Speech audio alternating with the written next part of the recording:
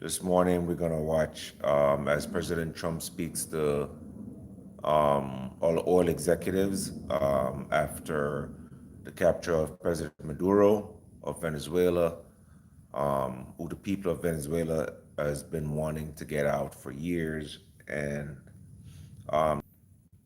pretty much took care of that. So we're just going to watch, the president speak about the direction in which the country's going, what they're going to do interim wise, as they, form an official government. The vice president, which is a female, she's in, office right now, even though she was appointed by Maduro. I'm not quite sure how long she's going to remain the president of Venezuela. I think they might have to keep elections to see how that goes. But with that said, guys, we're going to go ahead and watch live. Okay?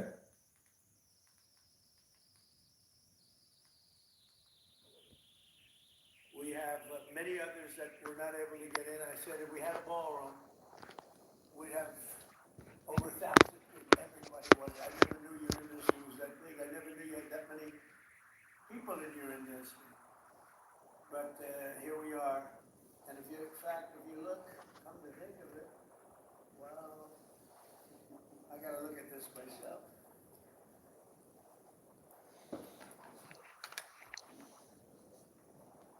Wow. What a view. This is the door to the ballroom. How would you know?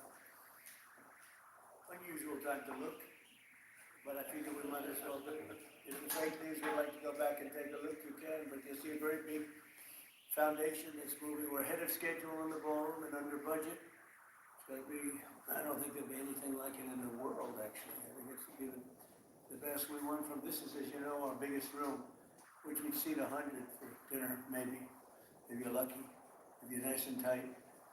And the ballroom will seat many. And it'll also take care of the inauguration with bulletproof glass, drone-proof ceilings, and everything else, unfortunately, that today you need. So we're going to discuss how these great American companies can help rapidly rebuild Venezuela's dilapidated oil industry and bring millions of barrels of oil production to benefit the United States, the people of Venezuela, and the entire world. And yesterday, the number is 30 million barrels. I can't even, is that a correct number? 30 million barrels. You hear that, Peter? Of oil was given to us by Venezuela. That's a lot of oil. It's about $4 billion worth, and it's on its way to the United States right now. And we want to thank Venezuela for that. And we're working very well with them, obviously, or they wouldn't have been so generous. But they respect us again. They didn't respect us at all before. So that's money that goes to the United States. Some will go to Venezuela. And some will go to the oil companies, but not that, because that's already been extracted. So you're not getting any of that. But when you start extracting, you'll get, but it's tremendous reserves, among the biggest in the world. Some people say it is the biggest in the world. And we're going to be working with Venezuela. We're going to be making the decision as to which oil companies are going to go in, that we're going to allow to go in. We're going to cut a deal with the companies. We'll probably do that today or very shortly thereafter with Chris and Doug. And we're dealing with the country, so we're empowered to make that deal. And you have total safety, total security. One of the reasons you couldn't go in is you had no guarantees, you had no security, but now you have total security. It's a whole different Venezuela, and Venezuela is going to be very successful. And the people of the United States are going to be big beneficiaries because we're going to be extracting, numbers of, in terms of oil, like few people have ever seen, actually. So you're dealing with us directly. You're not dealing with Venezuela at all. We don't want you to deal with Venezuela. Let me thank Vice President J.D. Vance, who's doing a fantastic job. Secretary of State Marco Rubio, likewise a fantastic job. I have good people. I like them better than my first group. But we had a great, despite that, we had a great first term. We had some great people there too, by the way. Look, we had a great a great first term. We had the greatest economy in the history of our country in the first term, but this is blowing it away. And you haven't seen anything yet. Everyone's been shocked by the numbers, 5.4% GDP. And that's despite the fact that we were badly hurt by the Democrat shutdown, of which they'd like to see if they could shut it down again. Secretary of the Interior, Doug Burgum, was fantastic. Secretary of Energy, Chris Wright, recommended by Doug as being the greatest oil man anywhere in the world, because I wanted Doug for that job, energy, and Doug said, no, sir, there's a man named Chris Wright. I said, who the hell is Chris Wright? He said, he's the most talented oil man anywhere in the world. I doubt you can get him, because typically oil men make a lot of money, and women. They make a lot of money, but Chris came. You took one of the greatest salary cuts probably in history, Chris, right? But he's a fantastic person, loves our country, and many other important members of this team.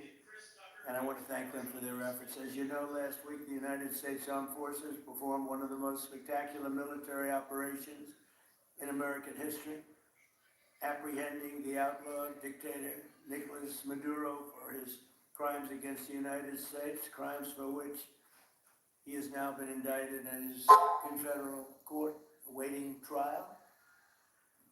And he killed many people, millions of people, actually, and allowed jails, prisons, mental institutions, insane asylums, drug dealers, drug addicts to pour into our country totally unchecked because of Sleepy Joe Biden's policy of open borders, the stupidest thing I've ever seen with getting them all out. The departure of Maduro makes possible an incredible future for both nations, Venezuela and the United States, in which we will more closely integrate the economies of two major energy powers in the Western Hemisphere. Energy coming out of Venezuela was very small. One of the things the United States gets out of this will be even lower energy prices. We have people now getting gasoline for $1.99, $1.96, $1.95, $1.92 yesterday, somebody.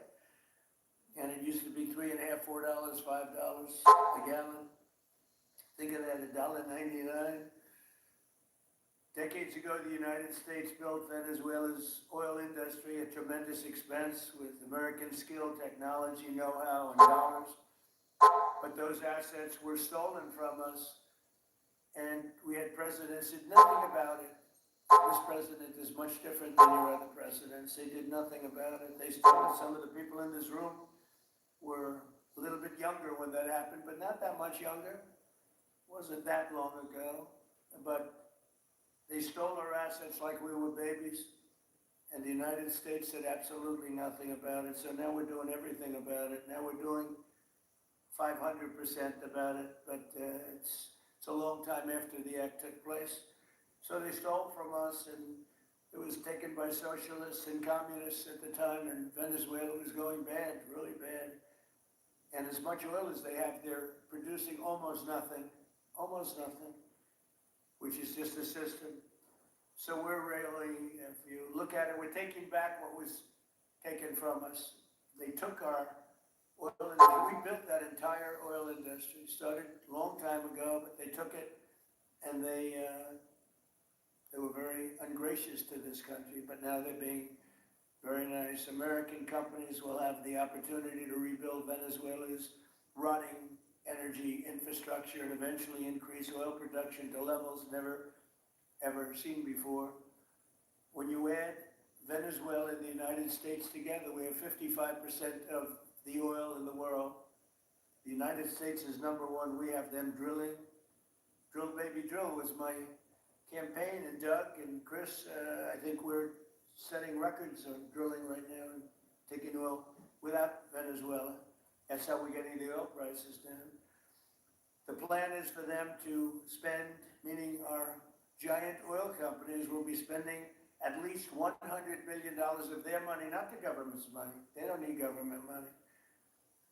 But they need government protection and need government security that when they spend all this money, it's going to be there so they get their money back and make a very nice return. The plan is for them to spend at least $100 billion to rebuild the capacity and the infrastructure necessary.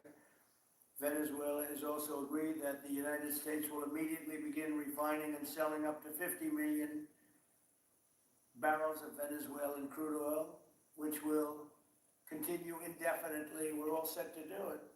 We have the refining capacity. It was actually based very much on the Venezuelan oil, which is a heavy oil, very good oil, great oil. It's fantastic for certain things like asphalt roads, best there is in the world for asphalt roads and other things.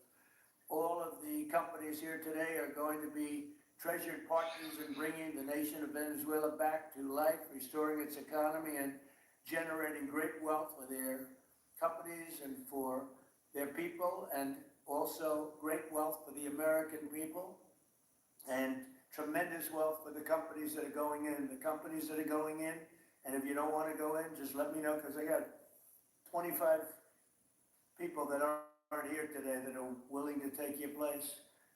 So I just want to thank, these are people that I either know or I know of by reading lots of business magazines and journals and papers. And these are the greatest oil people anywhere in the world.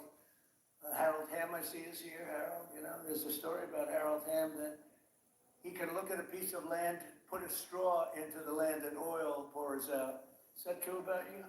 Whereas some of you guys have to invest hundreds of millions of dollars to find that oil. So we can't let that story be true. But they say Harold puts a straw into the land, and oil comes gushing out. So you're not a big R&D person, are you, huh? He's called Instinct for Oil. Now, he's got other problems, but we won't talk about those problems. But he's been a great supporter of mine for a long time, haven't you, Harold? So congratulations. But we have, and I think Harold would agree, we have the greatest oil men and women anywhere in the world sitting in this room right now. And we have a lot of people that will be back to see us sometime next week. We're going to have another meeting for another group. But we're going to do this very quickly. We can have this done almost immediately.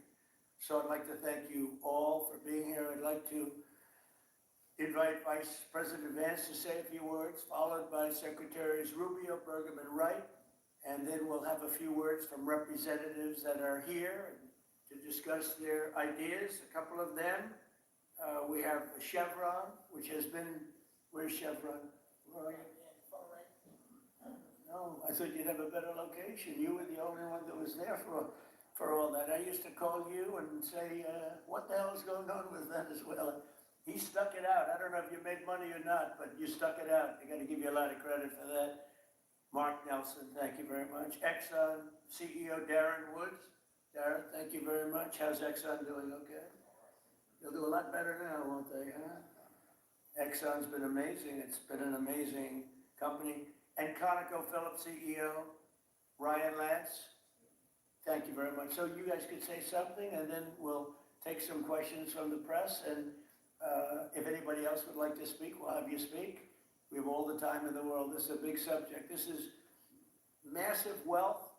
And more importantly than massive wealth, it leads to lower taxes and a lot of jobs for Americans and for Venezuelans, but for Americans in this case. And I just, again, appreciate you all being here. And I'd like to ask JD to say a few words, please. Thank you. Thank you, Mr. President. Thanks to everybody for being here. You know, as a Marine Corps veteran for my entire lifetime, presidents, and let's be honest, they were Democrats and Republicans, would send the American military to far-off places. They would get us involved in these endless quagmires. They would lose hundreds or thousands of American lives, and the American people would get nothing out of these misadventures. And now you have an American president who's empowered the American military to stop the flow of drugs into our country and to ensure that we, as opposed to our adversaries, control one of the great energy reserves that exist anywhere in the entire world. And he did it without losing a single American life in the process. It was an amazing operation. It's going to make our country richer. It's going to make our country more powerful. It's going to make our country safer. And it's going to lead to the decline, the further decline of drug overdose deaths in the United States of America. An amazing thing, and I'm happy to be here to talk about how we can make it an even bigger and better operation for the American people. Thank you, sir. Thank you very much. Marco? Thank you, Mr. President. And I think this is a reminder that everything this president does, everything President Trump does is with the American people in mind. It was not in the national interest or national security of the United States and of our people to have in our own hemisphere a country, not just with vast energy reserves, but controlled by an indicted narco-trafficker who flooded our country with illegal immigration, including drug gang members, openly cooperated with drug gangs, and by the way, stole the wealth of that country to fund a repressive regime and also benefit adversaries such as Iran. All of that is now changing. As part of this process, the first phase, of course, is the phase we're in now, which is the stabilization phase. We do not want to see destabilization in the country. We're working very cooperatively with the interim authorities there to provide a market for the sale of the wealth of Venezuela in such a way that benefits the people, both of the United States, but also the people of Venezuela. And as a reminder to everyone, the president announced this just 2 days ago, every penny, everything they buy with the money that they're making from the oil now, Mr. President, will be bought from America. And that includes everything from equipment for the oil industry, to food, to medicines, and everything in between. The second will be a phase of recovery, and then some of these phases will overlap, and that is to have a normal economy again where the money goes to the benefit of people, not the benefit of our adversaries or the benefit of elements in that country and around the world that are against our interests. At the same time, as a process of reconciliation has to happen internally among the different sectors of society, politics, and the like. And finally, the third phase, which is the most important of the three, is when the country fully transitions into a normal country that we have strong economic and diplomatic and relations with, that is friendly towards the United States, that's not a foothold for our adversaries, that serves our interests, but also the interests of the people. It'll be a country that is wealthy, a country that is prosperous for the people, not for a handful of criminals, but also a country that is supportive of our interests in the region and throughout the world. And we thank you, Mr. President, and the team you've assembled that have brought us to this point. A lot of work remains, important work, but this is historic. Okay. Thank you very much. Doug? Well, Mr. President, I want to thank you for your... I use PayPal to buy this ticket. I'm paying it off over time. No fees, no interest. You know what else has no interest? Me. You can pay your own way. Excuse me, sir. Yeah. The captain needs you back in the cockpit. Oh, yeah, sir. What? All right, you gotta stop buying generic Viagra if y'all over 40. You can get 9 pills of 100 milligram generic Viagra for just $7. Leadership, not just as president, but as commander-in-chief, the boldness, the execution, the breathtakingly precise work that you've delivered both in Iran back in June and here has changed the field for the whole world. And you always ran about the idea of peace and prosperity. And in Venezuela, as you know, this is a playground for every bad actor in the world. We had Russians, Iran, terror groups, all of them profiting from this criminal organization that was pretending to run the country. That makes America safer. You've secured the border, we're stopping the flow of drugs, and now with the normalization of relationships on an economic basis, it's going to mean tremendously for the prosperity of the American people. So I just want to say again, congratulations to you and to the entire leadership team. It's been an amazing, historic week on the scale of things that we haven't seen perhaps for 125 years in terms of the U.S. Exerting its influence over Latin America in a way that's going to make a change for generations. And on behalf of all the oil executives that are here today, Chris and I want to say thank you to all of you. It's your technology, your innovation that has put America in a place where today we are the most energy dominant country in the world. And that position is what's allowed us to take the action that we're taking with statecraft, with military action. None of that would happen if we were dependent on everybody else for energy. So you're a big part of the reason that we're able to move the way we are today, and we're grateful that you're here to be part of the solution going forward. Thank you, Doug, and you are doing a fantastic job, and we appreciate it. Everybody appreciates it. They know who's doing well. Chris Wright? Thank you, Mr. President. Yeah, what we've seen in the last week is leadership matters and credibility matters. Venezuelan oil has been sanctioned for many years, and the oil just flew, those sanctions were not enforced. That oil just floated out to trafficked by bad actors of the world. The resources weren't gone to a central place. The corruption and decline of Venezuela has been a crisis for the people of Venezuela, and as Secretary Rubio said, massive spillover effects in the United States, in crime, and drugs, and kidnappings, and in taking a huge resource base and making it not exploited, not developed. The whole world is a poorer, less opportunity-rich place because of that. When you have materials underground, they've been underground for 1 million years. that does not make them a resource. That does not make them valuable for your country, your people, or the world. They only become a resource with technology, with capital, with rule of law, and a system of governance that encourages the harvesting of those resources to make the better world. And we see here the dramatic contrast between the United States, which may have less oil underground than Venezuela, with 20 times the production of Venezuela, 20 times the impact of human betterment, massively better quality of living here in the United States. That was at risk under the last administration. We've seen a lot of attacks on the energy that makes the world go round. President Trump's election has removed those risks, has embraced reality about how the world is energized, and we are record production of oil in the United States, record production in natural gas in the United States. We've seen a meaningful decline in gasoline prices, diesel prices, travel prices because of jet fuel.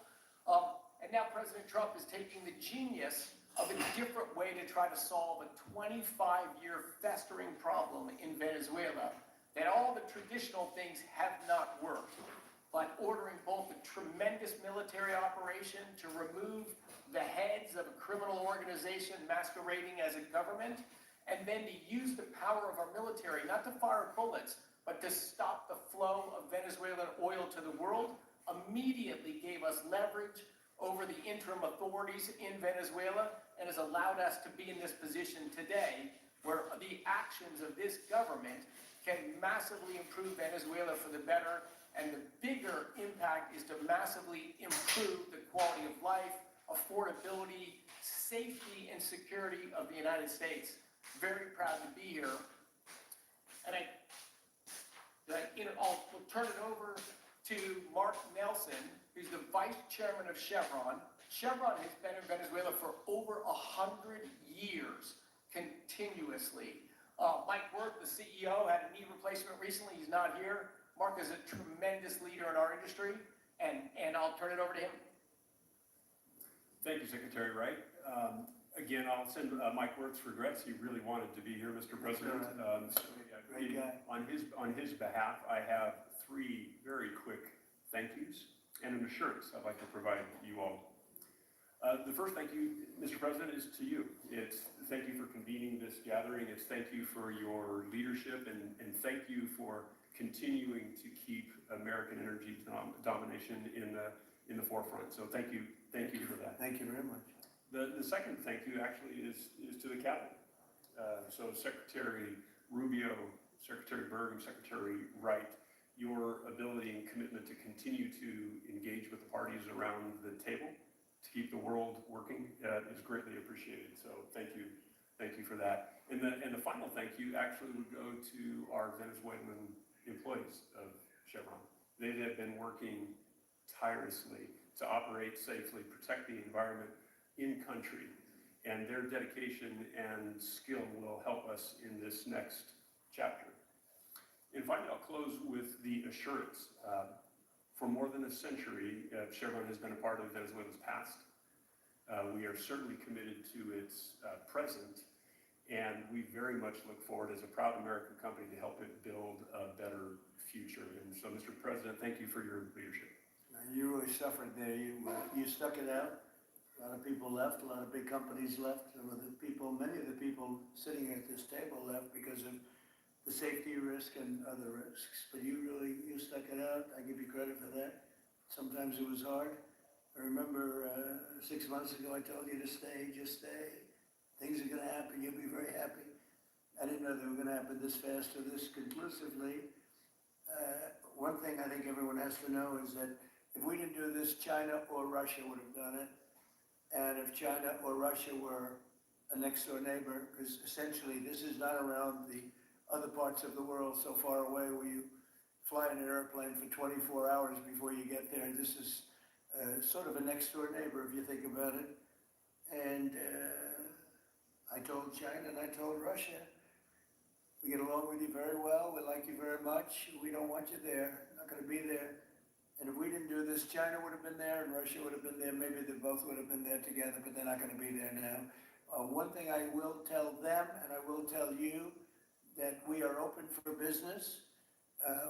China can buy all the oil they want from us there or in the United States. Russia can get all the oil they need from us, and they do like oil, even though they produce a lot of it. But China and Russia and everybody else is able to go, and we'll be open for business almost immediately. I have a feeling the $100 million will be spent $100 billion will be spent very, very rapidly by these very big, powerful, and rich companies, and I think they're going to be able to rebuild the infrastructure. And I hope it's going to be brand new as opposed to a rehab, because I know the tremendous difference between the new and the not so new in your industry. The new is much more beautiful, much better in every way, and actually much smaller. It's like everything else, gets smaller and stronger. It's a combination of smaller, better, and stronger. So I hope you're going to build all brand new stuff, rip out the old crap that's been there for so many years, and do it the right way. You're going to be there a long time. If we make a deal, you're going to be there a long time. If we don't make a deal, you won't be there at all. It's, sort of interesting. But again, China and Russia would have been there if we didn't do this. And the other thing people ask about the second wave, I don't think it's going to be necessary. We have an armada, a giant armada like nobody's ever seen in that part of the world. And it's stationed off the coast. And we are getting along so well with the people that are involved and representing Venezuela that I don't think we're going to have any, I don't think it's going to be necessary to do the second wave. We were planning on a second wave, but the first wave was so powerful and so good and so strong. And frankly, the people in the country, they did the right thing. They were smart. They did the right thing. They didn't want to go through a second wave, but we've got a tremendous number of the most powerful ships in the world right there. I don't think we're going to have to use that. I'm happy to say that. I don't think we're going to have to use that at all. If I could ask Chevron, you did a great job. I want to thank you. And ExxonMobil, if you would say a few words, and then followed by Conoco, great companies, massive companies, great companies. Exxon, please. Sure. Thank you, Mr. President. I appreciate the invitation and the opportunity, frankly, for the entire industry to show up and provide a perspective. Frankly, we've been kind of unresponsive to the press regarding Venezuela. I guess today's the opportunity to address the press directly with respect to a number of questions that have been asked of ExxonMobil. First and foremost, obviously, is the interest that we have in Venezuela. And I think, the way I would position that, I think one of the reasons why we see many of the industry players here is we're in a depletion business for a product that is in great demand and will be in demand for many, many, many decades to come. And as a depletion business, the biggest challenge we have is finding resources. There's an opportunity in Venezuela with all the resources there. We don't have that challenge of finding. We have the challenge of developing those resources. So I think it's in the best interest of these companies and frankly society as a whole for the industry to be interested in understanding what the opportunity it represents.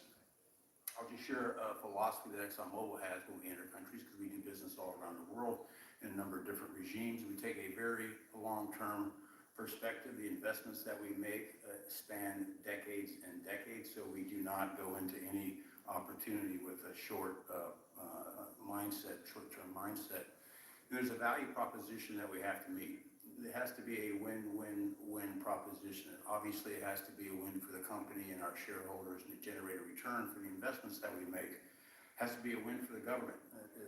The resources are an important source of revenue that help support the people of the places that we do business. And it has to be a win for the people. We have to be wanted there and to be a good neighbor. And those three things ensure a stable, long-term platform for the large investments that we make for the long term. With respect to Venezuela in particular, we have a very long history in Venezuela. In fact, we first started in Venezuela back in the 1940s. We've had our assets seized there twice. And so you can imagine to re-enter a third time would require some pretty significant changes from what we've historically seen here and what is currently the state. If we look at the legal and commercial constructs and frameworks in place today in Venezuela, today it's uninvestable. And so significant changes have to be made to those commercial frameworks, the legal system. There has to be durable investment protections, and there has to be a change to the hydrocarbon laws in the country.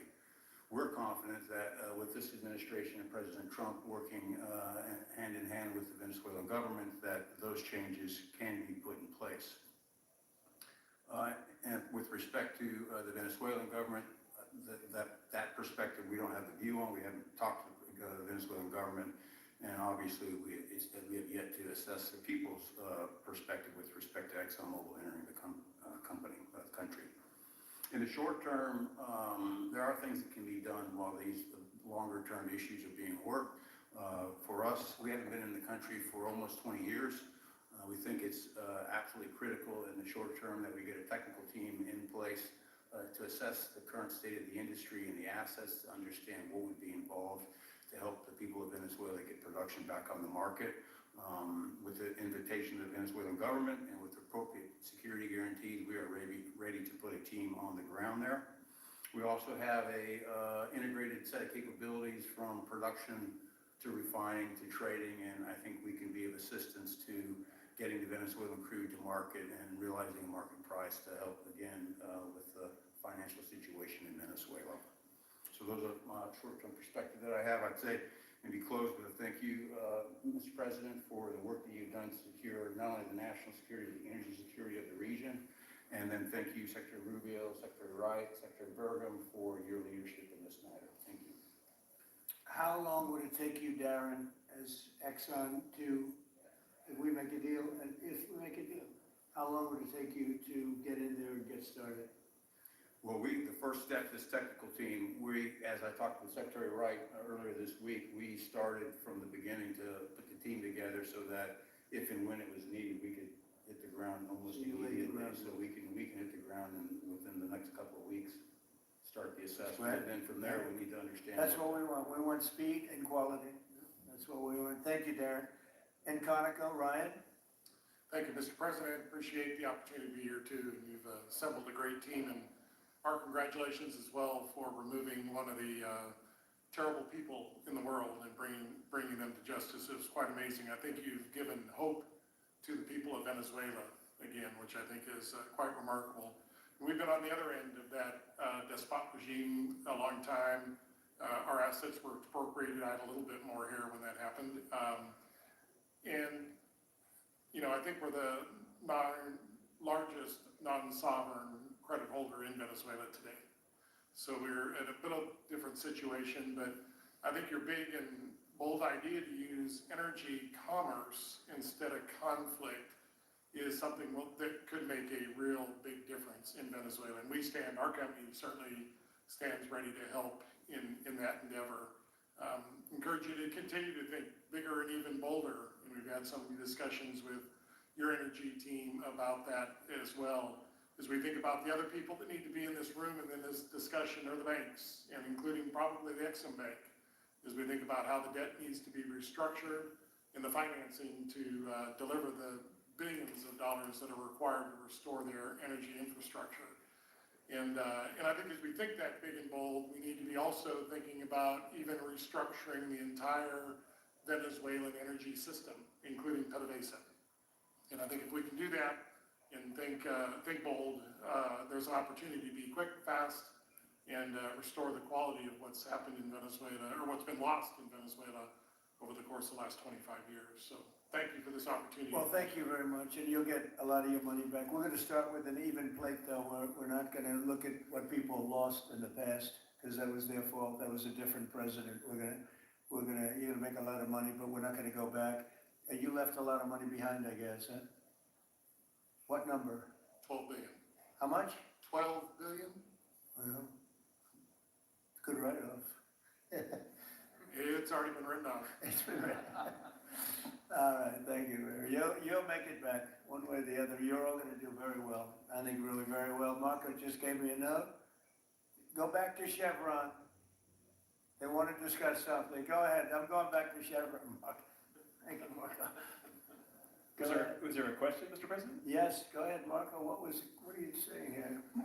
Mark, thank if you could update us on operations in the ground and with the appropriate approvals, what you might be able to achieve in the next 12 to 18 months, give us a little view from the ground. You bet. So today Chevron has 3,000 employees in 4 different joint ventures in Venezuela today.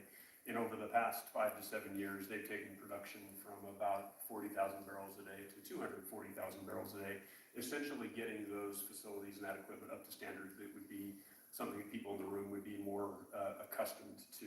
Given the work we've done with Secretary Wright and Secretary Burgum and even Secretary Bessent, I think we have a path forward here very shortly to be able to increase our liftings from those joint ventures 100%, essentially effective immediately.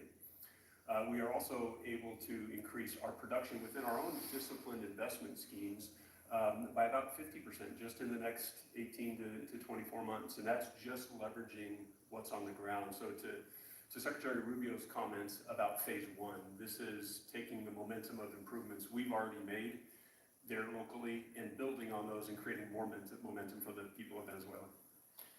Do you think you have an advantage being there? It's, you know, you've been there by the skin of your teeth. It's been tough for you to be there. But do you think you have an advantage over the other people in this room by the fact that you are there? Yeah, I think there are, Mr. President, I think there would be days where it didn't feel like an advantage, and there are days where it does feel like an advantage. But having people on the ground today that care desperately about the people of Venezuela and know how to operate the assets that are there is a definite advantage today. Would you say the best locations are available, or would you say the best locations are already sort of worked, even though they're in very bad shape? The best locations for finding oil, the best locations for oil. There are more opportunities than not, Mr. President. With 300 billion barrels of reserves and resources in country, there are lots of opportunities for many companies. Will you be building new, or will you be using the old infrastructure that you have? Yeah, today it's a little bit of a mix, but today it's mostly us taking the equipment of today, getting it to the standards that we are accustomed to your comments about making it how it should be today. Most of the investments that we've been making are about getting it up to our standards.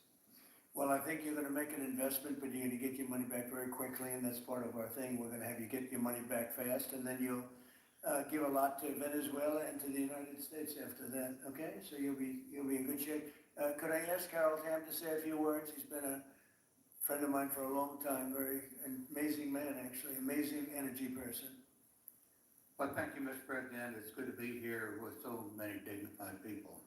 And this effort particularly, and thank you for your effort for what you've done here, taking this despot out of that area. And the world dealt with him way too long. Certainly our industry knows that this is a real jewel that can be developed and for the people of Venezuela and also benefit the world. And like Secretary Wright said, it has not been done. That's not been done in the past, and they had a good chance at it. Brought someone in that totally took it down, as everybody knows here, and that was Chavez, and we know what happened to him finally. But you know that ruined the industry in Venezuela, and all of us know how that happened, ended very well, very, very wrongly. So anyway, we're glad to see what's happened here, and look forward for the opportunity for a lot of people in this room, but also for America and the country itself. Are you going to be involved in going in? Because, you know, he's in North Dakota and he's in Oklahoma and some incredible places. It's a little bit different, but there's no doubt about you won't have to worry about the straw too much here. You can just go at it. Are you going to be one of the participants? Well, certainly, you know, I'm an oil finder, like you said, Barry Spitzer, you know, told that story. The coach. He's kind of exaggerated a little bit. It doesn't come out that quite that easily usually, but anyway, great story. I love it. But I love Barry. Barry's the one that told me this. Yeah, he's a champion, you know, in a lot of ways. So love that story. Certainly, it excites me as an explorationist. You know, everybody has that in their blood, and you know, it is a very exciting country and a lot of reserves. And so it's got its challenges, and the industry knows how to handle that. And like Darren said, you know, you go in with your eyes open and do the best you can with the team you got. So Well, you're going to have something that they never had really here is tremendous security. You're going to be very secure, very safe physically safe in addition to financially safe. So it's good to see you, Harold. Thank you very much. Does anybody have anything to say before we get to the press? Feeling healthy by leaps and bounds. Making a dinner that makes their whole day. And giving your best friend the best nutrients for their best life. Science did that.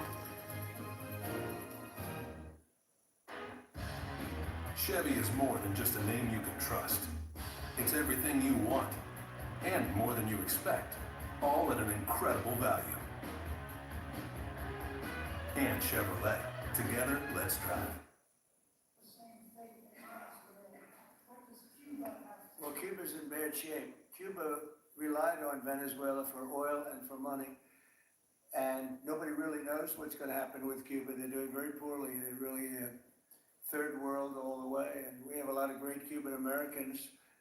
And I would say Marco fits very solidly into that category. And I might ask you to say a few words about, we were discussing it before, Cuba is a very different, they don't have energy, they don't have oil, but they would live off of the oil from Venezuela. And what they do have is very strong people and very powerful people militarily.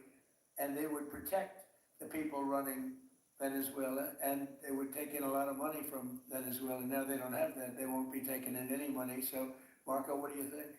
Well, I mean, the fundamental problem in Cuba is that it's run by incompetent people that don't know what an economy looks like, much less a functioning one.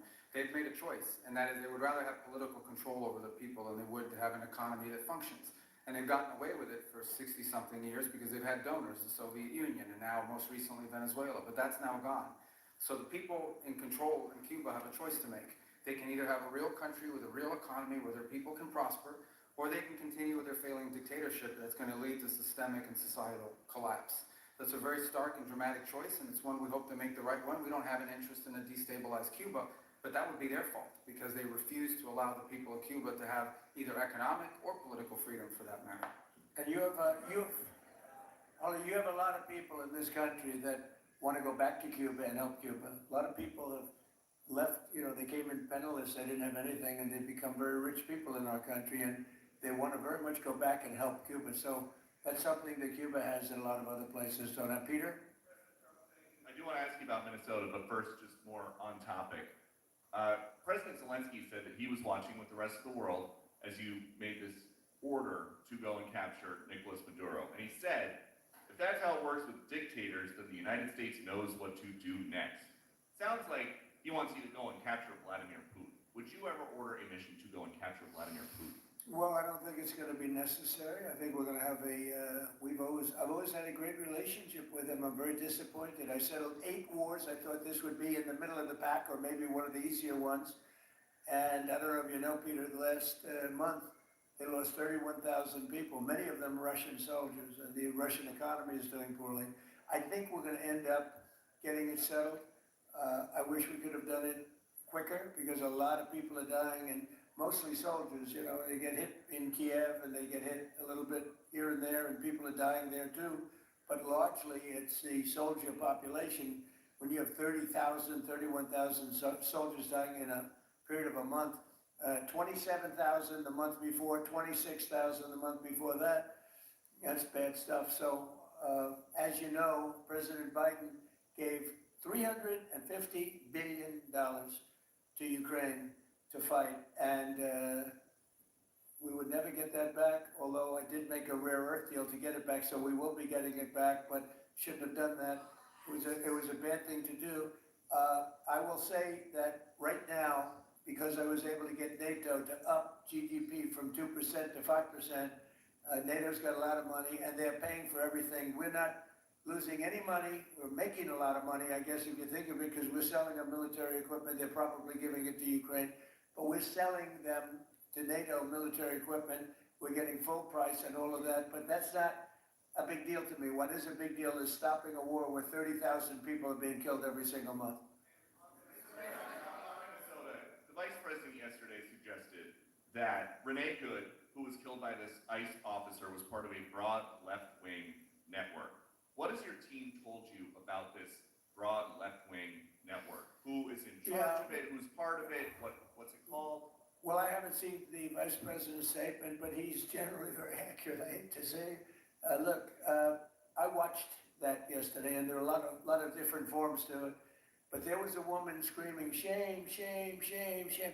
She was a agitator, probably a paid agitator, but in my opinion, she was an agitator, a very high-level agitator, so professional. She wouldn't stop screaming. I said, this isn't a normal situation. This is a professional troublemaker. Because you heard it and I had it. Now, I will say this, the news sort of turned her down, turned her off. Because you're trying to watch, she was so loud and so crazy and just not normal. When somebody sees something like that, they don't go screaming and the same words. So, I guess you could say professional, but I didn't think she did a very good job. You have agitators, and we will always be protecting ICE, and we're always going to be protecting our Border Patrol and our law enforcement. Yeah. In your conversations with these oil executives today, did you provide any security guarantees so that they can do their work safely in Venezuela? Yeah. And separately, Mr. President, they will have those guarantees, yes. And separately, Mr. President, I'm curious in terms of the future of Venezuela. Do you see Venezuela, now led by Delcy Rodriguez, as an ally of the U.S.? Is that the way that you view that country? Well, right now they seem to be an ally, and I think it'll continue to be an ally, and we don't want to have Russia there, we don't want to have China there.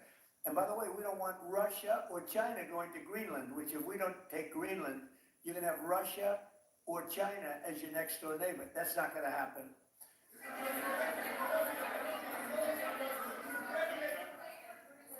The white Mr. White President, top. thank you. You just said that these companies would have security guarantees if they go in on the ground in Venezuela. They will have.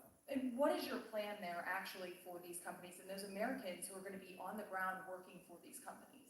Well, there are going to be Americans. I assume they're going to be using a lot of Americans, but they're going to be using a lot of people from Venezuela and other places, I would imagine. But I would think that mostly they'll be using Venezuelan workers. They have a lot of great workers. They have a very high unemployment rate, and they have workers that are very familiar with taking oil out of the ground. Yeah. How long do you think the Ayatollah will be in power after what we've seen play out on the ground there? When is the U.S. going to get involved now that reports of protesters being killed on the ground? So Iran's in big trouble. It looks to me that the people are taking over certain cities that nobody thought were really possible just a few weeks ago.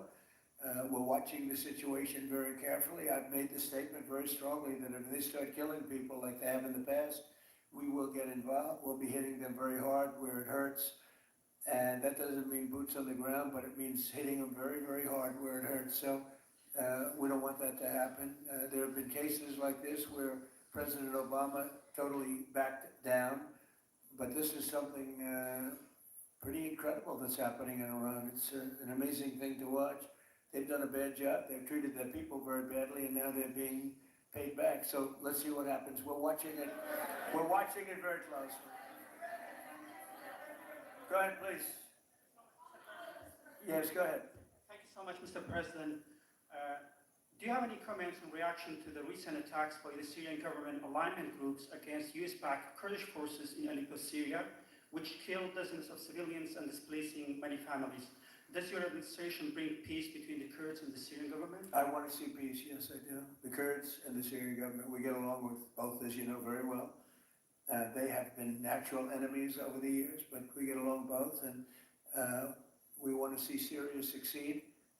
And so far, I think they are succeeding, but this is just breaking out, and we want to see that stopped.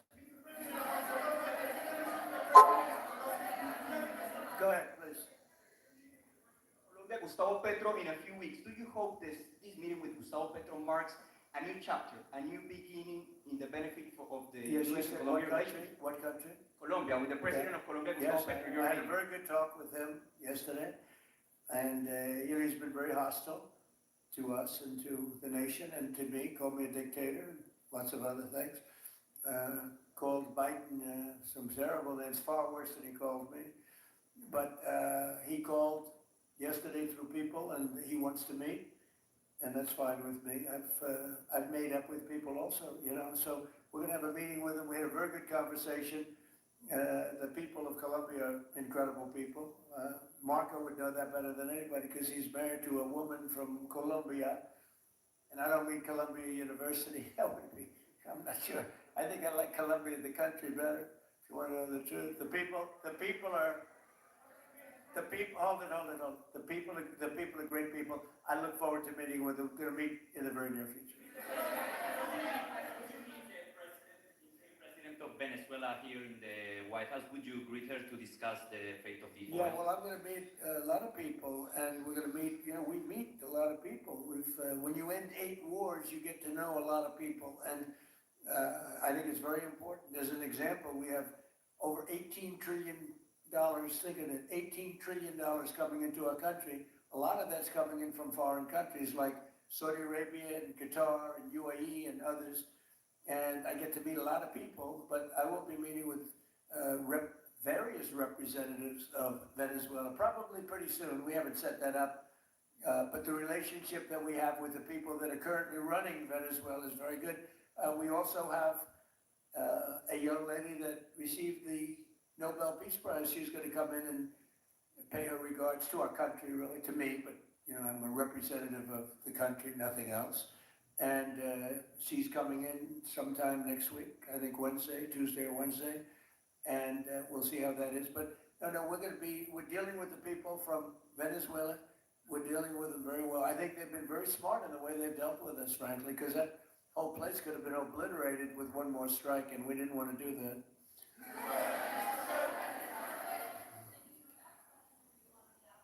Venezuela and your meeting with Machado next week, if she gives you her Nobel Peace Prize, will that change your view about her running that country? Well, I have to speak to her. I'm going to have to speak to her. She might be involved in some aspect of it. I will have to speak to her. I think it's very nice that she wants to come in, and that's what I understand the reason is, because Norway is very embarrassed by what took place. They're getting decimated. Look, whether people like Trump or don't like Trump, I said on 8 wars, big ones, some going on for 36 years, 32 years, 31 years, 28 years, 25 years, some just getting ready to start like India and Pakistan, where already 8 jets were shot out of the air, and I got it done in rapid order without nuclear weapons. I can't think of anybody in history that should get the Nobel Prize more than me, and I don't want to be bragging, but nobody else settled wars. Obama got the Nobel Prize. He had no idea why. He still has no idea. He walks around, he says, I got the Nobel Prize. Why did he get a Nobel Prize? He got it almost immediately upon attaining office, and he didn't do anything, and he was a bad president. So, you should get the Nobel Prize for every war you stopped. These were major wars. These were wars that nobody thought could be stopped. President Putin called me and he said about 2 of the wars that he's been trying to stop them for 10 years. He wasn't able to do it. He couldn't believe it. So in theory, you should get the Nobel Prize for every war you stopped. Every one of them was major. But I don't care about that. What I care about is saving lives. I've saved tens of millions of lives. The Prime Minister of Pakistan came here and he made a very public statement. He said that President Trump saved minimum 10 million lives having to do with Pakistan and India, and that was going to be raging. So, but I'm honored that she's coming here. I look forward to meeting her, yes. Go ahead. The state officials there have said that the FBI is not sharing evidence with them. Typically, they would conduct a joint investigation, as you know. Do you believe that the FBI should be sharing evidence with state officials in Minnesota? Well, normally I would, but they're crooked officials. Minneapolis and Minnesota, what a beautiful place, but it's being destroyed. It's got an incompetent governor, fool. He's a stupid person. And it looks like the number could be $19 billion stolen from a lot of people, but largely people from Somalia. They buy their vote. They vote in a group. They buy their vote. They sell more Mercedes-Benzes in that area than almost, can you imagine? You come over with no money and then shortly thereafter you're driving a Mercedes-Benz. The whole thing is ridiculous. So they're very corrupt people. It's a very corrupt state. I feel that I won Minnesota. I think I won it all 3 times. And nobody's won it since Richard Nixon won it many, many years ago. I won it all 3 times, in my opinion. And it's a corrupt state, a corrupt voting state. And the Republicans ought to get smart and demand on voter ID. They ought to demand maybe same-day voting and all of the other things that you have to have to safe election. But I won Minnesota 3 times and I didn't get credit for it. I did so well in that state every time. The people were crying every time after. That's a crooked state. California's a crooked state. Many crooked states. We have a very, very dishonest voting system. The last time I won, 24, the one that just took place, I won because it was too big to rig. You couldn't rig it, it was too big. But I won the state of Minnesota. It's a corrupt voting system with an incompetent governor, a very incompetent governor. Switch to TurboTax and file your own taxes free in the app if you didn't file with us last year. Just file with TurboTax Do It Yourself by February 28th. Download now. That's the sound of an American oil company hard at work. Want to be a part of it? Listen up. Hello, my name is Adam Ferrari, and I'm the CEO of Phoenix Energy. I look forward to you joining us at our next webinar where you can drill deeper into our bond offering. We currently offer 2 investment opportunities: a private placement bond offering for accredited investors with target annual interest rates between 9 and 13%. Also, we offer a registered bond offering open to both accredited and non-accredited investors with rates ranging from 9 to 12%. Our daily production rates have risen as high as 39,000 barrels of oil per day. We've sold more than 10 million barrels, and we're just getting started. Sign up for the webinar and start your journey with Phoenix Energy today. And by the way, he's a very corrupt governor too. Go ahead. I have a question on Iran, but first, very quickly on Venezuela. How do you provide total security guarantees to these companies without putting U.S. boots on the ground? Well, we're going to work with the Venezuelan leaders and people, and we're going to have a very safe group, and they're going to also bring over some security with them. You know, these are not babies. These are people that drill oil in some pretty rough places. I can say a couple of those places make Venezuela look like a picnic. These people around the table, these are tough people. They go into areas that you wouldn't want to go. They go into areas that if they invited me, I'd say, no thanks, I'll see you back in Palm Beach. Now, this is a tough group of people. They know how to do it. But we are, in addition to that, we'll have very good security for them. We're going to make sure there's very, very good security. And I think the people of Venezuela are going to give you very good security. You know, the people, now I'm not talking even leadership, the people of Venezuela are going wild over this. They named a street after President Trump. What do? You attack a country and they name a street? That's never happened before. Although I heard that's also taking place in Iran. They named a street. The protesters. I just hope, you know, just God bless them. I just hope the protesters in Iran are going to be safe because it's a very dangerous place right now. And again, I tell the Iranian leaders, you better not start shooting because we'll start shooting too. With your glasses, sir, go ahead, please. Hold it. Next to you. Yes, glasses. The gentleman with the glasses. All right, thank you, Mr. President. With those very big glasses, actually. Yeah, Ferrari, actually. Mr. President, I have 2 questions. What do you want the European Union to do in Ukraine? The European leaders are pretty divided on Ukraine. And then, if you can reiterate this straight message that you have to the Iranian leader, to Khomeini, the message that you have. You're talking about Iran? Like Iran, yeah. What the first one is on Iran Europe. to do? I'm sorry. Where are you from? Italy. Oh, nice place. Yeah. Okay. The first question. So what are you asking about Iran for? Well, if you can answer about Europe and what you think the Europeans should do on Ukraine, and then a message. Well, look, Europe has been doing so much for Ukraine, but it hasn't been enough. And obviously that I would say that President Putin is not afraid of Europe. He's afraid of the United States of America, as led by me. There's no fear of Europe. You know, Europe's fallen behind. And Europe, and JD said it very strongly, I don't know, it's took a lot of heat, but I didn't give him any heat. Europe is a different place. Europe is changing. Europe has got to get its act together. I love Europe. I guess I came from Europe, essentially.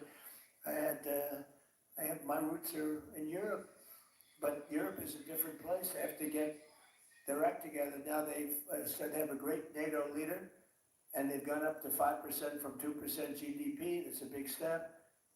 But they have to be very careful with their immigration policy, and they have to be very, because, I will just say, to be nice, that there are certain places in Europe that are very important that are no longer recognizable. I'm being very nice, I'm being very diplomatic when I say that. They are not recognizable. And they have to be careful on energy because they're putting windmills all over the place and losing a fortune. They're destroying their country, they're destroying the beautiful landscapes, the beautiful everything. And by the way, in case you people don't know, I'm not much of a windmill person. I can proudly say, Doug, that we have not approved one windmill since I've been in office, and we're gonna keep it that way. My goal is to not let any windmill be built. They're losers. They lose money, they destroy your landscape, they kill your birds. They're all made in China. And all you have to do is, just about all of the windmills are made in China, the structures. All you have to do is say to China, how many windmill areas do you have in China? So far, they're not able to find any. They use coal and they use oil and gas and some nuclear, not much, but they don't have windmills. They make them and sell them to suckers like Europe and suckers like the United States before.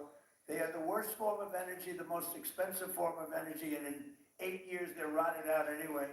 Go take a look at Palm Springs, California, and take a look at what that looks like. It looks like a junkyard of steel. So we don't approve, and I've told my people, we will not approve windmills. Maybe we get forced to do something because some stupid person in the Biden administration agreed to do something years ago.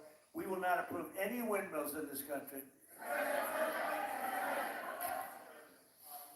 On Venezuela, is it ultimately more important to you to establish stability there or democracy there?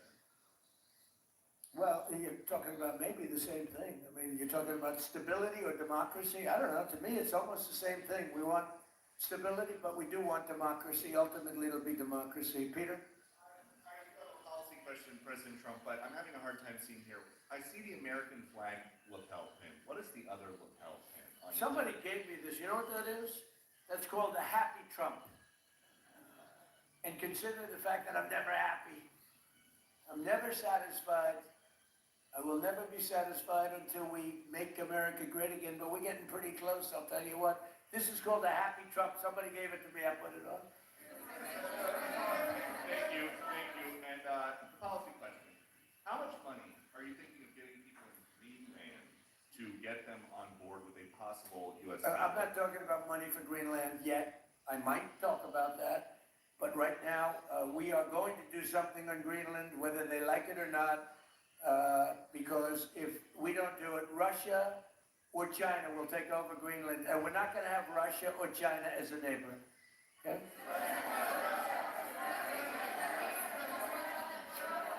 I would like to make a deal, the easy way, but if we don't do it the easy way, we're going to do it the hard way.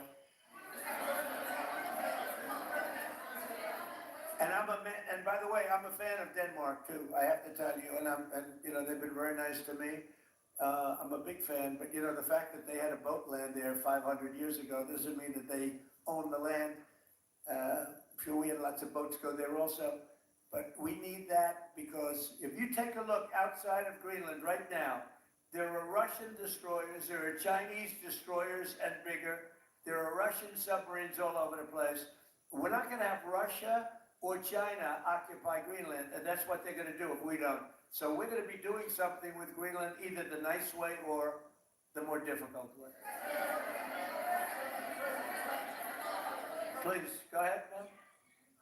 President, why is it so important to you to own it when you have a military presence there, which you could expand to affect security? Because when we own it, we defend it. You don't defend leases the same way. You have to own it. And with a nation, look at what happened with Obama, with that horrible deal they made with Iran. It was a short-term deal. It was like a 9-year deal. Countries can't make 9-year deals or even 100-year deals. Countries have to have ownership. And you defend ownership, you don't defend leases. And we'll have to defend Greenland.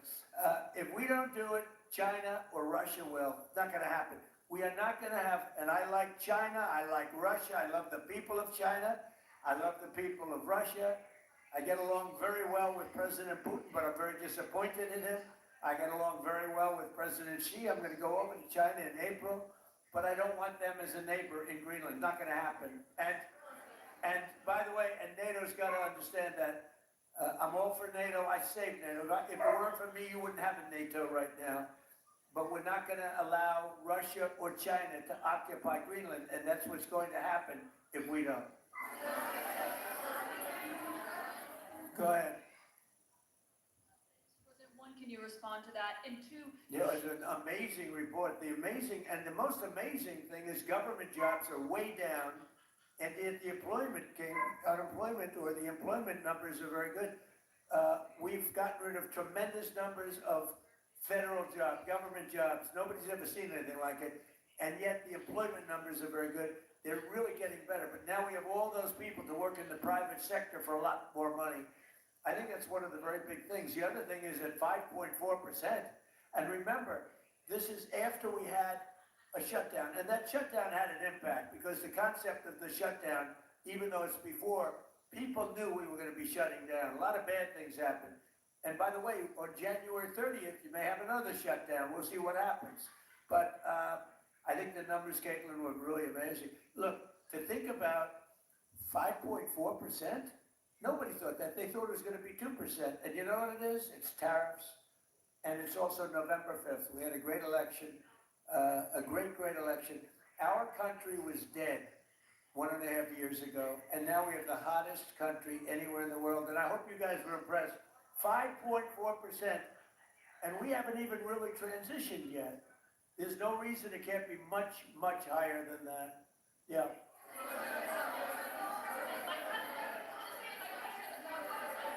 first off, can you respond to the manufacturing? Let's give CNN a chance. You know, they've been fighting so hard to get back into the mainstream. Mr. President, you posted some numbers actually on Truth Social last night. People saying you posted the job data early when you're not supposed to obviously share it till the next morning. Did you do that on purpose? No, I don't know. If they posted them, I said post them whenever you get a chance. I don't know. They gave me some numbers. When people give me things, I post them. But the numbers are amazing. Yeah, please. Does the administration plan to distribute the money from the Venezuela oil sales? Is it, well, obviously you say it's going to go into these controlled accounts. Yeah. Would it go back to Venezuela in a Yeah. direct payment? Is it going through these goods? How do you plan to do that? Well, we want to make sure that Venezuela can survive. You know, Venezuela needs money, and we're going to make sure that they get money, and we're going to get money, and the oil companies are going to make something for the work they do, and they're going to get back their money. We're devising a formula, but it won't be so much of a formula. It's going to be what they need. We're going to take care of what they need. There'll be plenty left over. We're going to have a lot of money left over. And the money left over is going to the United States of America, and the oil companies are going to be very happy. Yep.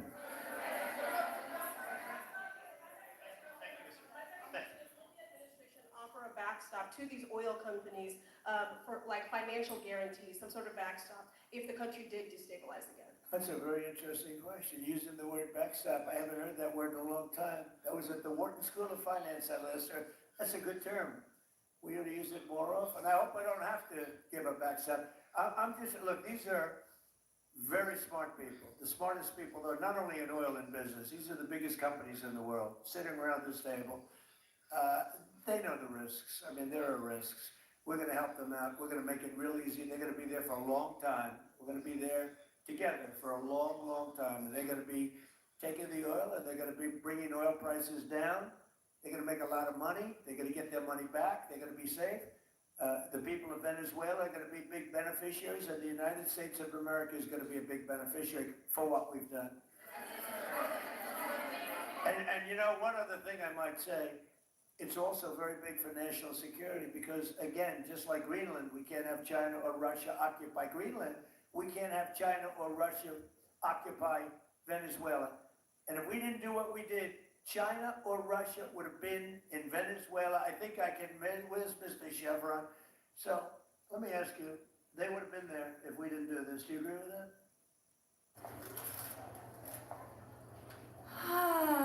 At Sprouts, our wide open layout invites you in. I know that.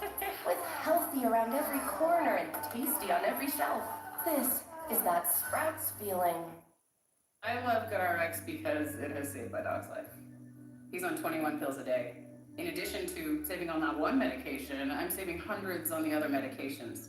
I don't know what I would do without GoodRx. they certainly have a lot of economic interests in country. There's absolutely no argument about that. They were trying to be there. I mean, you know, we had a Russia, I guess sort of I call it a semi-Russian ship yesterday that we took over, and Russia decided not to defend that ship against us. It's a big movement. The ship was loaded up with oil, and we took the oil, and it came out of that port. But Russia would be there, or China would be there, and we want them to be there for a different reason. We want them, do you people agree? In particular, China, they need a lot of oil. Russia doesn't need so much, but Russia was there anyway. But I assume you agree that China would like to be doing a lot of business there by buying oil, and I want to just tell President Xi and President Putin, but more so in this case President Xi, because they do need a lot of oil, and we are open for business in the United States, and we are open for business in Venezuela, right?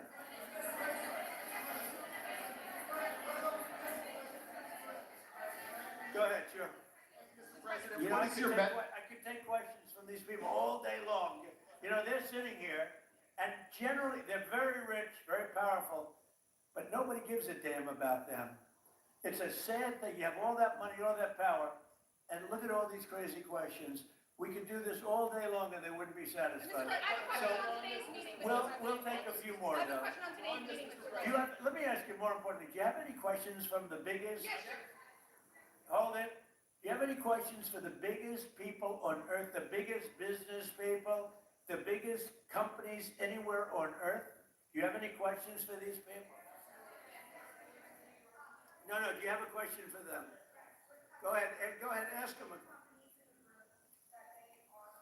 rebuilding the oil infrastructure in Venezuela, and for the executives in the room, what do you need from the administration in order to invest? That's a good question. Do you want to go and answer that question? Yeah. Exxon.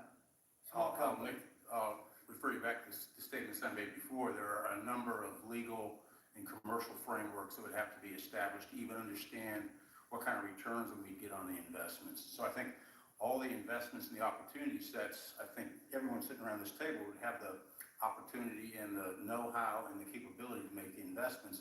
The questions will ultimately be, how durable are the protections from a financial standpoint? What do the returns look like? What are the commercial arrangements, the legal frameworks? All those things have to be put in place in order to make a decision to understand what your return would be over the next several decades that these $1 billion investments would be made on. You know, could I do this? Because we have, again, the biggest people on the planet Earth around this table, biggest companies in the world. I'd like to just ask them to introduce themselves. We'll start from this end and go around to here. And if you have anything to quickly say, we could do that. But you want to just start right over here? These two guys, we'll leave them out because they're with us. Please. Thank you, President Trump. John Addison at VTOL. We're here to ensure that you are going to be able to move all of this oil all around the world at the best price possible so that the influence that you have over the Venezuelans will ensure that you get what you want. Thank you. Thank you. Good point. Thank you, Mr. President. Ryan Sheffield of Formentera. My grandfather, Hugh Sheffield, was president of ARCO, Venezuela. Right. Thank you for what you did. Do you like what we're doing? There's a lot of shale there, a lot of upside. He would be very happy looking down. He'd be very proud of you right now, right? Yes, sir. Good. Thank you. Mr. President, Luis Rodriguez, I'm probably the only Venezuelan American sitting around this table. I want to personally thank you for the courage of your actions over the last couple of weeks. I think I speak, and I speak of Venezuela in general in saying that there's optimism. You've brought optimism to the table, and if the conditions are met, the opportunity is absolutely immense. I agree with that. That's true. Thank you. Well said, too. It's immense. This is a tremendous opportunity. Thank you. Richard Holton from Trafigura. We are working with your administration, Mr. President, to bring that Venezuelan oil to the United States. Our first vessel should load in the next week. Right. Good job. Thank you. I think the reason that most of us are here and thinking about the future is because we trust you initially to set this program up that will work and guarantee that this can be done. And there's a huge investment that needs to be done. We've all agreed on that. And certainly we need time to see that through. So thank you for what you've done. Thank you very much. Thank you. Mr. President, I'm Wayne Riggs, CEO of Valero Energy, and we're one of those companies that refineries in the U.S. are uniquely configured to run Venezuelan oil, and we're more than happy as this opportunity expands for us to further invest in our refineries to produce more of it. And you're very much set up for the heavy oil, right? Yes, sir. That's great. That's great. We're ready for it. Thank you, Mr. President. Thank you for having us here. And thank you for opening the door to a better Venezuela. We are a Spanish company, but we are fully committed to invest here in the States. We have invested over the last 15 years $21 billion in the American oil and gas industry. In Pennsylvania, in the Gulf of America, in Texas, and in Alaska, with the discovery of Pikka, that is going to have the first oil this quarter, and is going to change, and it's going to reverse the declining history of that great state of Alaska. We are in Venezuela, Mr. President, with our partners of ENI. We produce the gas that guarantees the stability of a half of the grid power in Venezuela. So we are committed with this stability, and on top of that, we are on the ground, we have people, we have facilities, we have technical capabilities, and I take your point, Mr. President. We are ready to invest more in Venezuela. Today, we are producing 45,000 barrels a day gross of oil, and we are ready to multiply by 3 this figure in coming 2-3 years, investing hard in the country, following your recommendation, if you allow us, of course, and in the framework, commercial and legal framework that could allow this growth. So thank you, Mr. President. Thank you. Great job you've done. Thank you. Mr. President, thank you for having me. Matt Sheehy, I'm with Tallgrass Energy. We are an infrastructure business, so whether it's oil, gas, CO2, we move that around. So most of my customers are sitting around the table and happy to lend our expertise to what's going on in Venezuela to support the people. And obviously infrastructure is going to be critical to see it repaired. Thank you. Thank you. Mr. President, thank you. An honor to be here. Marian Mannon, Marathon Petroleum. We are one of the largest U.S. refiners. On behalf of the men and women of Marathon Petroleum and of our industry, thank you and the administration for what you're doing for U.S. energy independence. We have the ability and the capability of our assets to process Venezuelan crude, and people of Marathon Petroleum stand ready to do so. Do we need more refineries in our country? In the U.S., probably not. We have sufficient capacity. That's amazing.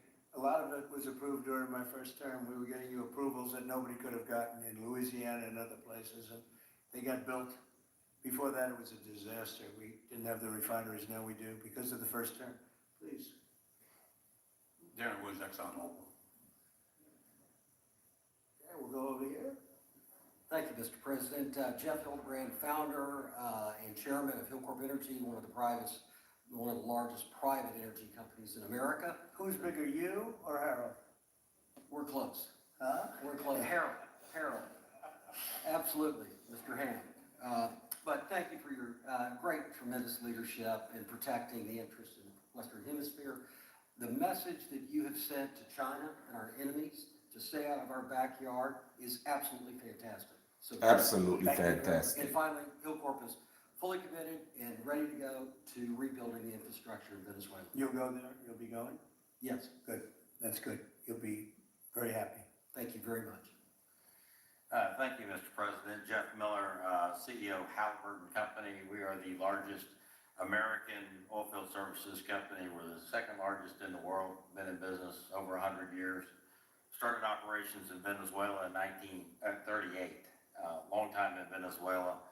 I personally lived there for 4 years and raised my kids there. So quite familiar with Venezuela, and just couldn't express gratitude more so for the opportunity to return to Venezuela under the stability that I know that this team and your team are able to deliver. So when did you leave?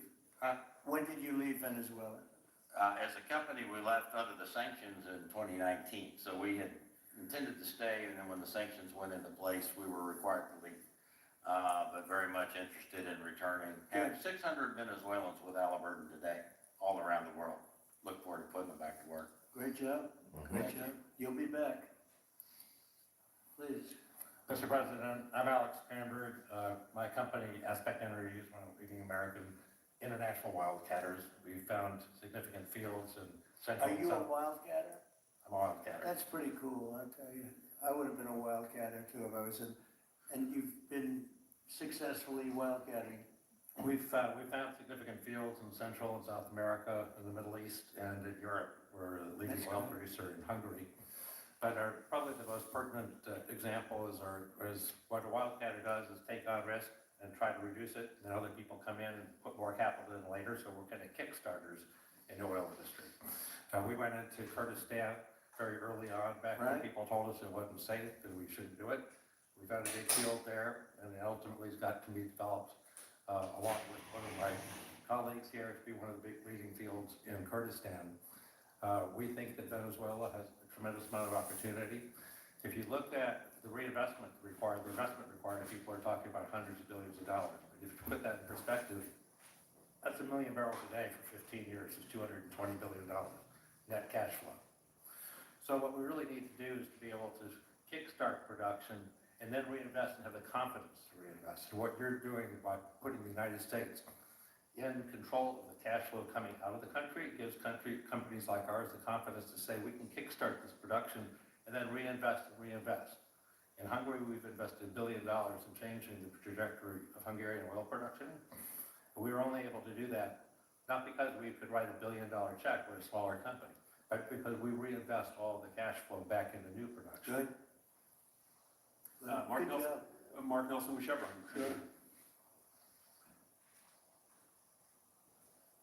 Thank you, Mr. President. I'm Claudio Scalzi in ICO, Italy. We started working in Venezuela in 1980. We have a lot of oil, but now just the gas is flowing because it's not under sanction. And as my colleague from Repsol said, we cover more than about 50% of the electricity in the country. So that is essential to avoid any kind of problem, social problem.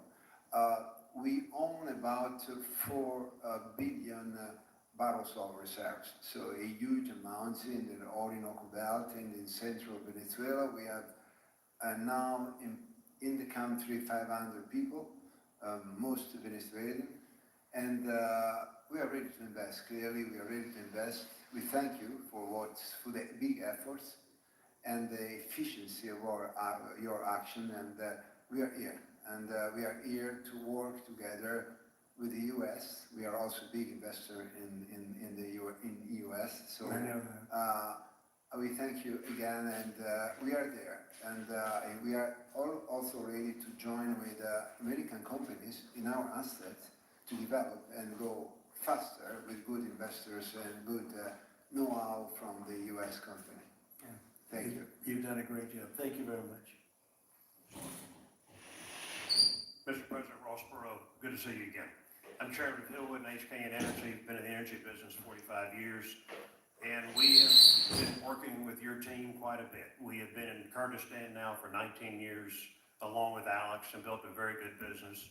But now with your team, we're looking in Syria, we're now in Libya. I use PayPal to buy this ticket. I'm paying it off over time. No fees, no interest. You know what else has no interest? Me. You can pay your own way. Excuse me, sir. Yeah. The captain needs you back in the cockpit. Oh, yeah, sir. What? Mashed potatoes, my favorite. Mac and cheese, my favorite. Pancakes, my favorite. Ooh,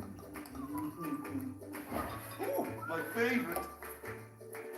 If you have a tuition monster, we have a way to tame them. With over 20 investment options, there's a plan for everyone. Visit invest529.com. Tacos, my favorite.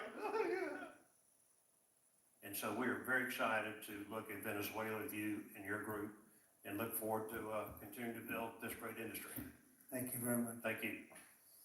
Mr. President, thank you for having us here today. Wael Salwan from Shell. Of course, we have a huge presence here in the US, in the Gulf, as well as in Pennsylvania with the petrochemical facility, which I think we had the opportunity to host you at, as well as being one of the largest LNG off-takers of American LNG. We have been in Venezuela for a very long time. We actually drilled in 1914 the first well that discovered oil in Venezuela, and on the back of which the entire energy industry was established in Venezuela. When we left in the 1970s because of nationalization, we had 1 million barrels per day of production. But we have kept boots on the ground in Venezuela all this time, and we now have a few $1 billion worth of opportunities to invest in, subject to OFAC approval. So we are ready to go and looking forward to the investments in support of the Venezuelan people. That's great. Thank you very much. Thank you, Mr. President. Ben Marshall, the America's CEO for Vitol.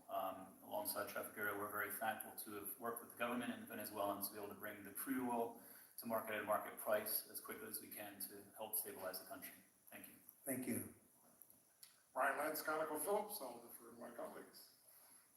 Thank you, Mr. President. Olivier Bush, CEO of SLB, or formerly known as Schlumberger, the largest global oilfield services.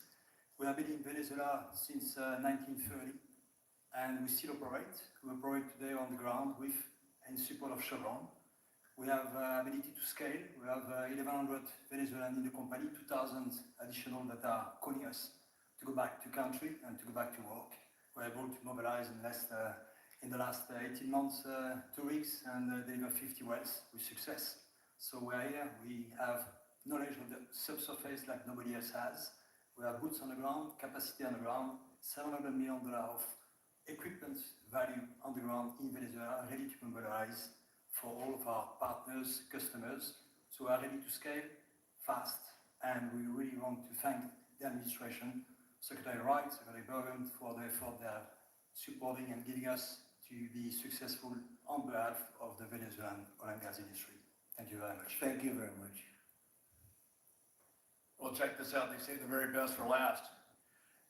And I don't have that sexy accent like this guy next to me here. Mr. President, my name's Bill Armstrong of Armstrong Oil and Gas. I'm a private independent guy. And in real estate, you were a wildcatter. So wear that motto proudly.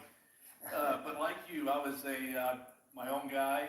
I don't have shareholders. I don't have private equity partners, but I've been drilling all over the place. In fact, I had the largest discovery in Alaska, biggest discovery in 50 years in our country. I now control 8 million acres adjacent to Venezuela, so I'm already heavily invested in the area. We share a 150-mile border with Venezuela in the countries of Aruba and Curacao, and we are ready to go to Venezuela. It is, in real estate terms, it is prime real estate, and it's kind of like West Palm about 50 years ago. Yeah. Very right. Yep, I agree with you. Thank you. Congratulations. Thank you. So I think what we're going to do is speak without the press to these gentlemen, see what kind of a deal we can make.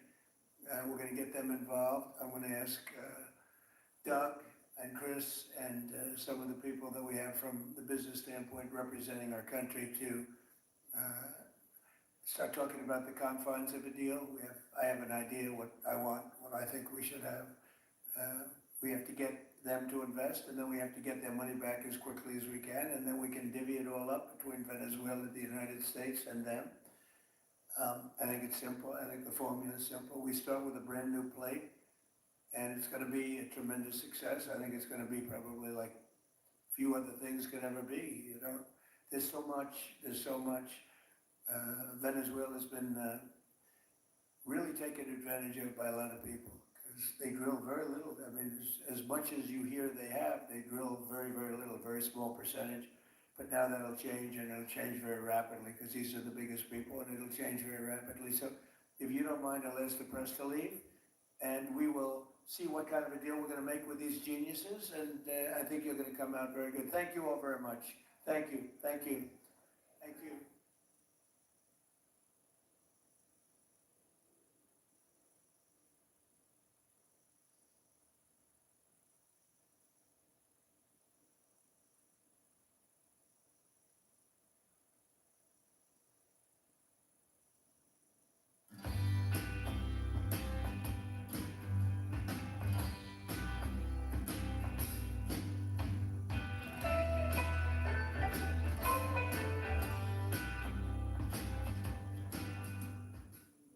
Your next breakdown could be anytime, anywhere.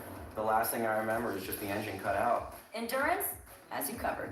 It was like almost a $6,000 job. Endurance covered it. Right now, you can get $300 off any plan, plus a year of elite benefits, a $2,000 value free, all backed by a 30-day money-back guarantee.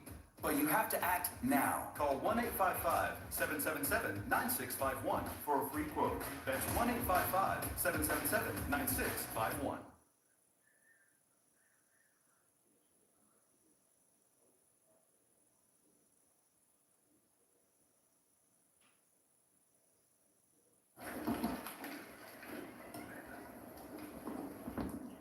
You want to move down? You have some more over here now.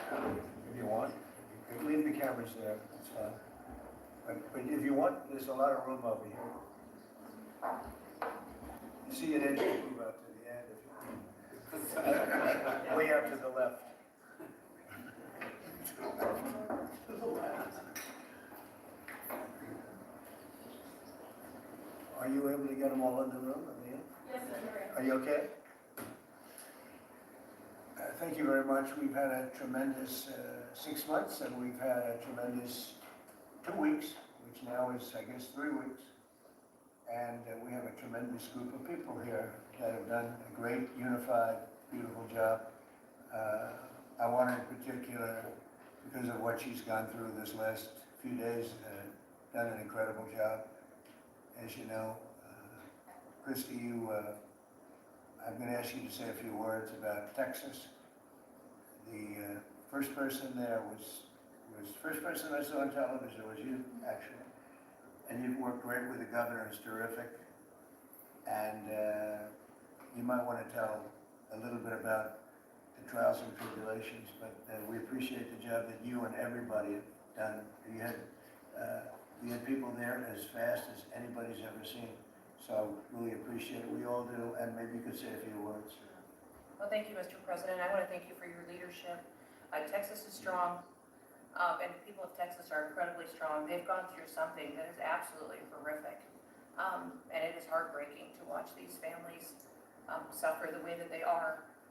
As soon as this flash flooding event happened, you know, the governor has activated his emergency responders. Nim Kidd is his emergency management director, who is incredible, and has immediately worked with the local first responders to get help to individuals and get them evacuated, put requests into me.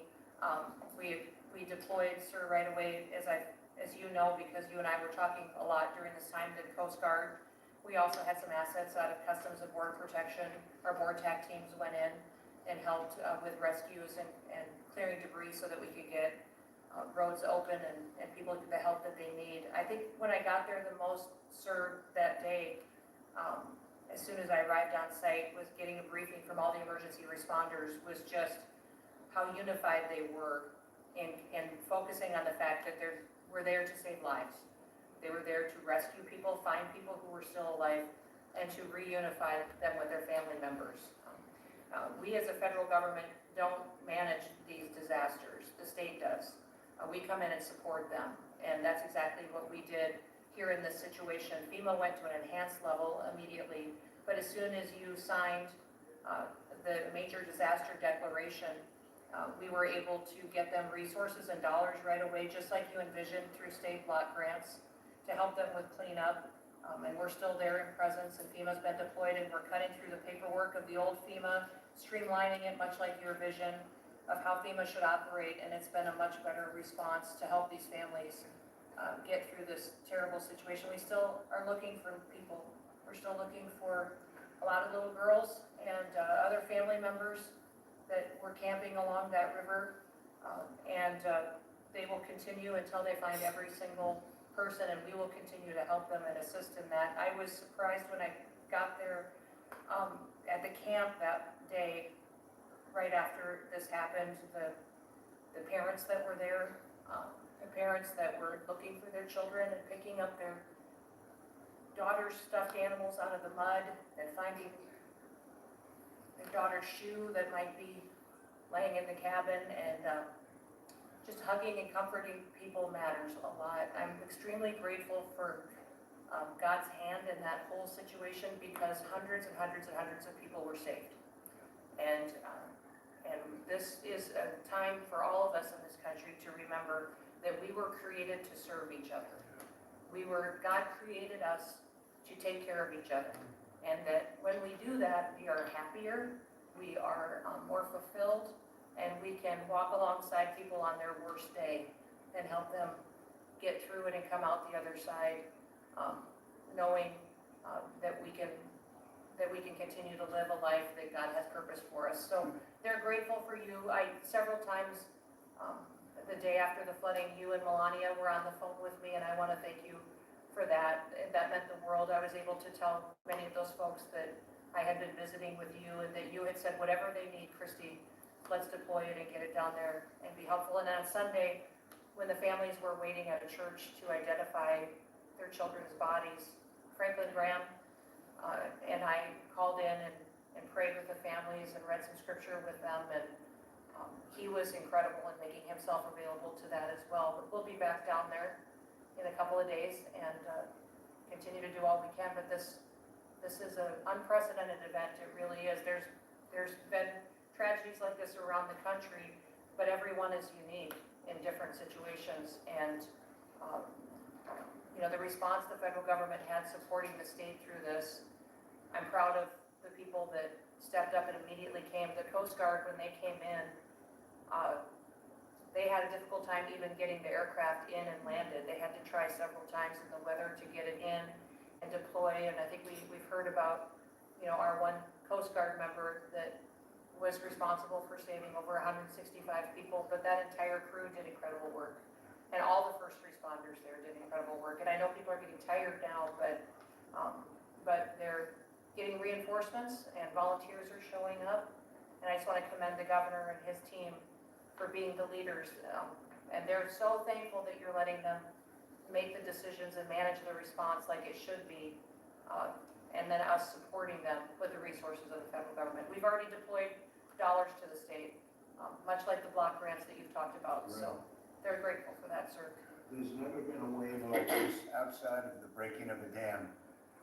This was almost a wave that ended up being 30 feet high, more actually. Now with the dam you can understand it, but this approached almost with that speed. When you see a dam break, it's not a pretty sight. It wipes out everything, and this is the kind of thing that built up so fast. And it's happened 2 or 3 times before over the years, but not to this extent.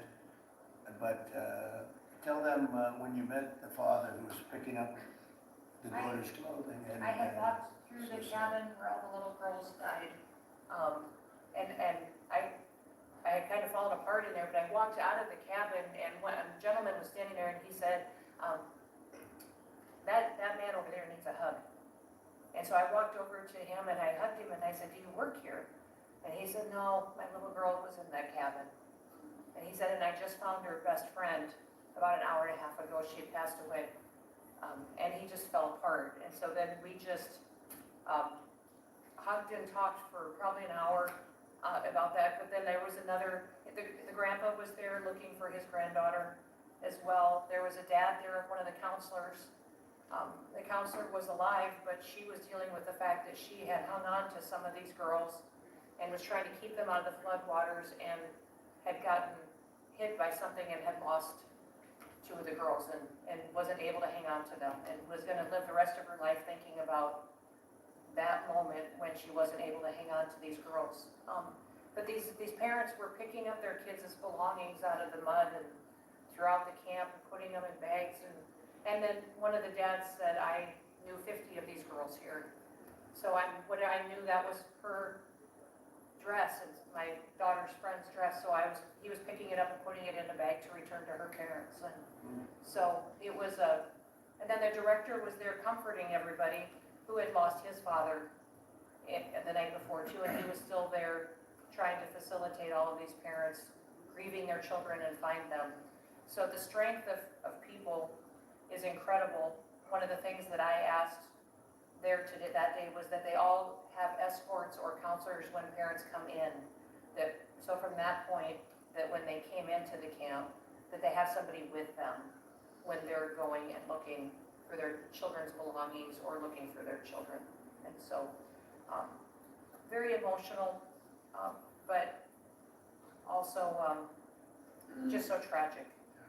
The relationship with Texas and the governor has been obviously very good for years with me, but the relationship with Texas and their first responders and us, with our first responders and lots of other people, and we brought in a lot of helicopters from all over. And we had a lot of helicopters. It was actually dangerous, a lot of helicopters up there, but they were real pros, and they were responsible for pulling out a lot of people.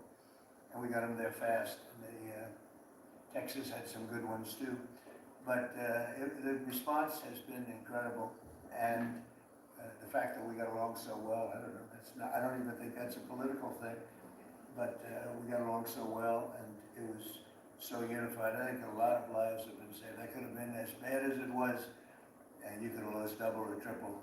This thing was just really horrible. Well, congratulations on a great job, and I appreciate it. I know you're going down. I'll be going down on Friday with First Lady, who will be taking a trip, and we don't want to get in anyone's way because you know, that's what happens. The president goes and everyone's around focused on. I don't want anyone to focus on us, but it's possible they could have somebody saved still. You know, there's a lot of areas. It's a big area, and you know, probably unlikely at this point, but there could be. They're thinking there could be the possibility, but what a tragic situation. A good job, and we'll see you on Friday, and we'll finish out the day here. I think you've been reading a lot about, it's a terrible topic when you talk about financial after this, but we have a big country and we've been doing very well.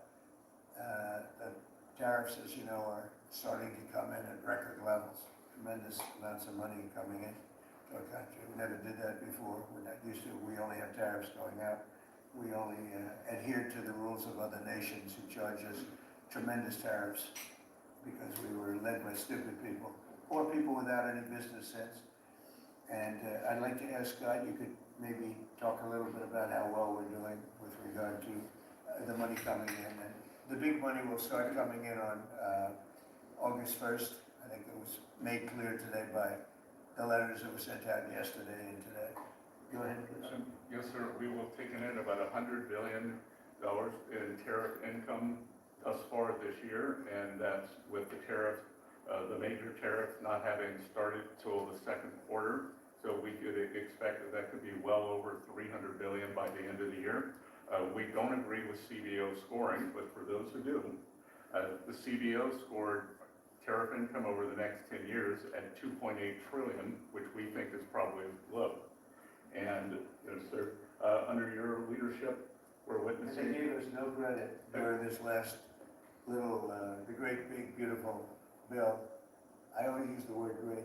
I add that to it because it really is what it is. It's never been anything like it, actually. And I want to thank all the Republicans that voted for it. And I want to, scold the Democrats because they're voting for tax cuts. They're voting for no tax on tips, no tax on Social Security, no tax on overtime, and many, many other things far more important than that. Great health care, and frankly, every Democrat should lose their election because it was purely political. They were told not to vote for it. So think of it: we got 218 to 2, and then with the Senate, we had 50 to 3. Democrats didn't vote at all. Not one positive vote. With all of the good things in there, economic development money, tremendous border money. Now you're loaded up on the border, and I don't think we're going to need so much of it because we had zero come in last month, so I'm not sure how much of it we want to spend. You may think about that. You may actually think about saving a lot of money because the wall's been largely built, and it obviously worked. But you may want to think about that. But so. I think it's incredible when I watch the Democrats, and they have standard lines like they had Russia, Russia, Russia. They had the laptop from hell, all came from Russia. They make things up and they go with it, and they feed it to you people in many cases, and they say, here's a line. And I hear the new line is death. Oh, it's death. Everyone's going to die. It's nothing to do with that. In fact, we're saving our country. death is from allowing 25 million people into our country, of which 3 or 4 are stone cold, hard criminals.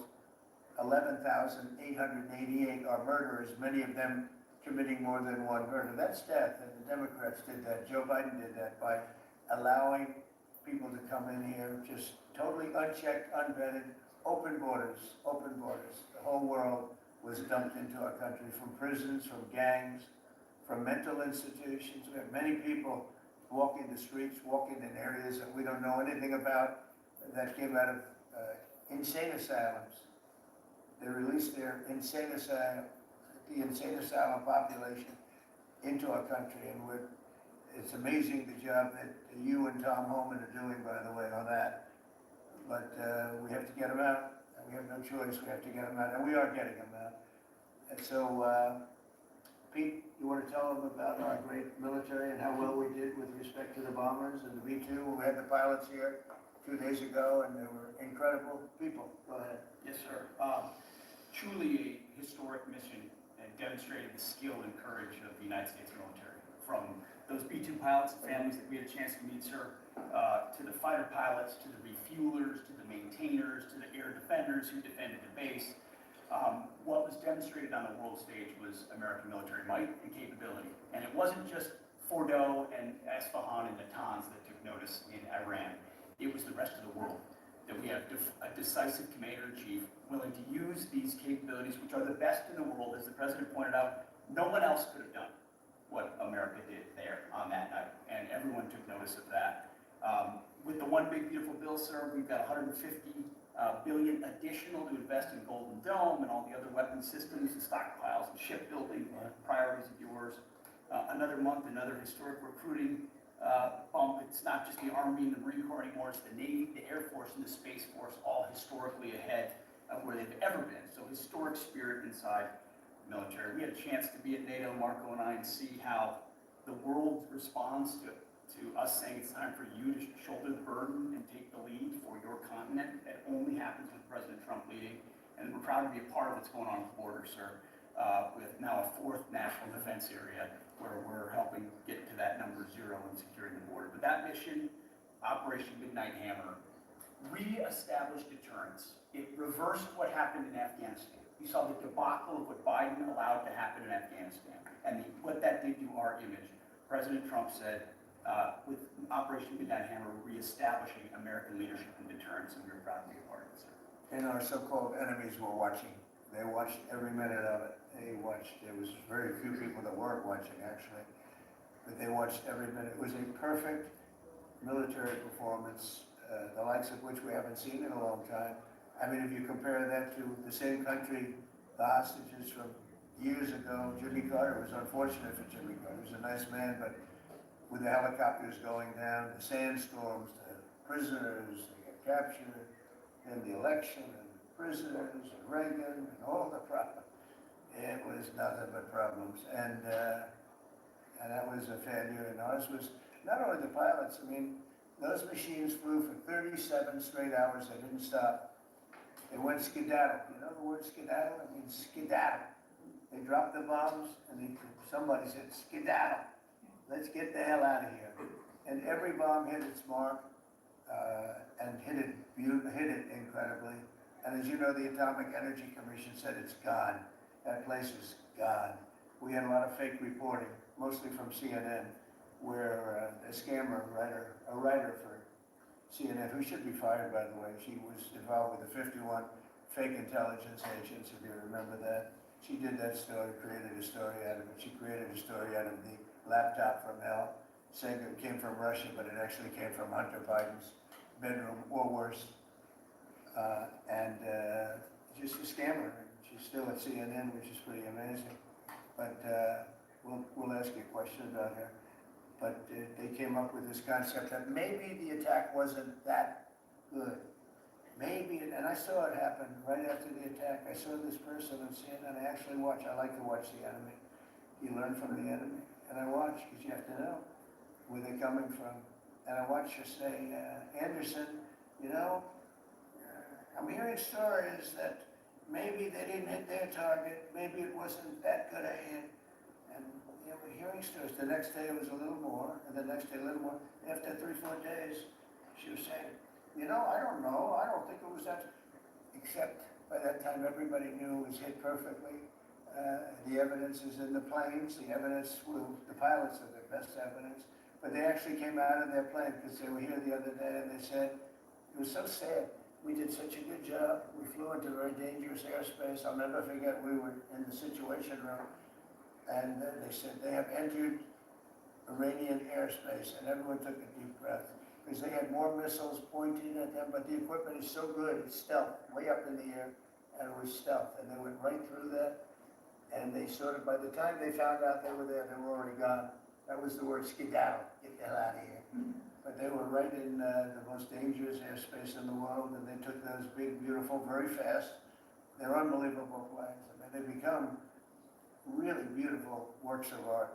You know, I always thought they sort of were cool, but now they look better than just cool, don't they, huh?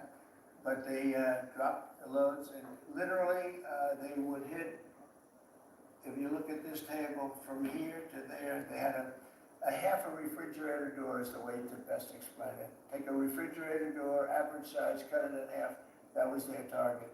They hit every single one. Then we had 30 missiles, Tomahawk, shot from submarines 300 miles away. Every one of them hit their target. It was a perfect mission. Then they came back, almost 37 hours. Every plane worked perfectly. The mechanics were here too. I said, you got to get the mechanics here. We didn't have any problems. If you remember, they had a lot of problems with the helicopters, but they did fly through a dust storm, which they shouldn't have done. Sometimes you say, let's go back and try it on a nicer day. Dust and sand don't work well with helicopters if you know much about helicopters, but that was a horrible embarrassment to us. Then we had Afghanistan, which I think was the most embarrassing moment in the history of our country. And we would have gotten out. I was the one that got them down. I would have kept Bagram, the big air base, which right now is controlled by China, one among the most powerful runways in the world. Thick with concrete and steel. Anything could land, and right now, they were 1 hour away from which, outside of that, we were leaving, and I would have been out faster than them, but we would have gotten out with strength and dignity. Instead, that was the most botched up mess I've ever seen. They left all that equipment behind, and every year they have a parade running down some third-rate street with the equipment. You know, it's supposed to be Fifth Avenue, it doesn't work. But with all that equipment that they left, they should have taken every ounce of it. I was taking every, I said every screw, every bolt, every nail you take out of there. And Millie said, I remember one time, sir, we're better off leaving the equipment. Why? Well, it's cheaper. I said, cheaper? You mean it's cheaper to leave a $150 million airplane rather than flying it into Pakistan or India or someplace, or just flying it straight home is cheap? Yes, sir. That's when I knew he was an idiot. Didn't take long to figure that one out. But they left all that equipment, but they left their dignity behind. It was the most embarrassing moment, in my opinion, in the history of our country. Not that we got out, we should have not been there, but that we got out the way we got out with great embarrassment and death. You had 13 young people. I've gotten to know their families very well, but you had hundreds of people killed that nobody talks about. You had the other side, many people were killed. Many people are walking around with no legs, no arms from that whole thing. They left from the wrong airport. They should have left from Bagram, because Bagram was a big base with hundreds of miles of fencing and territory around it. Nobody would be able to get near it. And they left. So, we've done a great job. And I think people are really starting to see it. They're starting to appreciate it. Pete's done fantastically. That mission was a work of art. And I have spoken to some of our perceived, I don't know if they're enemies, but they're perceived as being potential enemies. And they essentially said the same thing, very impressive. There wasn't a thing that, we didn't lose an engine. We didn't lose, they landed and they were cheered. But the sad thing was they were cheered, and one of the pilots said, we were a little concerned because when we got out, we were told that on television they were reporting that we may have missed our targets. Sir, we hit every target. That's what I do for a living. We hit every target. In fact, when the bombs hit, a yellow haze came over the horizon that I've never seen before. It just lit up the whole horizon. brighter than the sun. It was like looking into the sun. He goes, we hit our target, because you know what that was exploding. And, but they were a little downbeat because they listened to that fake CNN reporting and the fake New York Times. They worked together to try and say that it wasn't perfect. They couldn't say they missed. All they could say is, maybe it wasn't perfect. And you ought to fire that reporter immediately. You should fire her. Real fake. And so I just want to congratulate those pilots. And, you know, a lot of people don't like bringing things like that up. I do. I always like confronting, because otherwise the public doesn't know that you're a bunch of crooked people. But they know, they've learned, and the media has to straighten out their act. You know, the media's down to 17% approval. You got to do a little better than that. It's important for the country that they do better. I think they ought to make a lot of changes. I think changes are going to be made to the media, but it's hard to have a really successful country if you have a corrupt media, and we really have a corrupt media. And nobody really knows why. I mean, why would you want to have open borders and criminals pouring into our country? Why would you want to have men playing in women's sports, transgender for everyone? You know, you'll have to figure that out. But some of you don't. I mean, I'm looking at some people, they love the country, but I look at other people and they can't. But we were really proud of our military. It was, and the people that maybe don't like us or want to play games with us, because I think that had you not had the situation in Afghanistan, I don't think Putin would have gone in. I think when Putin looked at how stupid and incompetent that operation was, he said, wow, this might be a chance. And we're dealing with him now too. We're not happy with Putin. I'm not happy with Putin. I can tell you that much right now, because he's killing a lot of people. And a lot of them are his soldiers and their soldiers, mostly. And it's now up to 7,000 a week, and I'm not happy with Putin.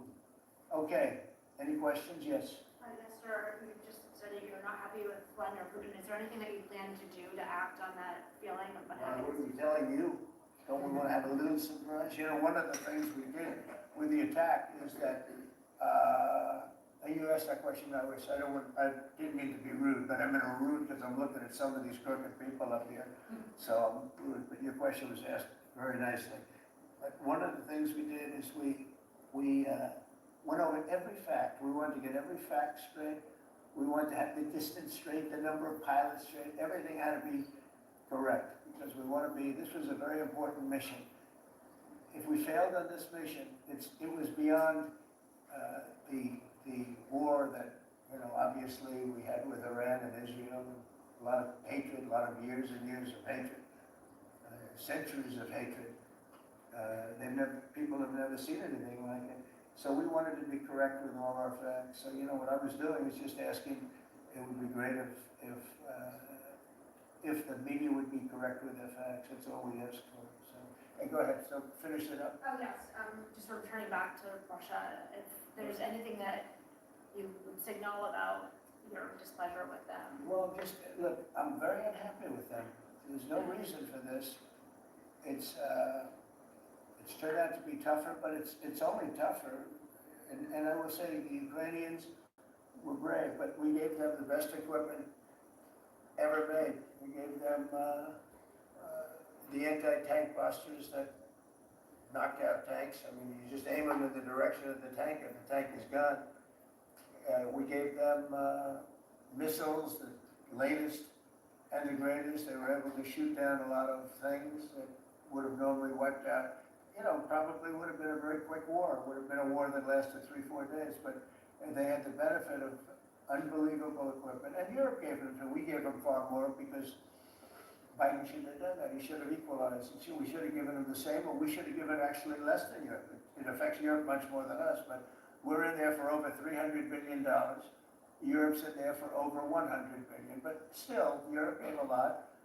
And I will say this, the Ukrainians, whether you think it's unfair that we gave all that money or not, they were very brave because somebody had to operate that stuff. And a lot of people I know wouldn't be operating it. They wouldn't have the courage to do it. So they fought very bravely. But we gave them the best equipment in the world. We make the best military equipment by far. There's nobody close. You look at other equipment from other countries, it's not even close. That's why everybody wants to buy our equipment. And that's why we're gonna step up these contractors now that make it, and they're brilliant, but they make it too slowly. And we have to step them up, Pete, and let them make it at a much higher rate. Unfortunately, we have to do that.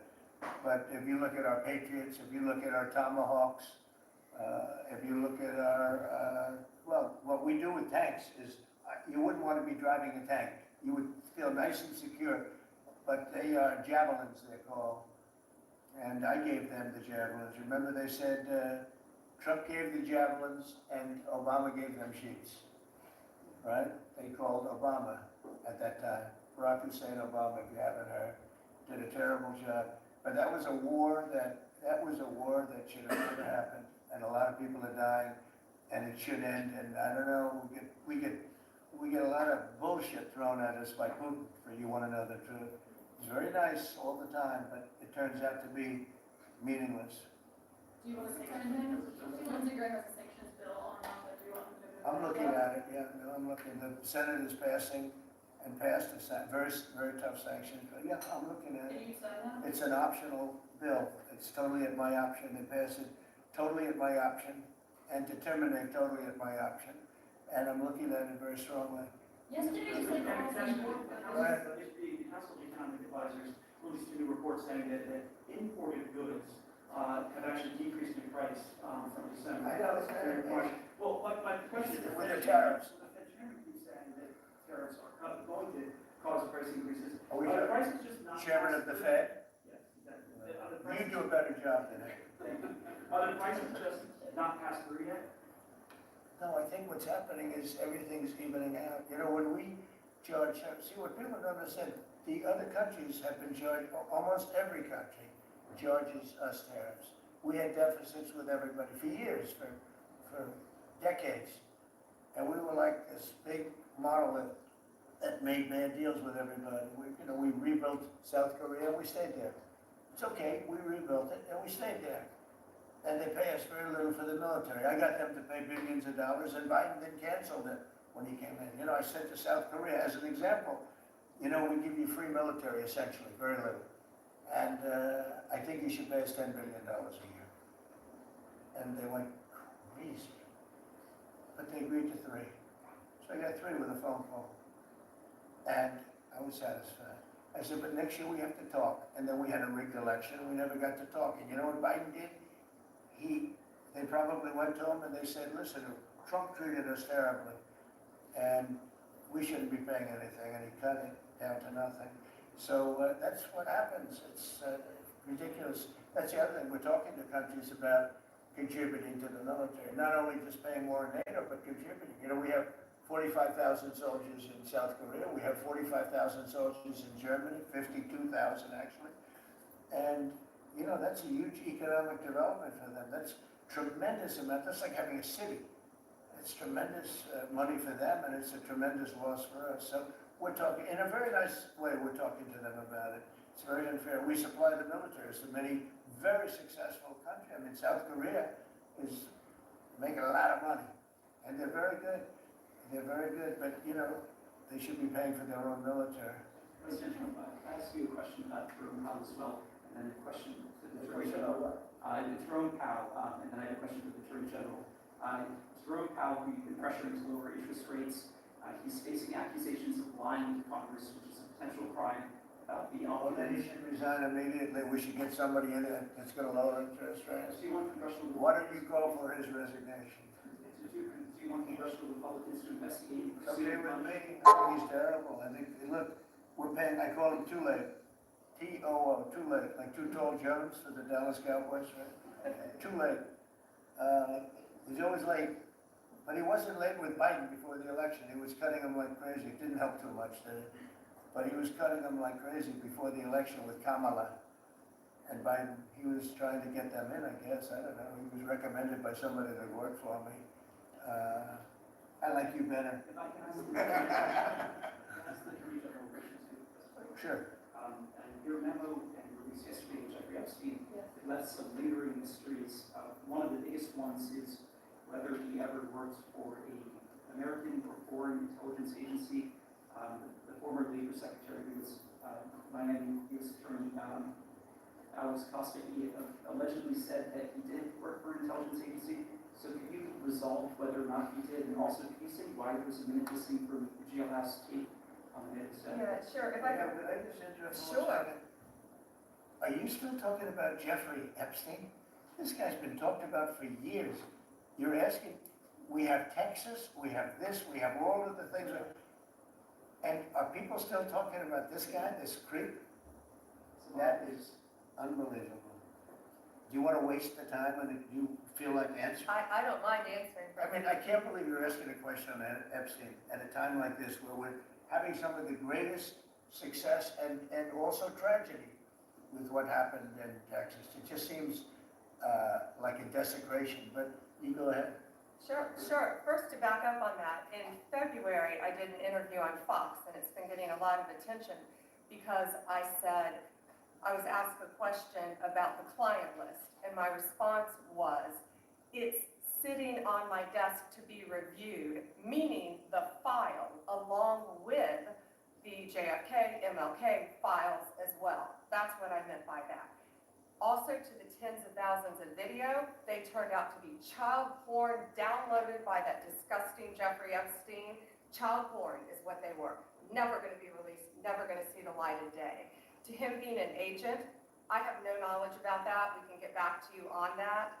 And the minute missing from the video, we released the video showing definitively, the video was not conclusive, but the evidence prior to it was showing he committed suicide. And what was on that, there was a minute that was off the counter. And what we learned from Bureau of Prisons was every year, every night, they redo that video. It's old, from like 1999. So every night the video is reset, and every night should have the same minute missing. So we're looking for that video to release that as well, showing that a minute is missing every night. And that's it on Epstein. August 1st, you said it is the deadline. What incentives do countries have to negotiate? It seems that deadline keeps moving. It's second now. We never, it's always been August 1st, that's all we're paying. A statement was being put out today, and I put it out just to make it clear. It wasn't a change, it was August 1st. We don't change very much, every time we put out a statement, they say, he made a change. I didn't make a change. A clarification, maybe. No, August 1st they pay.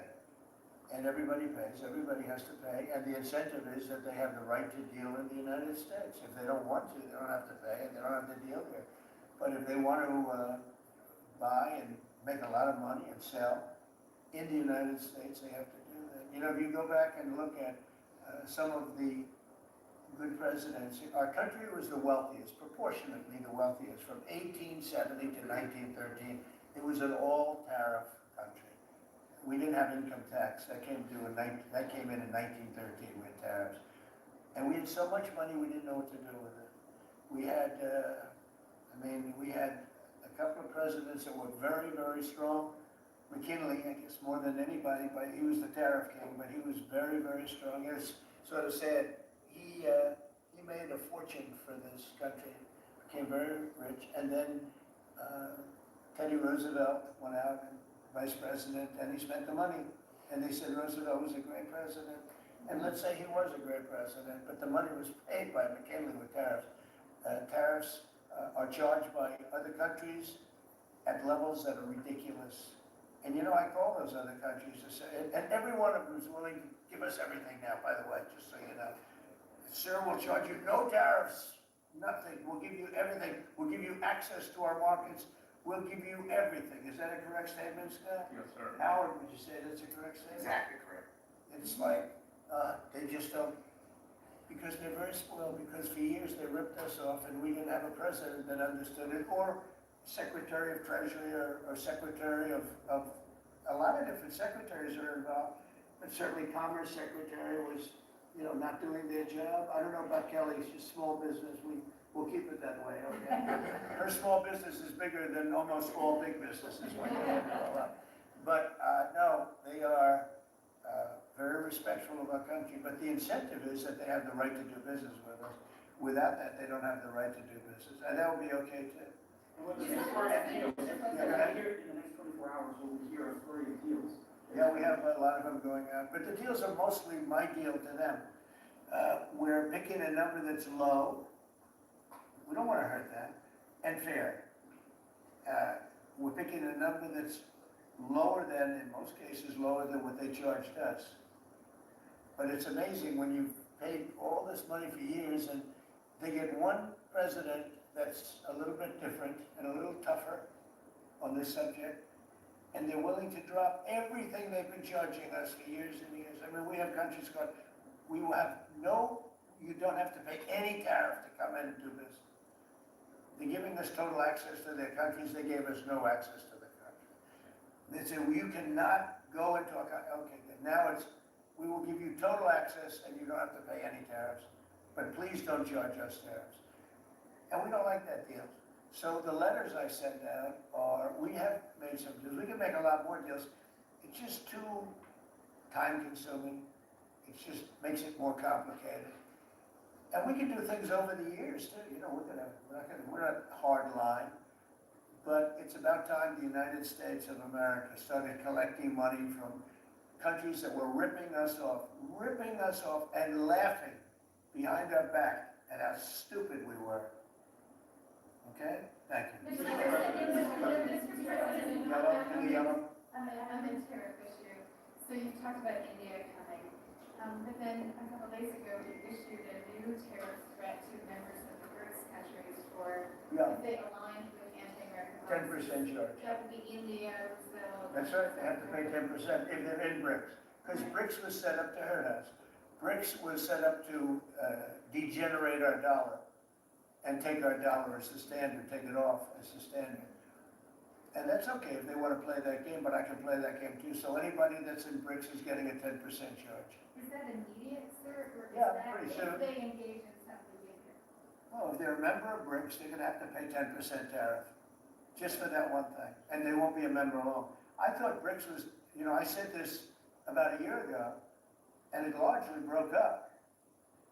But, you know, there are a couple that hang around, but I thought it largely broke up. BRICS is not, in my opinion, not a serious threat, but what they're trying to do is destroy the dollar so that another country can take over and be the standard. And we're not gonna lose the standard at any time. If you have a smart president, you will never lose the standard. If you have a stupid president, like the last one, you would lose the standard. You wouldn't have the dollar as you. And if we lost the world standard dollar, that would be like losing a war, a major world war. We would not be the same country any longer. We're not gonna let that happen. The dollar, you ever hear the expression, dollar is king? The dollar is king. We're gonna keep it that way, okay? And I'm just saying, if people wanna challenge it, they can, but they're gonna have to pay a big price. And I don't think any of them are willing to pay that price.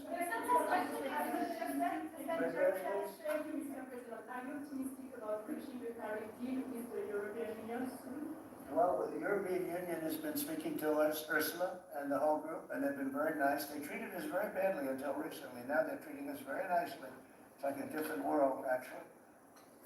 They've treated us very badly. They were among the toughest to deal with. Actually, in many respects, they were much worse than China. Look at what they do to our companies. They sue Apple, they sue Google. 17 billion they got from Apple on a lawsuit that they didn't have a case. They have, you know, judges that are European Union judges. And they ruled, they take so much money away from our country in terms of that, in terms of other things that they do. They're very tough, but now they're being very nice to us, and we'll see what happens. We're probably 2 days off from sending them a letter. We are talking to them. I just want you to know, a letter means a deal. You know, a lot of people say, we got 200 countries. We can't meet with 200 countries. We have a few trusted people that know what they're doing, that are doing a good job, but you can't do it. You have to do it in a more general way, but it's a very good way. It's a better way. It's a more powerful way. And we sent them a letter. You read the letter. I think it was well crafted. And mostly it's just a little number in there. You'll pay 25%, 35%. We have some at 60, 70. Those are ones with massive, you know, when we have massive trade deficits because they've treated us very badly. But I would say in every case, I'm treating them better than they treated us over the years. Don't you agree with that? I could have done much, I could have been much harsher. I don't want to do that. We want to have relationships, but in every case, they treated us far worse than I'm treating them. I'm treating them very good. I could go higher with the tariffs, but I don't want to hurt them. That's why when you just read, you come up with the number, it's so incredible that prices are actually going down. Just so you know, when I got in, everyone said, oh, eggs are going through the roof. I was in for about 4 days and they started screaming at me about eggs. I said, that's Biden's problem. I didn't know about eggs. But eggs went up about 5 times. You did a fantastic job. And we ended up shortly getting, in fact, for Easter, they said, go out and buy plastic eggs. You can't use real eggs. Well, we bought 200,000 eggs for the White House for the Easter egg hunt that we have at the White House, and there were eggs. We had the price down, and now the price is lower than it was before. We did a good job with eggs, but we did a good job with groceries. Our prices are down in this country. Well, a big part of it's oil. The oil, you had a couple of places last week, you had $1.99 for oil, for gasoline. Nobody thought they'd see that. I want to get it lower if I can, but we've done a good job. You've done a very good job. Do you want to say a couple of words about that, you and Chris, about what's happening with energy? Well, absolutely, but I would say on the pricing side, President Trump, the fact that you've endorsed and supported a policy of energy dominance, that sends a signal to the market that we're going to have more supply. You talked during the campaign about inflation being a country buster. You've broken the back of inflation in 6 months among all the other things you've accomplished. We have no inflation. And we've got, and then heading into the 4th of July, these are the lowest gas prices at the pump in 4 years. And again, for Americans, this is like hundreds of billions of dollars that stay in their pockets because we lowered the price of gas at the pump. But when we lower the price of energy, it lowers the price of food, it lowers the price of the clothes you wear. It's the biggest thing. It's the biggest thing. It's like a big tax cut. When you get energy down, every 50 cents is like a massive tax cut, and we've gotten it down much below that. You know, we had great energy, great low prices, everything else. When the election turned over, I'm trying to be nice about it. It turned over, shockingly, but nevertheless it happened. Energy started going up, and it went up really bad, and then he went back to the Trump policy. The problem was they didn't know how to do that, and he lost it. He lost that sucker. That big sucker was out of control, and his energy prices went way up, and that's what caused it. But it was also stupid spending. They spent money like, they used to use the term drunken sailors, but I won't use that term. Although it is very descriptive, I won't use that term. I refuse to use it. But they spent money at levels that nobody had ever seen before, and trillions and trillions of dollars wasted on the Green New Scam, greatest scam in the history of our country, other than maybe Russia, that might have been. But the Green New Scam was the single greatest scam in the history of our country, and continues to be, but it's weakened badly.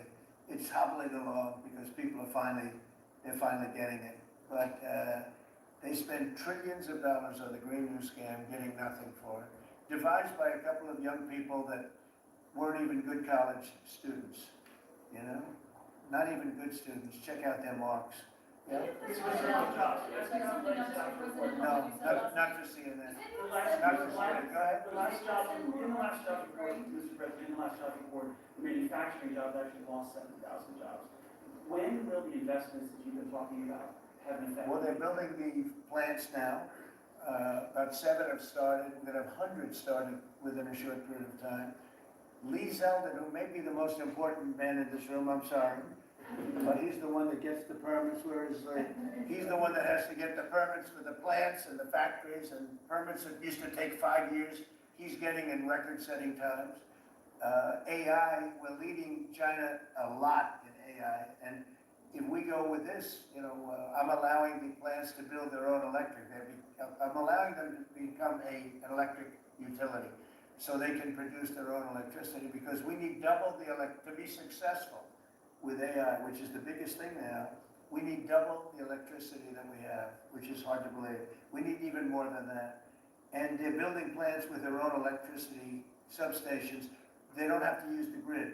And anything they build extra, they're putting into the grid. So we're supplying the grid with brand new electric sources. And You know, it's funny, when they came to see me, they never even asked for that. I told them about it. The reason they didn't, they thought that was an impossibility. You're not allowed to build your own electric. These are massive investments that are being made in building electricity for their plants. And they're gonna have, I think, Doug, a lot of electricity left over. And that electricity is gonna be passed into the grid and give us no more, you know, like you look at California, they have blackouts and brownouts every week. They're totally out of control. They have a really incompetent governor. Where's Chris? Is he here? Do you want to speak to the subject? Yeah, I think a huge thing in the One Big Beautiful Bill, Mr. President, because of your leadership, is the ending of these subsidies, as you call them, the Green New Scam. That saves our country $500 billion over the next 10 years. But American taxpayers were paying twice. They were paying that money, $500 billion in the subsidies, and they were paying more expensive electricity price. If you subsidize something, you should at least lower the cost of it.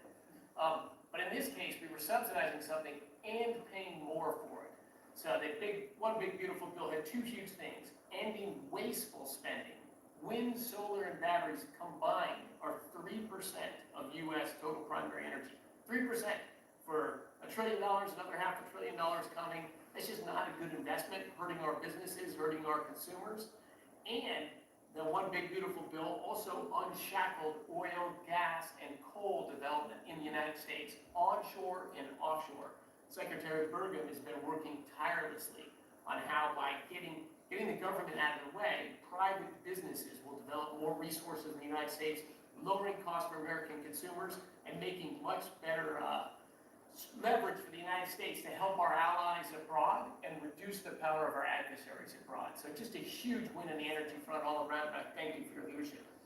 We're setting records now on energy, and there'll be nothing compared to what they'll be in about a year from now. We're setting records, and wind is a very expensive form of energy. It's very bad for your beautiful surroundings, the plains and the valleys, and the birds dying all over the place. You know, the whole thing is a disaster.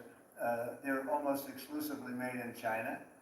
Not that I have anything against China, because I don't have a great relationship with President Xi, but I asked him, how many wind farms do you have?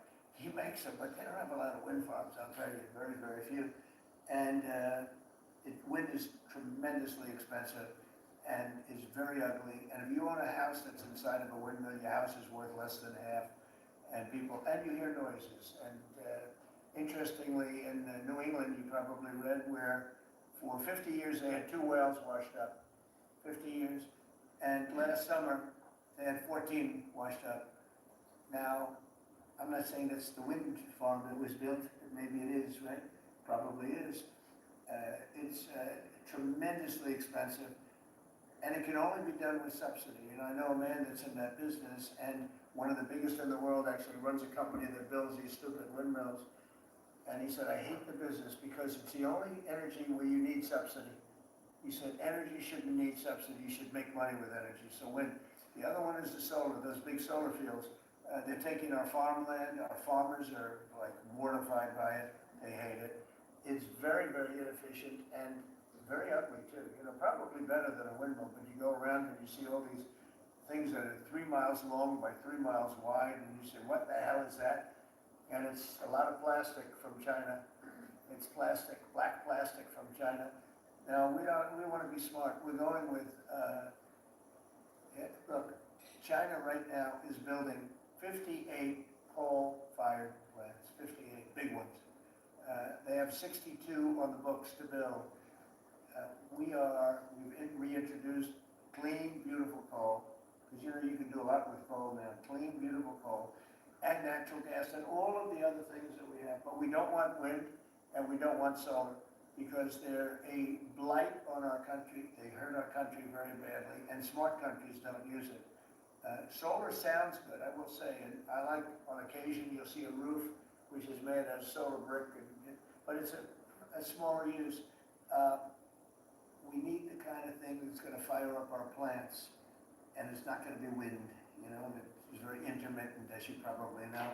But they've spent a fortune. They've spent trillions of dollars on this stuff, and I'll just give you one other story. A friend of mine is a very successful guy. He went back to see his mother in Minnesota, hadn't seen her in a long time, and he wasn't back for 10 years, which isn't a nice story. I mean, you don't see your mother for 10 years. She's got some difficulties, which I know the guy, he does have some difficulties. He's very successful, but probably not the nicest person. It was actually longer than 10 years, but he went back and he told me he wanted to go and look at the valley. There's a valley in Minnesota that he thought was so beautiful.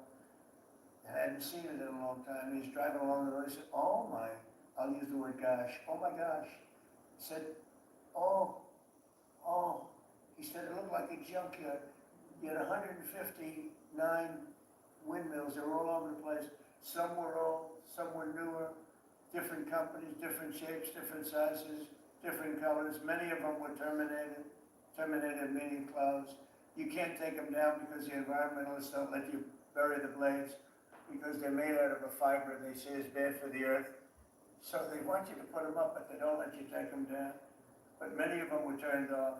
He said it looked like a junkyard. Go to Palm Springs, California, and take a look at that pile of junk. And you go into a wealthy neighborhood. Before you get there, you have to ride through hundreds of windmills that are, most of them are turned off. They're rotting, they're rusting, they're 30 years old, 20 years old, and they have a very short life. You know, those windmills have a very short life, especially the ones that are in the nice salty Atlantic Ocean and Pacific Ocean, where the salt just gets under that steel and decimates it. Now, it's a horrible, horrible thing for our country.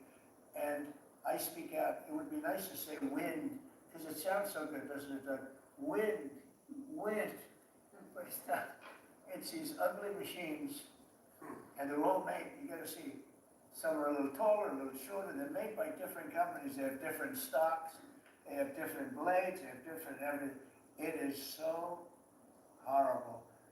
And if you look at smart countries, they don't use it. Smart countries don't use it. And we're now a smart country. We're a brilliant country.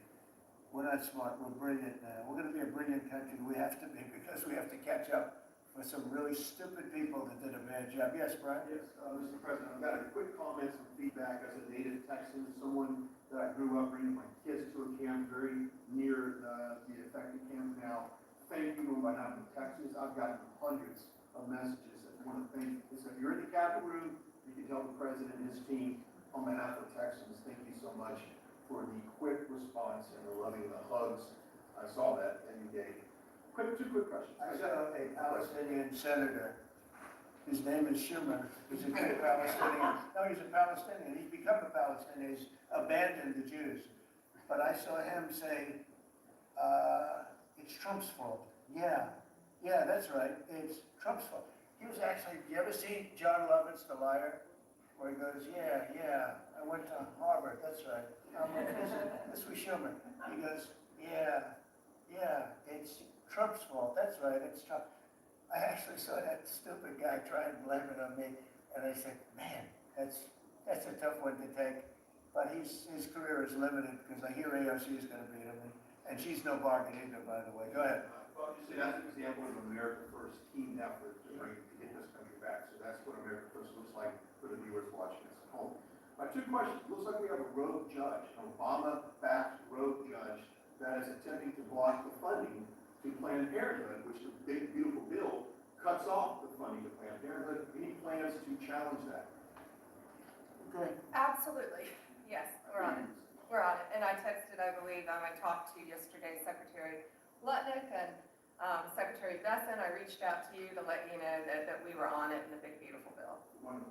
And then I let her handle that question. You know, I said, go ahead, handle that question. That's awesome to her. Then my second question is to Secretary Rollins. You did an amazing press conference today in front of the Department of Agriculture. You talked about the Farm Act and the need to get China out of our country, owning farmland. For the viewers at home that might have missed that, can you recap what that means to national security to make sure we can grow our own food?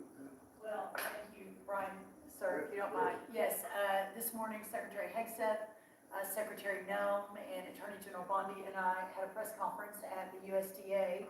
I just happened to have a chart in case it came up, but obviously the Chinese owning of farmland in our country is a massive national security issue. And for the media, you can see the yellow is where all of the farms have been purchased over the last number of years, and the red is around all of the military bases. where that farmland has been purchased. So this is a massive national security issue. The press conference this morning included 3 of our greatest governors as well, Sarah Sanders from Arkansas, Jim Pillen from Nebraska, and Bill Lee from Tennessee. The states have begun taking a leadership role to ban the purchasing of China farmland. Obviously, Congress needs to step up and catch up, and we're going to be working alongside of them as well. We have some of our members, great members of Congress there, but it is time. And I think that this morning was symbolic of many things. The first, of this administration working every day to effectuate President Trump's leadership and unequivocal support of America First. But second, just how close we are as a cabinet. I don't know in any other administration that you have 4 cabinet members at the USDA on a Tuesday morning when it's about 110 degrees outside with the sun beating down on us talking about Sir, your vision. So I think it was a great day. It was just the start. There's an executive order coming and some other things coming behind that. But protecting America's farms isn't just about protecting our farmers, it's also about national security. So that's what we discussed this morning. I do want to say that I think we have had a really good relationship with China lately. And we're getting along with them very well. They've been very fair on our trade deal, honestly. And I hope we're going to have a great relationship. It's a big, strong, powerful country. We're more powerful than they are. We have much better military equipment than they do. But we are getting along with them very well. I'm getting along with President Xi very well. We speak often. And with all of that being said, I understand what you say, but I think we're getting along with China very well. Mr. President, you have sent more weapons to Ukraine, as you said last night. Last week, the Pentagon paused some shipments of weapons to Ukraine. Did you approve of that pause? We wanted to put defensive weapons because Putin is not treating human beings right. He's killing too many people. So we're sending some defensive weapons to Ukraine, and I've approved that. So who ordered the pause last week? I don't know. Why don't you tell me? I think that's a question. Go ahead, yeah. On immigration, the Secretary of the Agriculture did say this morning that undocumented workers would not be covered by any amnesty of working with farms. You had said maybe that the ICE folks won't go after those folks on farms. So which is it? There's no amnesty. What we're doing is we're getting rid of criminals, but we are doing a work program. Do you want to explain that, please? Yeah, this morning we talked about, of course this was a top of mind question, this morning we talked about protecting the farmers and the farmland, but obviously this president's vision of no amnesty, mass deportation continues, but in a strategic way, and then ensuring that our farmers have the labor that they need. Secretary Chavez DeRimmer has been a leader on this. Obviously this comes out of the Labor Department, but moving toward automation, ensuring that our farmers have that workforce and moving toward an American workforce. So all of the We're above. trying to give the farmers the people they need, but we're not talking amnesty. Laura, do you want to say something? Yeah, thank you, Mr. President. On this, thank you, Secretary Rollins, how important this is never to displace the American worker. What the Department of Labor is doing is focusing on what the law entails now, being more modernized, more streamlining, to work through the H programs. We're going to have a concierge approach to that, where we have, developed a new office to answer the need of our farmers and ranchers and producers, and not to displace the American worker and fall within the law now, and that does not include an amnesty program at all. And we've seen that working, and we'll continue to have that roll out. On the other topics that we've somewhat talked about, the jobs numbers, Mr. President, 4 months in a row, we've seen those jobs numbers increase. That's an exciting time for our manufacturers. That was asked earlier. We know it's going to take some time, but through that deregulation process that Lee and I are working on as well, the Department of Labor has rolled out 63 new deregulations that we're going to be moving through. In the first Trump administration, it was successful with over 30. We've just rolled out 63 new ones in order to double down on those manufacturing companies to let them know that we have signaled through this process that we will assist them in getting the workforce that they need. It's an exciting time. That one big beautiful bill, that was the signal to my former colleagues in Congress to get this done. It's been an important time. I spent time on the ground visiting 7 states in 9 days prior to that bill being passed, because it was the most pro-worker piece of legislation that we will ever see really in this country right now. No tax on tips, no tax on overtime, no tax on Social Security. That matters to the American worker. because we don't want to take their money and give it back. We want them to keep more of their hard-earned dollars in their pockets currently, and that's what they're excited about. And as I move forward with this tariff talks, I heard a company, orthopedic company in Indiana, say to me, for the first time since you have taken office, Mr. President, their increase in their bottom line by 8% since these tariff talks have happened. Not one company has said the president is not doing a good job. These tariff talks are working. They're feeling it on the ground. The media has told a false story because what's happening on the ground is positive, and that's what we're seeing in these job numbers. So I really, through the Department of Labor, to come in behind all the secretaries and build this workforce is going to be key to the American worker. So thank you for what everybody did this last week. The One Big Beautiful Bill is a doubling down of this, and we're going to see these workers start to grow. And that apprenticeship program is going to be working. That's We'll right. have that million apprentices across the country. We, as you know, we're building plants all over the country now, which you weren't building any plants 4 years ago. You weren't building anything. But those plants, when they open up, it's going to be, you'll see numbers like you haven't seen ever. I don't think in history you'll never see numbers like what we're going to see in the very near future. Many of them are building the plants. Some are just starting right now. You know, it's a brand new administration. But, and they wouldn't be here except for two things. November 5th, the election, and the tariffs. And frankly, I guess the election was more important because of tariffs. I mean, another person wouldn't have done this. But they're coming in because of the tariffs. They have to, they're not going to pay 25, 30, 40, 50%, 70, and 100%. And we'll be announcing something very soon on pharmaceuticals. We're going to give people about a year and a half to come in, and after that, they're going to be tariffed if they have to bring the pharmaceuticals into the country, the drugs and other things into the country. They're going to be tariffed at a very, very high rate, like 200%. We'll give them a certain period of time to get their act together. But they were all here now, they all left, they went to other places because we allowed, the people that sat in this room allowed it to happen. And I don't allow it to happen, the people in this room don't allow it to happen. So we're going to be announcing pharmaceuticals, chips, and various couple of other things, you know, big ones. We did steel, as you know, they're 50%. We did aluminum, 50%. Lumber just came out. That's copper. And we did cars. And now, today we're doing copper. What would that tariff be on? I believe the tariff on copper, we're going to make it 50%. 50%. Any breakthroughs on So I'm glad he copper? didn't question it. Any breakthroughs? I sort of thought, what would that be? Quick one. I didn't have much time, but he agreed with me. That's why he's ours. He breaks on Gaza with the Prime Minister, and there's reports that you're meeting with Netanyahu again tonight. Yeah, I am. He's going to come over again tonight. We're talking about Gaza, mostly Gaza right now. It's he's been very unfairly treated. I think what they've done to him in Israel is very unfair, having to do with this trial. You know, he's a wartime prime minister, had an unbelievable outcome, and I think he's been treated very unfairly. But he's coming over later. We're going to be talking about, I would say, almost exclusively Gaza. We're going to get that solved. Gaza is it's a tragedy. It's a tragedy. And he wants to get it solved, and I want to get it solved, and I think the other side wants to get it solved. Steve, can you talk on that, please? We're in proximity talks now, and we had 4 issues, and now we're down to 1 after 2 days of proximity talks. So we are hopeful that by the end of this week, we will have an agreement that will bring us into a 60-day ceasefire. 10 live hostages will be released. 9 deceased will be released. We're meeting at the President's direction with all the hostage families to let them know. And we think that this will lead to a lasting peace in Gaza. And you're doing a good job. It's a tough one. It's a tough one. A lot of hate, you know, it's long-term hate. But we think we're going to have it solved pretty soon, hopefully with a real solution, a solution that's going to be holding up.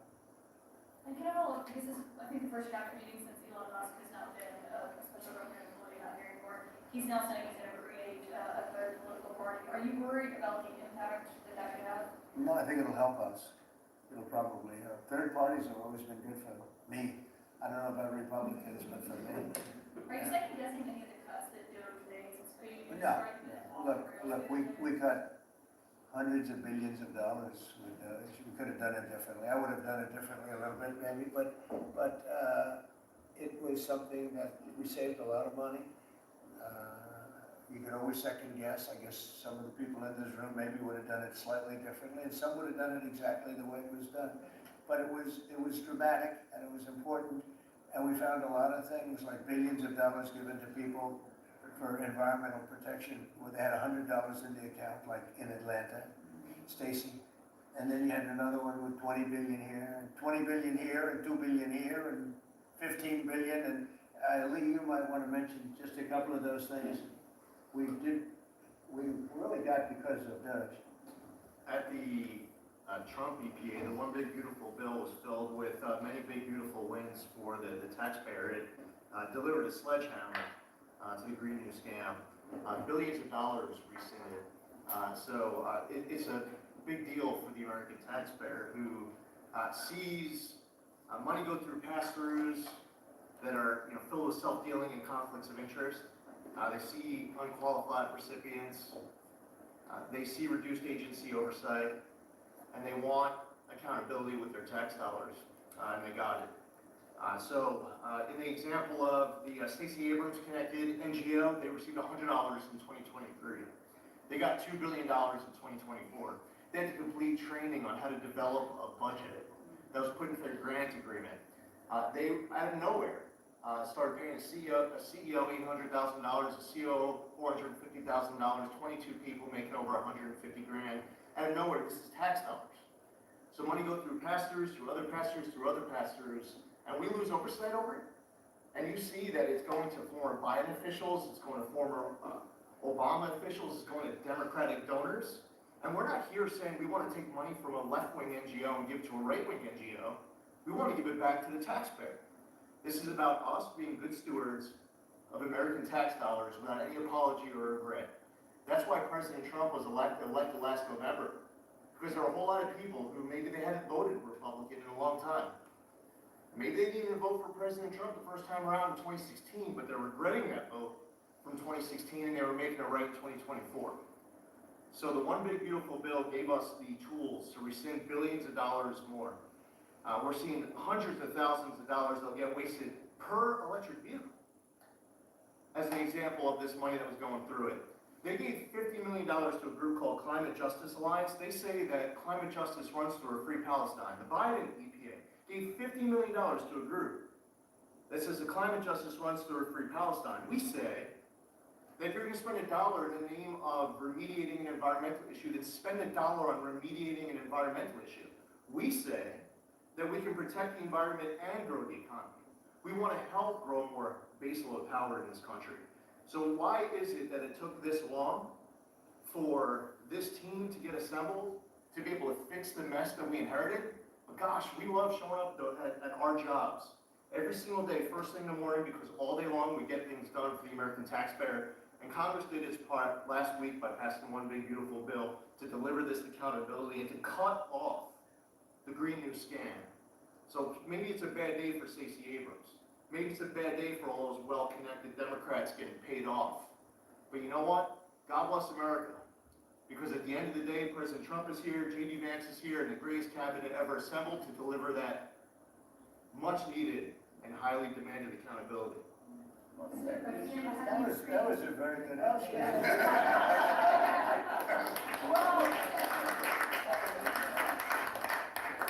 And that's from the heart. That's from the heart. The Ukrainians have asked the International Court to go after Russia for using toxic chemicals in the fight.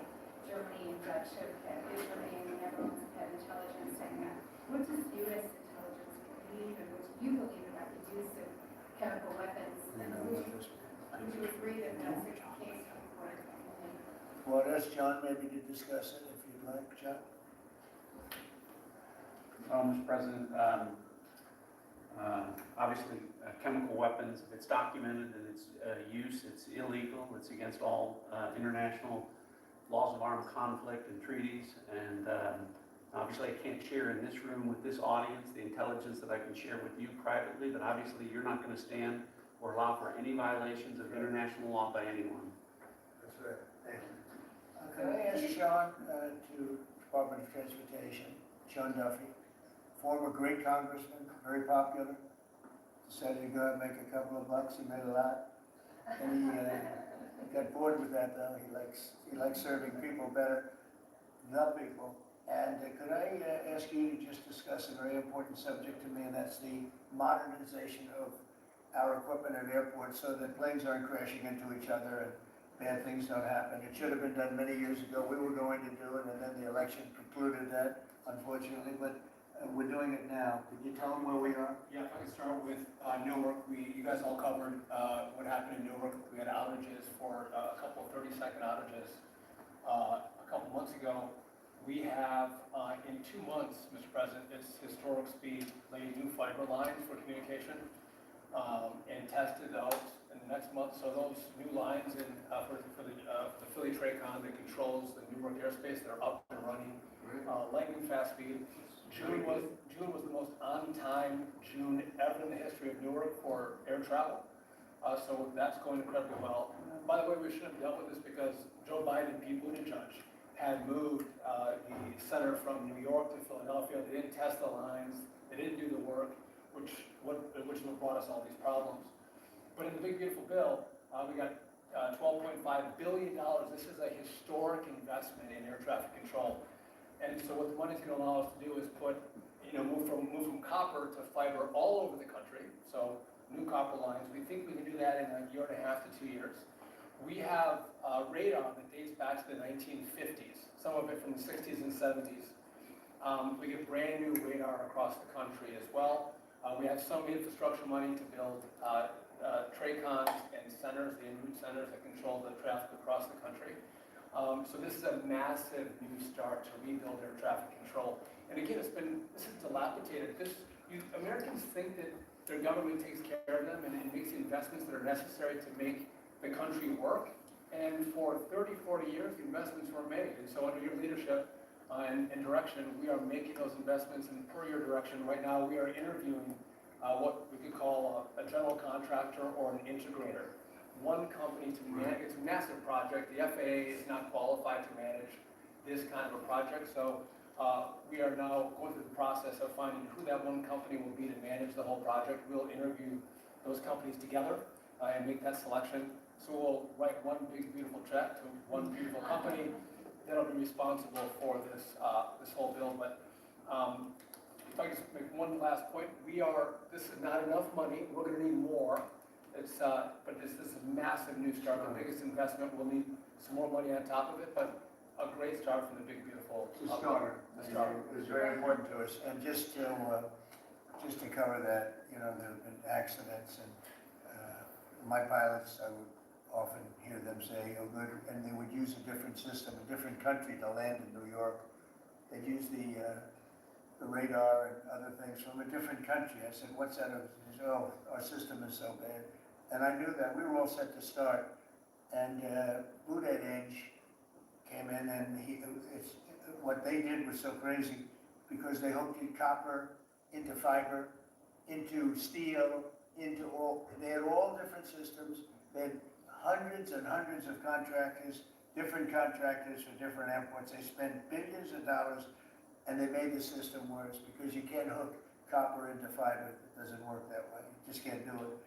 It's not doable, but they tried to do it. It didn't work out too well. And in the end, it was just a complete disaster. We want to have one great company. Now, Raytheon's going to bid, IBM's going to bid. We have 5 or 6 bidders that really are good and do this stuff. And we want one, I tell, because I know about overruns, I look at the railroad out in California, headed up by one of the worst governors in our country, who I used to get along with actually, but he's just, when you lose 25,000 houses and you would have had your cities burned down. If we didn't step in, Los Angeles would have been burned to the ground. But you look at that, and I said, I really know how to build. You got to have one guy, one contractor, one great one, whether it's IBM or Raytheon is good, but you have 4 or 5 that are really, really great, and they're all bidding against each other. But you don't want to have one doing the wiring, one doing the digging, and one doing the demolition, and then they're all saying, they all blame each other because they're saying they were late, and therefore you have to pay me millions of dollars more money. I know the system so well. And we're gonna have a great company do the whole thing. We're gonna get a fantastic price. Maybe we'll get that very big and very strong, and maybe we'll get them to make a contribution toward it, toward, getting it done at the right price. But we're gonna have a great system. When we finish, we will have the best system on earth, done by one of the 2 or 3 best companies. There are only a few companies can do this. This is not. But if you would have seen what this other group did, they were going crazy. They had, I heard 3,000 contractors. And then when it all came together, guess what? It didn't work. It's a disaster. So we're gonna have in a pretty short period of time, it's take us about 2 years to build it. And we'll have a contract given out probably over the next couple of months. We have some great bidders, some great companies that want to do the job. You're gonna have great air traffic control. Can I just make one last point on this? So the last administration signed a contract with an American company to fix the copper to fiber, and that contract was a 15-year contract. The system is failing today, but that's how idiotic and incompetent the last administration was. And under your leadership, we're saying, listen, we don't have time. We don't have 15 years. We don't have 5 years. We have to do it right now. And so the president always talks about on time and on budget. We have embraced that. We are going to be on time and on budget. And by the way, you mentioned a train out of California. Stay tuned for probably give us 5 days and you'll have an answer on what's going to happen with the $4 billion that we potentially have invested on a train that's going to go nowhere. It's going to be $120 billion that'll never connect San Francisco to LA. Again, the last administration wasted so much money on projects that never worked. If you're going to have high-speed rail, you're going to invest billions, we should actually have high-speed rail in America, not boondoggles that fund political friends and allies and family. They have from San Francisco, inside of San Francisco to inside of Los Angeles. Should have never been built because airplanes do it better. And you could drive it. You could drive it. No problem with driving it. The roads aren't even crowded. So they're going to do this. Somebody's idea. Somebody got paid off a lot of money and they started it. It was going to cost a very small amount of money. And it ended up costing literally hundreds of times what the original. And now what they did is they said, well, going into the city is too big a deal. So we'll leave it 25 miles short of the city. So now they're leaving it, they're not going to finish it really, because it's not the same project. So now they're leaving it outside of San Francisco and outside, short of each. They just want to get it done, and I've never seen cost overruns. If you have a cost overrun of 10%, you should be ashamed of yourself. 20%, you should not do any more jobs. This is a cost overrun of 2,000%, something like that. It's unlimited, and it's not finished. And maybe it will never get finished. And I told Sean, look at it from every standpoint, but we don't want to, we have federal money going into that, and it's like throwing it out the window. So whatever you can do to stop it. $15 billion and not one track has been laid. $15 billion and we're 16 years into the project, not one track. Mr. President, on New York, you're the most prominent Republican country for the city. What do you want to anywhere else? I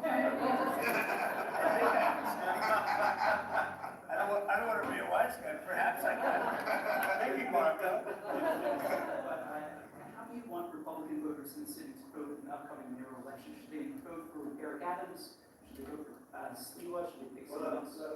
Number one, you have a communist running, and you shouldn't vote for him. He's a disaster. He's leading. He's got the Democrat nomination because that shows you where the Democrats have gone. He actually wants to take over the grocery stores of John Catsimatidis, who's a great guy, a rich guy, grocer, does a good job, wants to take over. He actually called me the other day. He's concerned his stores are going to be taken from him, and they won't be run like John runs them. Believe me, he runs a good operation. But he actually said he wants to run his own grocery stores.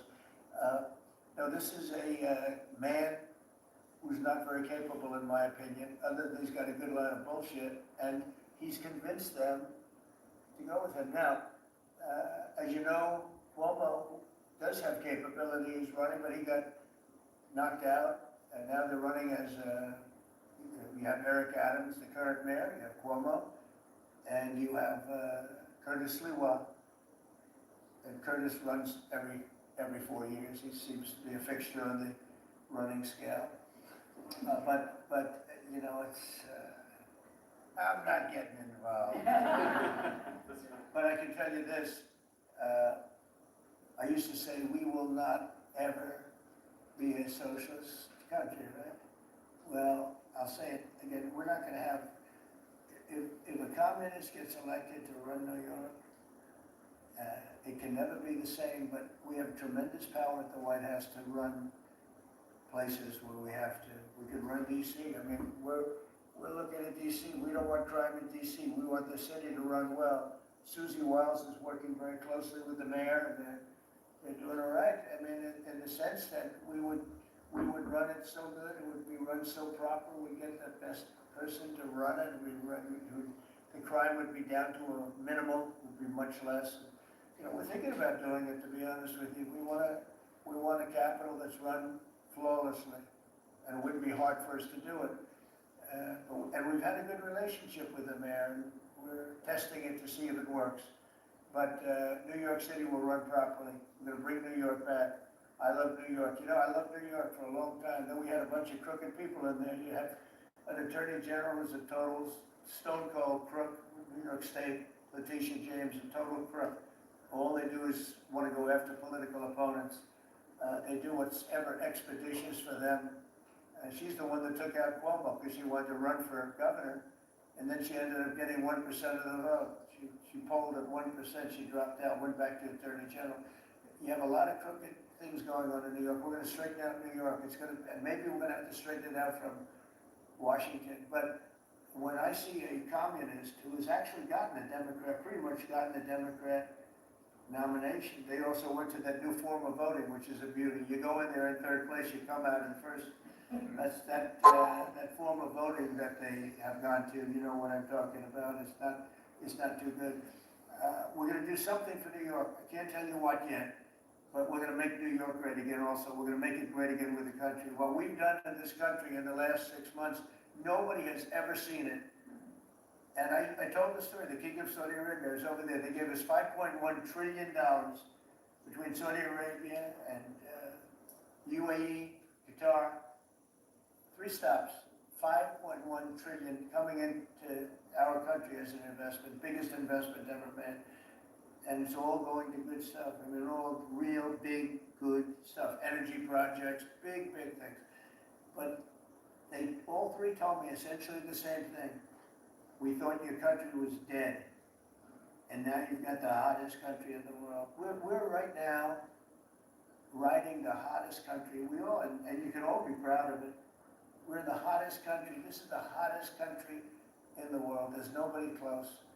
Made hotter by some great pilots and great machines that nobody else has. Those great, big, beautiful machines, they rode those machines right into the toughest territory, and nobody knew what the hell happened.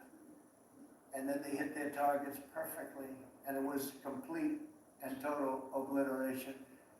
And that's why that war ended, Steve. They told me that's why the war ended. The war ended when they saw that, it was over. And we're very proud of it. But we have the hottest country in the world right now from a country that was close to dead. And if I didn't win, if you would have had the other person win, we all know who she is, whether it was she or Biden, they're the same. He may have been more competent than her, and that's hard to believe, right? But if you had that ideology in, I don't believe you would have had a country anymore. I think you would have had a country that was broken up. But we had a dead country, now we have the hottest country in the world that everybody knows and everybody said. Mr. Vice President, do you have anything to say? Well, thank you, Mr. President. I just want to say that I'm very proud of the whole team. I think everybody has worked together. You see Pete and Marco and Steve working on some of the diplomacy, Christy and Pam working on the border. We just have a really, really solid team, and we've done a lot of good work. And in particular, I want to congratulate the White House staff led by the President on getting the One Big Beautiful Bill passed. I was personally skeptical, sir. I never told you this, but I was skeptical we'd be able to get that thing done by July 4th. We did it because we worked together and we worked very well. So it's an honor to be a part of it, but I'm really proud of you guys for doing a great job. The beautiful thing about it, it had something for everyone. That's right. Most people said it had to be broken into 7 bills. It's so big. The problem was that some of those 7 have nothing for anyone, but they had to be done for the country. You know, sometimes you have to do things for the country that aren't necessarily popular. We had a couple of them, and that wouldn't have worked. So the one big beautiful bill, many people said it could never be approved. Too big, too everything, is too much. But it had something very big and very important for everyone, and it's great for the country. And remember, the Democrats have come up with a false narrative, you know, just whatever. It's just a line that they send to everybody, and they print. I think in the case of this, it's death, death. Everyone's going to die. I heard that. Everyone's going to, just the opposite. Everyone's going to live. What we're doing is saving our country and making it much bigger, better, and stronger than it ever was. I'd like to ask, Marco's been doing such a great job. Do you have anything to say? Well, it's just going through a list here, Mr. President. I think the Vice President's pointed out to the great team you have, and all these achievements that have happened domestically. But you think about it, under your leadership, we prevented and ended a war between India and Pakistan. NATO's now at 5% for the first time ever, the highest numbers ever. A peace deal between the Democratic Republic of Congo and Rwanda. A 12-day war that ended with an American operation that we're the only country in the world that could have done. Hopefully, pretty soon, a peace deal between Azerbaijan and Armenia. The entire Middle East and the infrastructure of it has the potential now to change because of Syria and Lebanon, and it hasn't even been 6 months. It hasn't even been 6 months, so it's a great testament to your leadership in this. Well, thank you very much, and you've done a fantastic job. Could I just ask Linda, she's involved in so much, she's so talented and so good, and she's working on a couple of little things like Harvard, who was given $5.5 billion over a short period of time. We caught him on that one, it's crazy, but you're working on so much, you want to bring education back to the States. How are you doing? Well, absolutely, and thank you for the opportunity. I think on the big, beautiful bill, what we saw, you know, was school choice, this funding on a national basis at the state level, but there are opportunities now for scholarships more and more often for kids from independent schools. It's going to be a big turnaround. I think one of the biggest accomplishments we had over the past week at the University of Pennsylvania was the Title IX ruling that Leah Thomas was stripped of her title, Riley Gaines and Wallace Scanlon and other women who have stood, you know, so strong against men and women's sports. And when you put out the executive order, I mean, that just solidified and gave them the opportunity. So there's a couple of really, really big wins, and thank you for that opportunity. And how are you doing with Columbia and Harvard? We're negotiating hard. I think we're getting close to having that. It's not wrapped up as fast as I wanted to, but we're getting there. Thank you. And you've done a fantastic job. Thank you very much. You've got a good team. Yep, you have a great team. Around this table, a lot of people help us out. That's right. Thank you very much. Maybe just in closing, you know, we spent a lot of time, effort, very little money on this room. This is called the Cabinet Room. It's been here for a long time. And it had some pictures that were not many of them and not very good ones. And I actually spent time in the vaults. The vaults are where we have a lot of great pictures and artwork. And I picked it all myself. I'm not very proud of it. That's Andrew Jackson, great Andrew Jackson. That's a gentleman named, and we call him President Polk. He was sort of a real estate guy. He was, people don't realize he was a one-termer, but he was a very good president. But, and I'm not sure I should be doing this, he actually gave us the state of California. He was, I'm not sure, maybe he won't be there for long. But if you notice, the frame is the exact same size almost as the other one is Andrew Jackson. So that was a part of the reason too, I have to be honest. But Polk is actually a very good president who's got the same frame that I needed, okay? And up here you have the original George Washington right behind the light. And then you have Dwight Eisenhower, who was a very underrated president, built the interstate system, and he was the toughest president, I guess, until we came along. But I don't mind giving up that ground, because I don't want to be too tough on it, but we want to be humane. But he was the toughest president on immigration. He was very strong at the borders, very, very strong. And sometimes you can be too strong. He was strong at the borders, and during a certain period of time, they were so strong that almost every farmer in California went bankrupt. we have to remember that, we have to work together, and we have to remember that. But he was a very good president, and a very good general, and a very good president, and I thought he deserved a position somewhere on this floor. And then you have, this is very exciting to me, he was not a Republican, to put it mildly, but he was, he was a four-termer. He was Franklin Delano Roosevelt. And if you notice, there were a lot of ramps outside. We have ramp, people say it's an unusual place for a ramp. It was because of him. He was wheelchair bound, but he was an amazing man. It's an amazing portrait, and we used to have him in the room, a different portrait, and it was a terrible portrait. It was almost like it was done by a child. And I used to say, I can't believe that he would have approved of that portrait of himself. And I was in the vaults and looking at things. I said, what's that? And we have some great curators here. We have 6 curators at the White House. They have 2 for paintings, they have them for furniture, they have them for different things. I guess cost is no object. Okay, cost is, maybe I'd have 1, but that's all right. But we have 6, and they're very talented. And he said, that's a picture of FDR. I said, really? Let me see it. They took off the wrappings, very well preserved. And he said, that's the picture they've been looking for years. That was the picture of Franklin Delano Roosevelt. And I said, oh, wow. And likewise, that fit, see frame-wise, it just doesn't work. It doesn't work if you have, I want to be nice, but it doesn't work if you have a big frame, a little frame, but it's like perfection. I'm a perfectionist. The mirror was down in the vaults also. I said, where is this from? And it's a very old, very storied mirror, beautiful. We put that up. And then over there is Honest Abe Lincoln. And that picture was in his bedroom.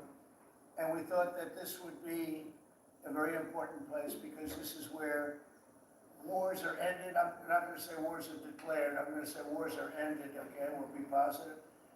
And that's the picture of Abe Lincoln from his bedroom, sat in the bedroom for many, many years. That was his favorite picture of himself. And the Lincoln bedroom is very famous. You remember when Bill Clinton had it and he rented it out to people. Okay. We don't do that. But it's an incredible room. And we took that picture from his bedroom. That's Abe Lincoln. And then over here you have John Adams, and it's they were the first occupants of the White House, 1800. And John Quincy Adams, Mrs. Adams, they were the first occupants. So we have them looking at each other, and in between their stare is Abraham Lincoln trying to make peace. And that picture was in a room that I have that was not important, like the cabinet. I gave it up. I said, I have to give it up because that's one of the greatest pictures in the White House. The White House is tremendous art. And the Oval Office, when we're there, we'll go over that. That's really been something. Then we got the drapes, and we got the whole thing. We got new drapes. We got new, it wasn't a big expense, very, very small. And we took some of the Chinaware and silverware and trophy-ware, they call it, from the vaults, and we had it cleaned up, hadn't been shined up in 100 years. Some of this has sat in the vaults for over 100 years, amazing.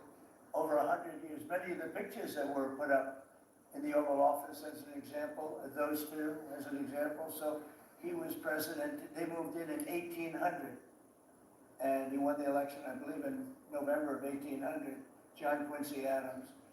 And we thought that would be, he was considered to be a good president, and he was the first occupant of the White House, so it sort of made sense. And I love the frame of those pictures. Look at those frames. I'm a frame person.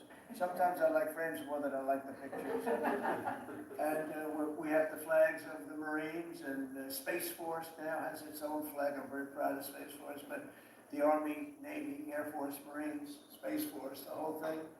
And Coast Guard is right there. You never forget the Coast Guard. They do a great job. So we have the flags throughout the office. And it's really become quite a beautiful place. I don't want to tell this, Marco pointed it out. I was going to leave the clock. So as president, you have the power. If I go into the State Department or Department of Commerce or Treasury, if I see anything that I like, I'm allowed to take it. Do you believe this? So I'm in Marco's, I see this gorgeous clock, grandfather clock, and there it is. I said, Marco. I had to read him the rule and regulations. I said, Marco, I love this clock. Look at it. It's beautiful. He said, what clock? I said, the clock that's in the other room is incredible, and nobody gets to see it there. Marco, I tried to talk him into it first, and it sort of worked, and then I had to use a little more. I said, I'd love to take that clock out and put it into the cabinet room. He said, no, are you serious? I said, Marco, I have the right to do it, Marco. And he said, all right, what the hell? So that's his contribution to the cabinet room. But it's, by the way, it's an incredible clock. And, you know, it's an important room. So you may see it again. Maybe we'll move it back. Anyway, so that's pretty much it. But it really is great. Here we put you know, these lamps have been very important, actually. Whether people love them or not, but if you see pictures like Pearl Harbor and Tora Tora Tora, you see movies about the White House where wars are being discussed, oftentimes they'll show those lamps or something like those lamps, something that looks like them, probably not the reals, because I don't think they were allowed to. This is a very important room. This is a sacred room. And I don't think they made movies from here. You never know what they do. But they were missing medallions. See the medallions on top? They had a chain going into the ceiling. And I said, you can't do that, you have to have a medallion. They said, what's a medallion? I said, I'll show you. And we got some beautiful medallions, and you see them, they were put up there, makes the lamps look better. So we did these changes, and you know, when you think of it, the cost was almost nothing. We also painted the room a nice color, beige color. And it's been really something. The only question is, will I gold leaf the corners? You could maybe tell me, my cabinet could take a vote. You see the top line moldings, and the only question is, do you gold leaf it? Because you can't paint it. If you paint it, it won't look good, because they've never found a paint that looks like gold. You see that in the Oval Office. They've tried for years and years. Somebody could become very wealthy, but they've never found a paint that looks like gold. So painting it is easy, but it won't look right. And the question is whether or not we should gold leaf it. Linda, do you have an opinion? I gold leaf it. You like it the way? No, gold leaf. You'd gold leaf it? Yeah. Who would gold leaf it? Could I hear you? How about, would you gold leaf it? That's not about McKinley. One of your favorite presidents. Well, McKinley was a great president who never got credit. In fact, they changed the name of Mount McKinley, and I changed it back because he should have been, the people of Ohio he was the governor of Ohio. The people of Ohio were very happy when I did that. They were very insulted. They took the name of Mount McKinley off. That was done by Obama a little while ago, and I had to change it back. I changed it back. He actually was a great president. He was a president, he was the tariff, the most, I guess, since me. I think I'm going to outdo him, but he was a tariff president. He believed that other countries should pay for the privilege of coming into our country and taking our jobs and taking our treasure. That's the way he explained it. They took our jobs and they took our treasure, and for that they should pay. And he made them pay, and he built a tremendous fortune. In fact, in 1887, they had the Great Tariff Committee was set up in 1887 because our country had so much money, we didn't know what to do with it. And they set up a committee of, as they call them, elites, a term that we have to change, because I think a lot of the people that are elites aren't elite. I think the people that aren't elite are elite, so we're going to have to maybe switch that around somehow. But they had a committee that was set up to spend the money, because it was such a large amount of money at that time. It was nobody had seen anything like it. And it all came in from tariffs. And people didn't pay tax. There was no income tax system. I told you that came back in 1913. And that came back and lived well for a while, and then you had the Great Depression. And then later, they tried to bring back the tariffs, but the whole thing was, you know, this was after the Depression. That was one of the great misconceptions, is people like to say, oh, but it was during the, but no, the country had a Great Depression, and then after the Depression, long after it started, they brought back tariffs to see if they could save it, but it took them really 25 years when you say about 25 years to get out of the Great Depression. A lot of people don't understand that. But I thought it would be interesting for you to get a little view of this room. This is a very important room, very powerful room, great room. And we've done similar, but even beyond this, in the Oval Office. We brought back pictures of some of the great presidents. Many of them were in the vaults for over 100 years. Originals all, beautiful, beautiful things. And rather than sitting in a vault downstairs for 128 years, I thought we should display that, and we did that, I think, in a really good way. We've gotten very high marks. But it's interesting. People walk into that room and they look around the room. They don't even want to talk to me. They could look at it for hours. It's funny, when people come into the Oval Office, it's such an incredible, it's a sacred place.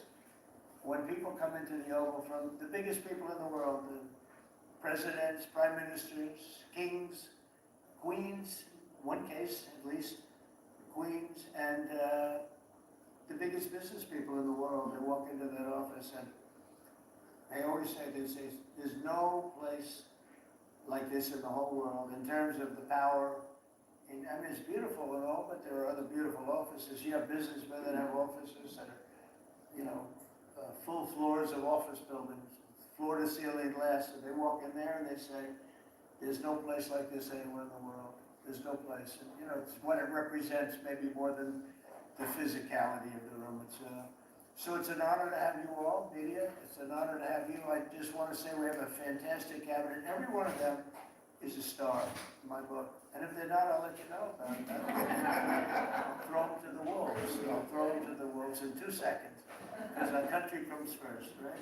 But I just want to thank you all for being here. It's been a lot of fun. Thank you very much, everyone. Thank you. Thank you, everybody. Thank you, press. Thank you, press. Thank you, press. Thank you, press. I'll tell you some other things. Thank you.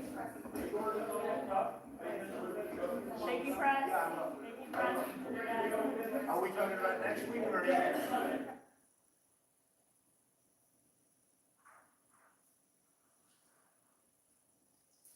Thank you very much. Thank you, everybody. It's a big day.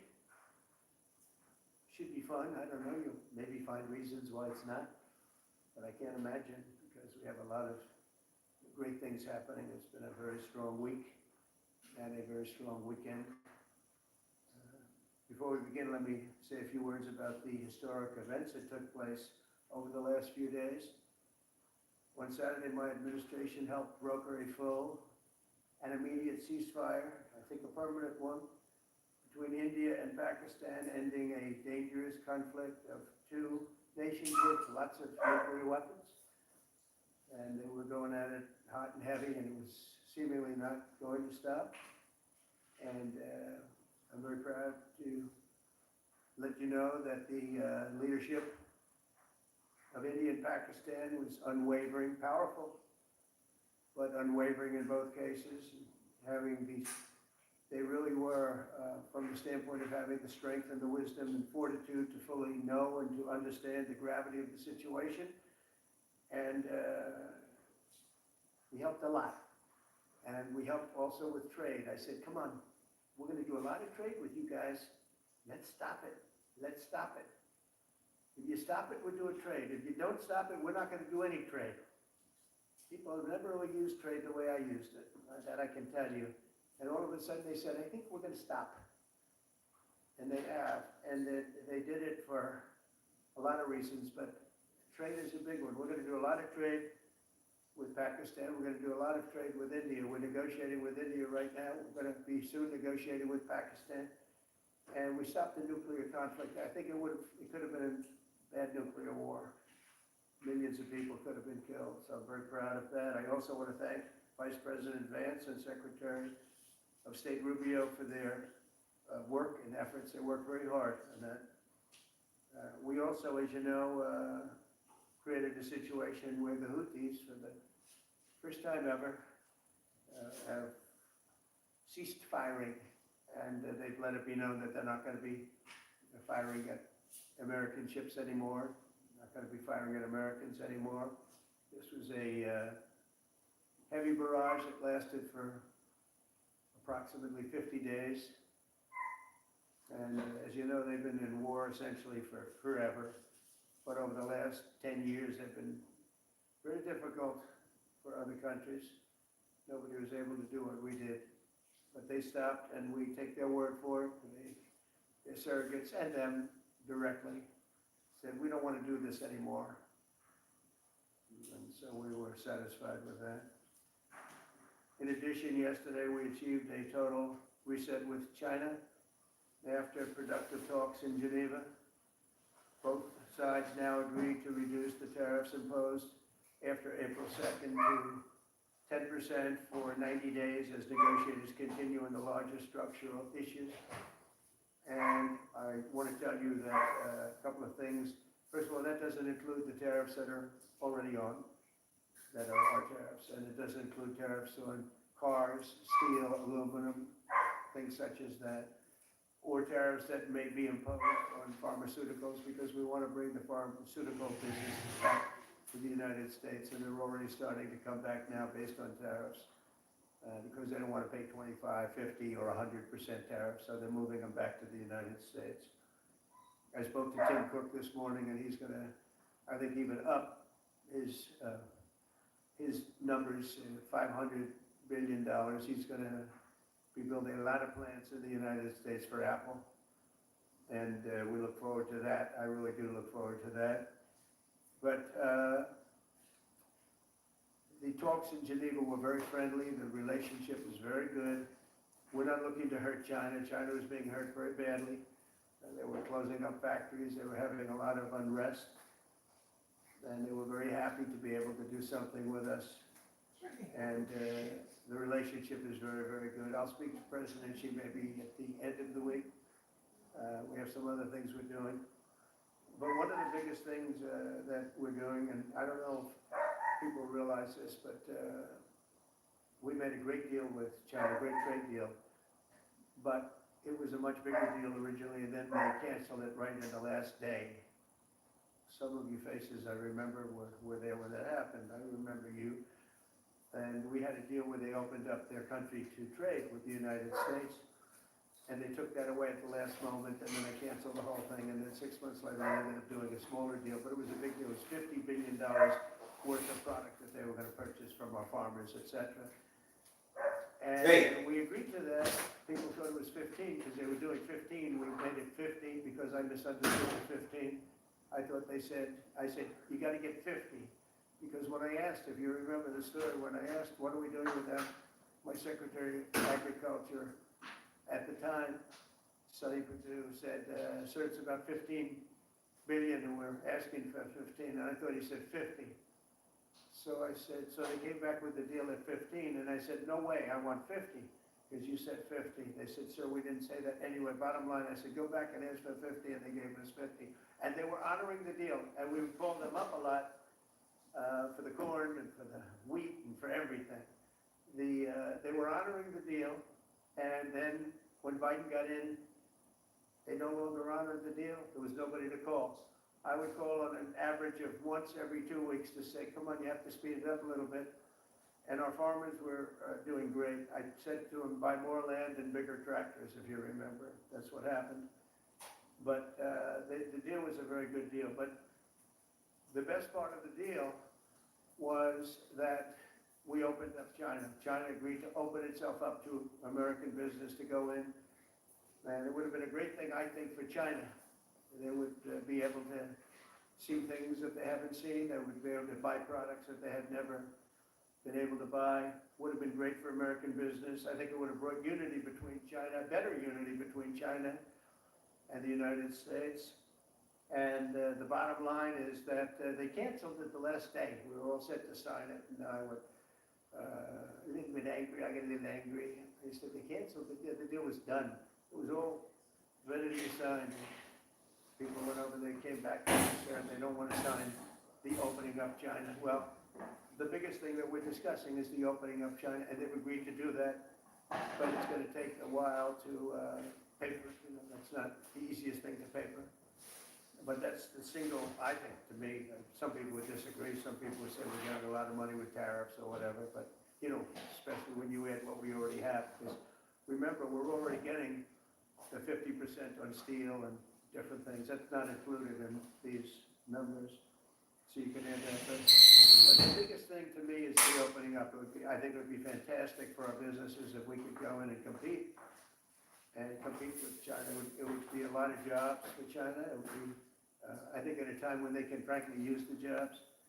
And that's what we're talking about. So that's a very, very important element to add. So when Scott, I watched him speak the other day, and I think he didn't want to say it, but I said, it's okay to say it. Look, if we don't get it, we don't get it. But if we don't get it, it won't be a positive thing.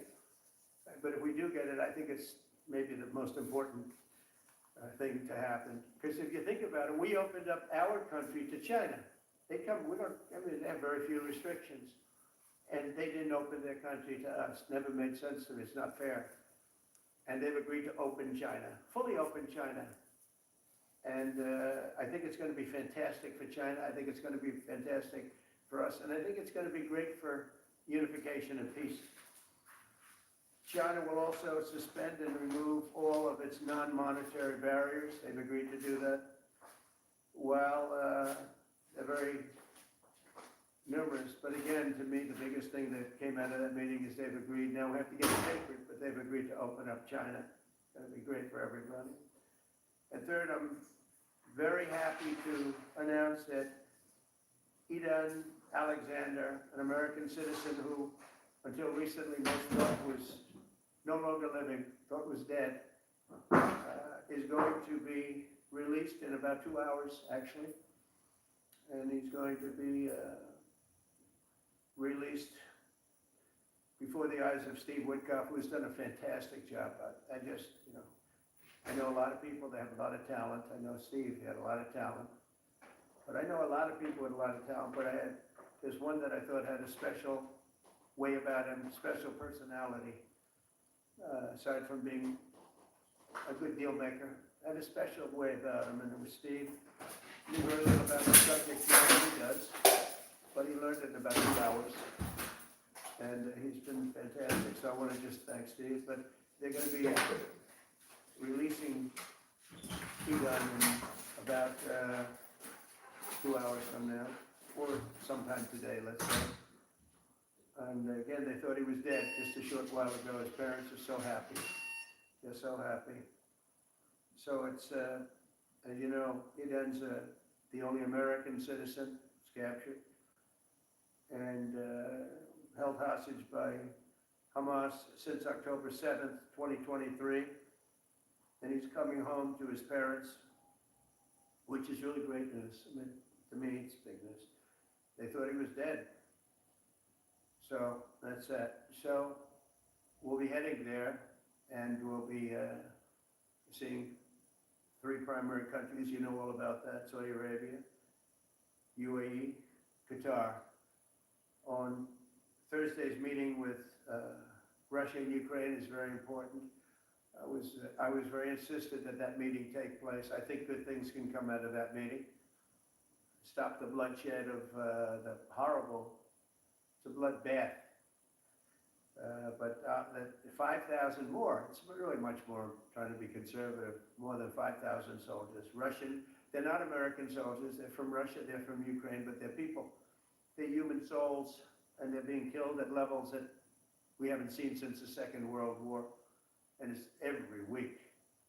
A lot of drone fighting, a whole new form of warfare, and it's violent and vicious.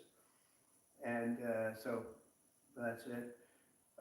I'd like to go back to China just for a second. They're very heavy on the fentanyl.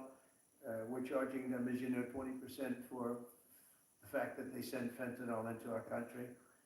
And they've agreed that they're going to stop that. And, they'll be rewarded by not having to pay, hundreds of billions of dollars in tariffs. So the fentanyl should stop. It comes from China. It's amazing. And comes through our southern border, comes through our northern border too, comes through Canada and comes through our southern border, much more through the southern border. But so that's a very important subject to me, because everybody in this room has lost friends or people that have family members that have died of fentanyl.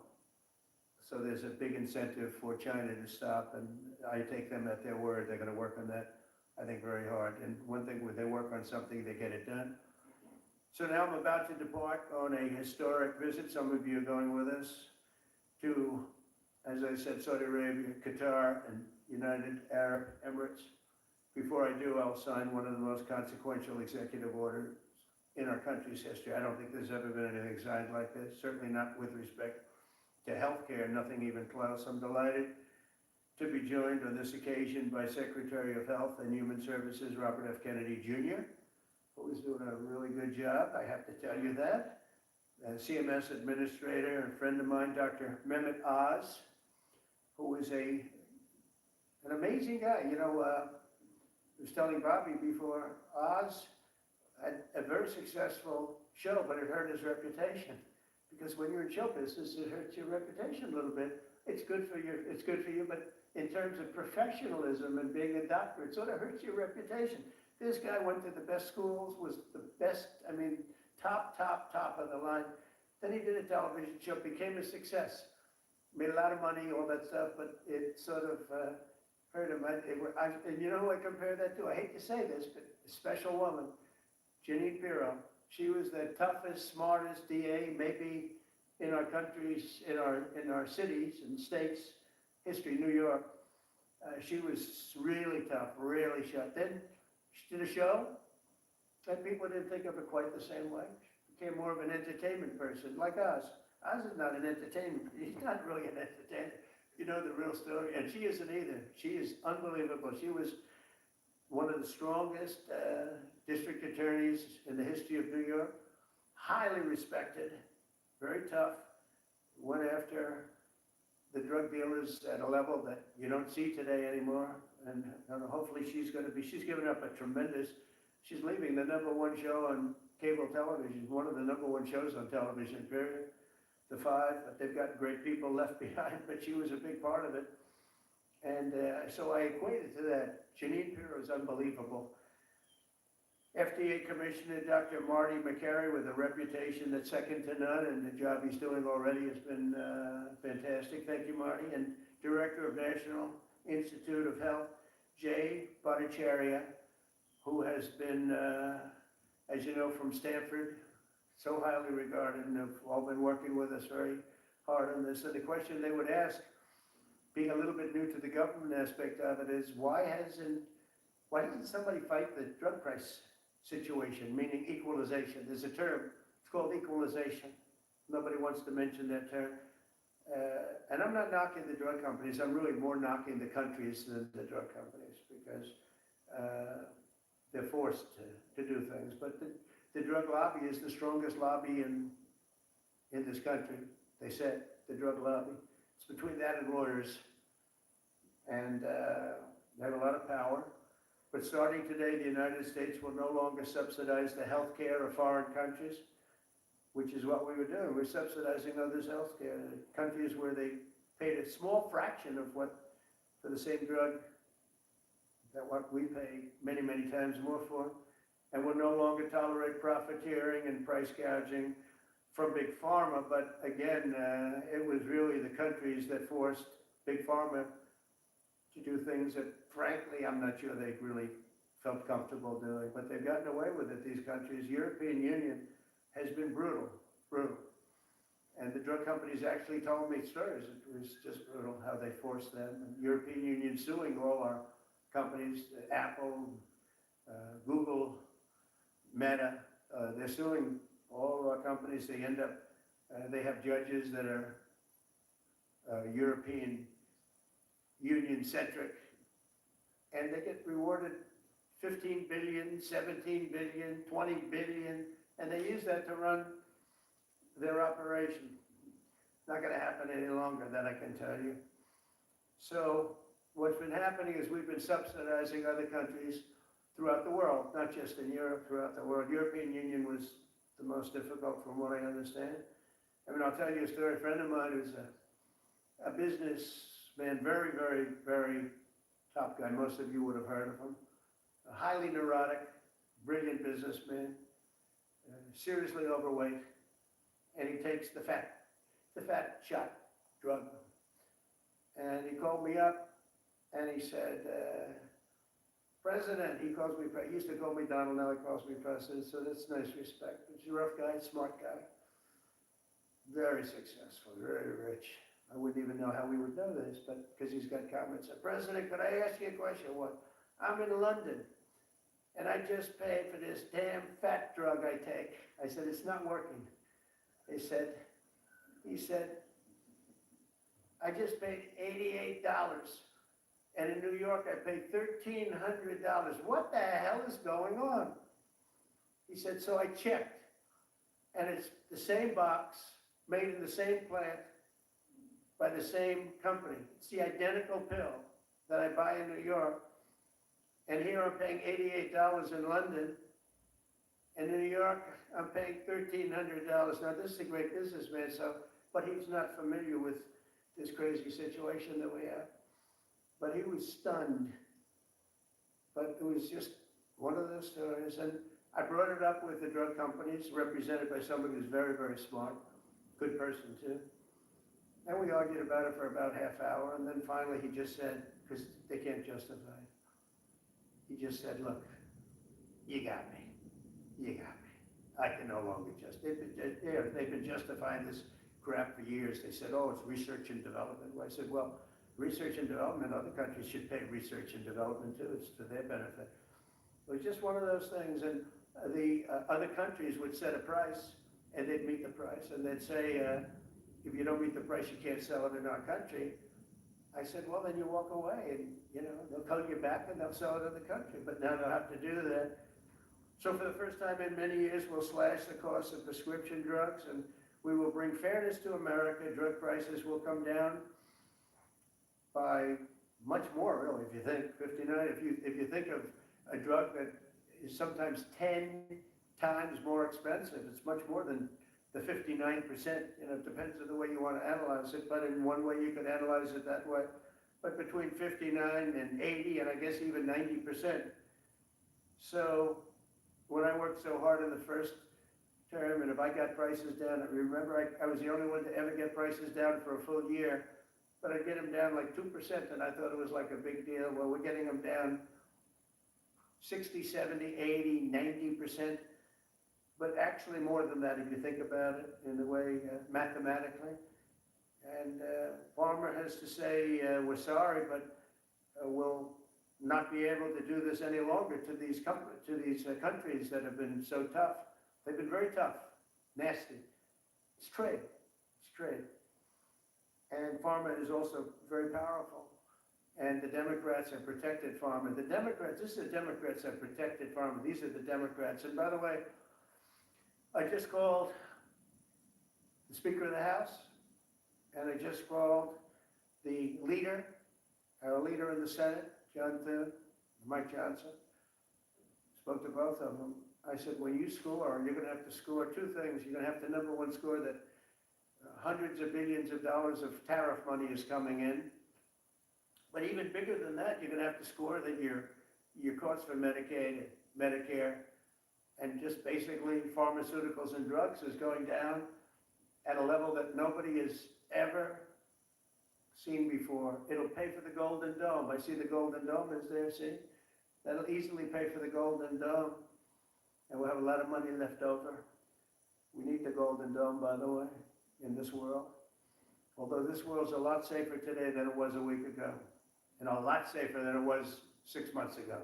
We had people that had no clue what they were doing. So today Americans spend 70% more for prescription drugs than we spent in the year 2000. Think of that. Our country has the highest drug prices anywhere in the world by sometimes a factor of 5, 6, 7, 8 times. It's not like they're slightly higher, that 6, 7, 8 times. There are even cases of 10 times higher. So that you go 10 times more expensive for the same drug, that's big numbers. Even though the United States is home to only 4% of the world's population, pharmaceutical companies make more than 2/3 of their profits in America. So think of that. With 4% of the population, the pharmaceutical companies make most of their money, most of their profits from America. That's not a good thing. Now, I think, by the way, I have great respect for these companies and for the people that run them. I really do. And I think they did one of the greatest jobs in history for their company, convincing people for many years that this was a fair system. And nobody really understood why, but I figured it out. For years, pharmaceutical and drug companies have said that research and development costs were what they are. For no reason whatsoever, they had to be borne by America alone. Not anymore, they don't. This means American patients were effectively subsidizing socialist healthcare systems in Germany, in all parts of the European Union. They were the toughest of all. They were nasty. And I see that with trade too. European Union is in many ways nastier than China, okay? And we've just started with them. Oh, they'll come down a lot, you watch. We have all the cards. They treated us very unfairly. They sell us 13 million cards, we sell them none. They sell us their agricultural products, we sell them virtually none. They don't take our products. It gives us all the cards, and very unfair. So they're going to have to pay more for health care, and we're going to have to pay less. That's all it is. Believe it or not, because it's really the world we're talking about, not just the European Union, but because it's the world, the numbers are for the healthcare company not as bad as you would think. They'll make the same. I think the healthcare companies should make pretty much the same money. I really don't believe they should be affected very much because it's just a redistribution of wealth. It's a redistribution where it could be the same top line, but it's going to be distributed differently. Europe's going to have to pay a little bit more. The rest of the world's going to have to pay a little bit more, and America's going to pay a lot less. Again, because it's a much smaller population than when you think of the whole world. So basically what we're doing is equalizing. There's a new word that I came up with, which I think is probably the best word. We're going to equalize. We're all going to pay the same. We're going to pay what Europe's going to pay. We're going to all pay. Now, there may be some countries in dire need, and I would be willing to sacrifice that and help them. But it's called most favored nation. We are going to pay the lowest price there is in the world. We will get whoever is paying the lowest price. That's the price that we're going to get. So remember that. So we're no longer paying 10 times more than another country. Whoever is paying the lowest price, we will look at that price and we will say that's the price we're going to pay. Most favored nations. That's what it is. One breast cancer drug costs Americans over $16,000 per bottle, but the same drug from the same factory, manufactured by the same company, is 1/6 that price in Australia and 1/10 that price in Sweden. 1/10 for the identical product. A common asthma drug costs almost $500 here in America, but costs less than $40 in the United Kingdom. So $40 in the United Kingdom, which is where this gentleman told me he paid a small amount for his shot. But think of that. So $40 versus $500 here. That's not even better. Much worse examples. And the weight loss drug, Ozempic, costs 10 times more in the United States than in the rest of the developed world. 10 times more.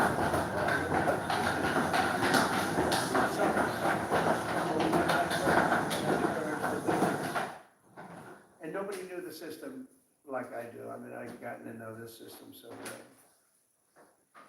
And I don't think it's fair that it benefits Obamacare. Obamacare is a failure. It's not a good health care. It works. I made it work.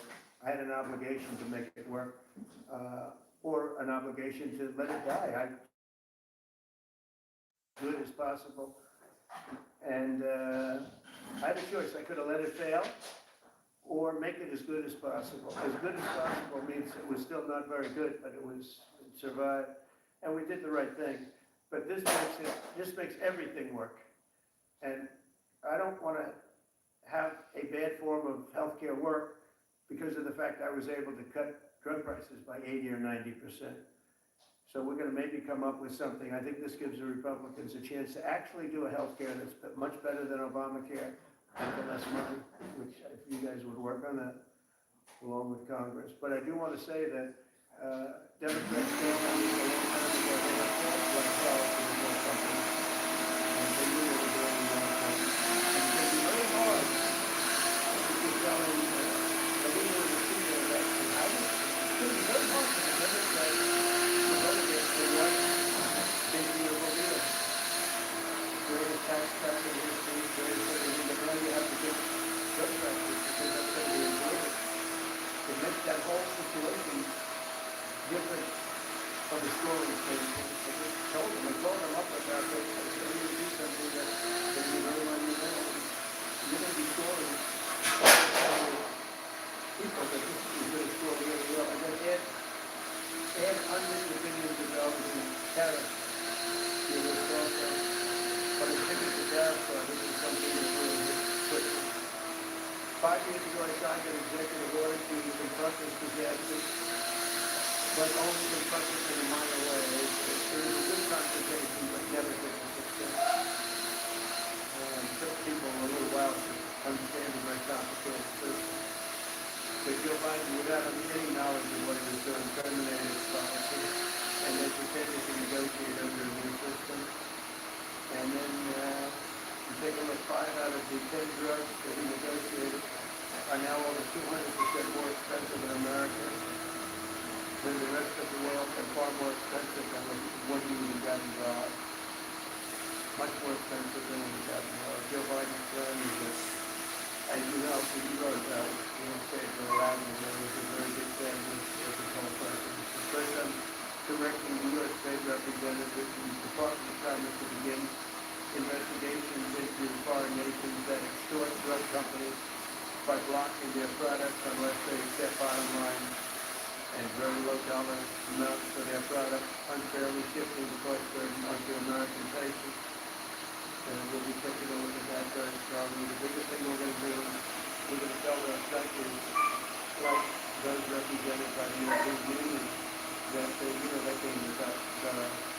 And if they want to get people, they don't have to sell cars into the United States of America. And they will develop the same companies from that standpoint. They were given a price by the European Union and other countries. This is what you do. This is what we're going to pay. We're not going to pay anymore. Let America pay the difference because it is a big shortfall. Let America pay it. And that's what we did, but we're not doing it anymore. Next, my administration will secure what we're calling most favored nations drug pricing. The principle is simple. Whatever the lowest price paid for a drug in other developed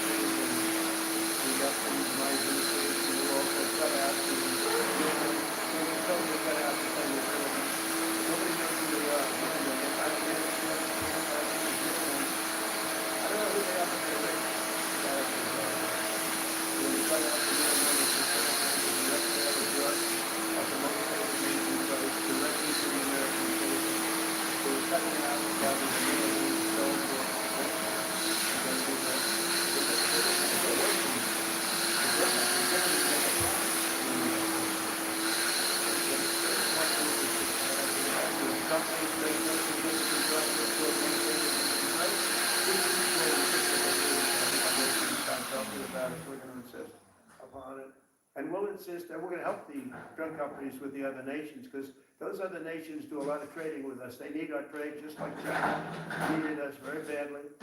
They need us just as badly. And we will do whatever we have to with trade, just like we did some great things with trade with India and Pakistan. Really helped the situation, very heated situation. It lost millions of people, more than millions, I mean, many millions of people. And they want to do business with America, but we never used our powers that way. Never knew how. We never had people that knew how to do that. We'll also open up America's market to safe and legal imports of affordable drugs from other countries, putting dramatic downward pressure on prices. And if necessary, we'll investigate the drug companies and we'll, in particular, investigate the countries that are doing this, and we will add it onto the price that we charge them for doing business in America. In other words, we'll add it on to tariffs if they don't do what is right, which is everybody should equalize, everybody should say, pay the same price. And special interests may not like this very much, but the American people will. I'm doing this for the American people. I'm doing this against the most powerful lobby in the world, probably the drug lobby, drug and pharmaceutical lobby. But it's one of the most important orders I think that's ever been signed, certainly with regard to health care or health in the history of our country, and it's an honor to be a part of it. And I'd like to ask Robert F. Kennedy to say a few words, please. Thank you. Thank you, Mr. President. This is an extraordinary day. This is an issue that, I grew up in the Democratic Party, and every major Democratic leader for 20 years has been making this promise to the American people. This was the fulcrum of Bernie Sanders' runs for presidency, that he was going to eliminate this discrepancy between Europe and the United States. But as it turns out, none of them were doing it. It's one of these promises that politicians make to their constituents, knowing that they'll never have to do it. And the reason they'll never have to do it is because they know that Congress is controlled in so many ways by the pharmaceutical industry. There's at least one pharmaceutical lobbyist for every congressman, every senator in Capitol Hill, and every member of the Supreme Court. By some estimates, 3. Pharmaceutical companies, the industry itself spends 3 times what the next largest lobbyist spends on lobbying. So this was an issue that people talked about, but nobody wanted to do anything because it was radioactive. They knew you couldn't get it by Congress. We now have a president who is a man of his word, who has the courage. President Trump was taking money from the pharmaceutical industry too. I think they gave you $100 million. But he can't be bought, unlike most of the politicians in this country. And he is standing here for the American people. I don't know what, there's writers like Lord Elizabeth Warren or Robert Reich who are saying that President Trump is on the side of the oligarchs. There has never been a president more willing to stand up to the oligarchs than President Donald Trump. And I'm very, very proud of you, Mr. President, for your courage, I'll say, because I don't want to be crude, your intestinal fortitude, your stiff spine, and your willingness to stand up for the American people. We have 4.2% of the world's population. Our country represents 75% of the revenues for pharmaceutical companies. We spend in our country $1,126 per capita on drugs. In Britain, they spend about $240. They spend 1/5 of what we do. And this is true across Europe. And the drug companies, Europeans, if you ask them, it made no sense what they were saying. America has to pay for this innovation or it's not going to happen.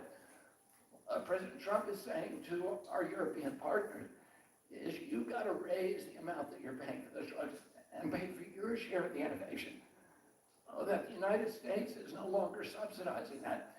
If the Europeans raise the price of their drugs by just 20%, that is $10 trillion that can be spent on innovation, and the health of all people all across the globe is going to increase because we're going to have better products.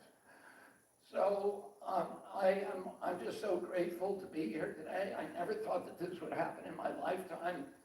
I have a couple of kids who are Democrats, are big Bernie Sanders fans, and when I told them that this was going to happen, they had tears in their eyes, because they thought this is never going to happen in our lifetime, and we finally have a president who's willing to stand up for the American people. Thank you, and Dr. Oz. Thank you, Secretary Kennedy. This is the most powerful executive order on pharmacy pricing and healthcare ever in the history of our nation. And it's only happening because we have a president with the fortitude, the guts to stand up to the withering criticism and lobbying that's going to occur as soon as folks hear about the executive order. So on behalf of the child in Philadelphia who's got an autoimmune disease with a $1,000 a month drug, or the older woman in Los Angeles who's on a blood thinner who can't afford her copay, I want to thank President Trump. God bless you for having the guts to take on this industry. Thank you, sir. So let's talk about the details a little bit. And this is primarily about equalization, as President Trump said. It's about fairness. Think of NATO as a metaphor. When President Trump said, you've got to pay a little more, so it makes sense for all of us, they came up. And European countries contributed. The same thing we believe will happen in this situation. Most people who have thought about this process agree that it is patently unfair to tolerate the numbers that Secretary Kennedy and President Trump have reflected to you. On this chart to my left is a list of the 10 drugs that were negotiated in the IRA. Again, this is the bill, the law, that regulates a negotiation process. This is the best price that was able to be obtained by the Biden administration. And if you look at these numbers, they actually reflect how much on top of the most favored nation price was being paid by the United States. So the closest to me, Bob, you can point to the chart, yes, the closest one, 289%, one that's closest to you. That means that we are paying in America 4 times more than that drug costs in other countries. Again, 100% is the baseline, it's 289% above that baseline. It goes all the way down to where we're paying 50% more than any other country. That's the range.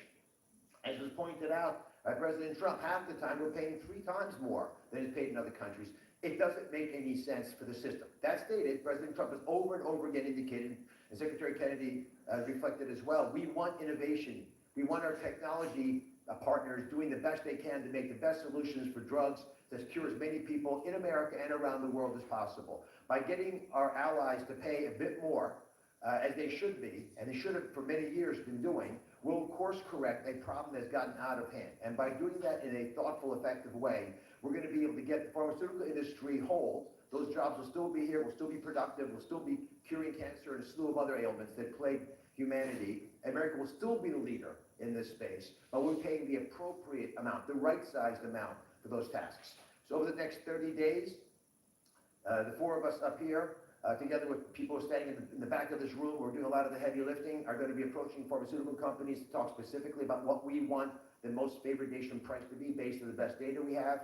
We're looking forward to a thoughtful interaction with these corporate leaders, many of whom we've spoken to and in quiet will agree the system is not right the way it is. They're patriotic Americans, they want what's right. But the fact that in my lifetime, as Secretary Kennedy said, for the first time, we have a thoughtful and aggressive approach, thanks to President Trump, on taking on these special interests, should give all Americans confidence that this is an administration that stands for fairness and should chill the waters for those who believe they can push us away from our North Star, which is to take care of the American people. Mr. President, God bless you. Joe, you want to go next? So I teach economics at Stanford as well as health policy. And one thing that's really, really simple in economics is that when you have a persistent price difference for the same product between 2 countries, there's something deeply wrong. And what President Trump has done is a historic measure that should have been done a long time ago. What we're going to do is make sure that those prices become much closer to equal, like a competitive market you expect. Right now what's happening is the American people are subsidizing in large fraction the research and development efforts for drug companies around the world by the higher prices that we pay. With this new order, Europe will share the burden of that. And in fact, if you may think of it as somehow it's going after drug companies, actually it's helping drug companies. Because what we're also going to do with this order, what President Trump has done with this order, is he's sent it to European governments. Look, if you are taking advantage of the drug companies by forcing them to charge very, very low prices, we're going to defend American drug companies in Europe. At the same time, we're standing up for the American consumer who's been paying far too high prices for far too long. I can go back decades to point to congressional report after government report after government report of tremendously high drug prices, much higher than the rest of the world, and nothing has been done about it until this moment. And I'm really, really proud, President Trump, that you've done this. I'm really proud to be included in this. I'm looking forward to the work ahead. Thank you, Mr. President. On behalf of the many doctors I've talked to about this very issue, thank you for taking the bull by the horns. Presidents on both sides of the aisle have talked about this and floated it and said they wanted to do it, so you've had the courage to do it. Thank you. I've been a surgical oncologist at Johns Hopkins for 22 years, and I have seen patients suffer. We didn't take an oath to heal patients and then watch their life get ruined financially, with their home, mortgage, retirement, going down the drain with GoFundMe campaigns, raising money from church communities and synagogues and friends they haven't seen in 20 years to try to raise money for what? For a system where Americans have been getting ripped off by 10, 12, 15 times higher prices than we see in other countries. The fundamental problem in healthcare is that we've had non-competitive markets.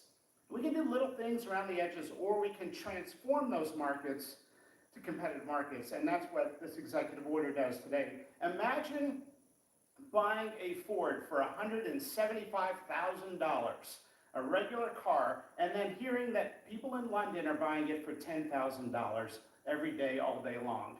That is the craziness of this system. We're going to do everything we can at the FDA to support this executive order. It's transformative. Thank you, Mr. President. So thank you very much, everybody. I think it's a very important day in many ways. We'll start with the Houthis. We go to Pakistan and India. We go to what we did with China, the trade deal, and with UK. And by the way, many other deals are coming in very much. At a certain point, we'll just set the price because we know where we are. But we'll just set the price. But world trade is going to be terrific, and our country is going to be making a lot of money. Taxes are going to go down. Taxes are going to go down very, very substantially. But you look at all of the things that we've done, and now today I'm heading over. We'll see what we're going to do with respect to Iran. I think you have very good things happening there too, by the way. I think can't have a nuclear weapon, but I think that they are talking intelligently. We're in the midst of talking to them. They're right now acting very intelligent. We want Iran to be wealthy and wonderful and happy and great, but they can't have a nuclear weapon. It's very simple. So I think they understand that I mean business, and I think they're being very reasonable thus far. And don't underestimate Thursday in Turkey. President Erdogan is going to be a great host, and we are doing some work with him having to do with Syria too, by the way. We're going to have to make a decision on the sanctions, which we may very well relieve. We may take them off of Syria because we want to give them a fresh start. But President Erdogan's asked me about that. Many people have asked me about that because the way we have them sanctioned, it doesn't really give them much of a start. So we want to see if we can help them out. So we'll make that determination. But I think you're going to have maybe a good meeting. You have the potential for a good meeting, that a meeting wasn't going to take place. I insisted that that meeting take place. And it is taking place. And I think you may have a good result out of the Thursday meeting in Turkey between Russia and Ukraine. And I believe the two leaders were going to be there. I was thinking about flying over. I don't know where I'm going to be on Thursday. I've got so many meetings. But I was thinking about actually flying over there. There's a possibility of it, I guess, if I think things can happen. But we got to get it done. We got to save 5,000 lives a week. 5,000 lives is really more than that. It's worse than that. And when you see and you don't want to see it, but when you see the satellite photographs of the battlefield with arms and legs and heads all over the place, separated by 30 yards from bodies, doesn't make sense. Doesn't make sense. So we're working very hard to see if we can end that bloodbath. Okay, there shouldn't be too many questions. It's been covered pretty well.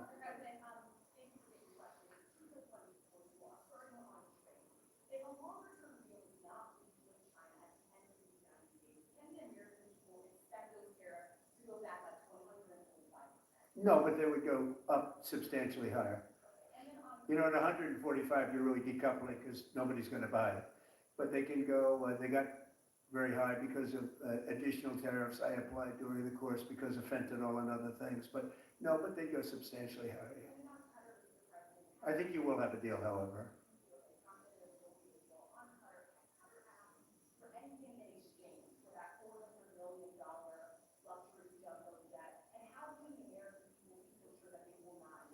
Well, I think what happens with the plane is that, you know, we're very disappointed that it's taking Boeing so long to build a new Air Force One. You know, we have an Air Force One that's 40 years old. And if you take a look at that compared to the new plane of the equivalent, you know, stature at the time, it's not even the same ballgame. You look at some of the Arab countries and the planes they have parked alongside of the United States of America plane, it's like from a different planet. And it's close to 40 years old, might be more than 40 years old now. And we, when I first came in, I signed an order to get it built. I took it over from the Obama administration. They had originally agreed, I got the price down much lower. And then when the election didn't exactly work out the way that it should have, a lot of work was not done on the plane because a lot of people didn't know. They made change orders that were so stupid, so ridiculous. And it ended up being a total mess, a real mess. And when I came back, I said, by the way, what's going on with the Boeings that are coming in? Well, sir, they're way behind. And they are, they're way behind. They were way behind. Another mess that I inherited from Biden. And it's going to be a while before we get them.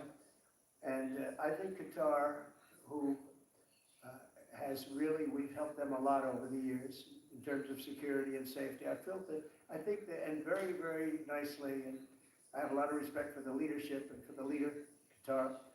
And I think they knew about it because they buy Boeings. They buy a lot of Boeings.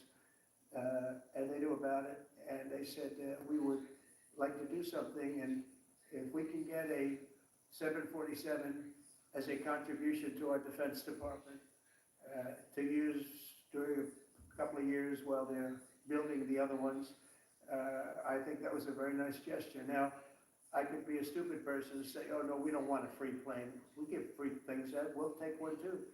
And it helps us out because again, we're talking about, we have 40-year-old aircraft. The money we spend, the maintenance we spend on those planes to keep them tippy-top is astronomical. You wouldn't even believe it. So I think it's a great gesture from Qatar. I appreciate it very much. I would never be one to turn down that kind of an offer. I mean, I could be a stupid person and say, no, we don't want a free, very expensive airplane. But I thought it was a great gesture.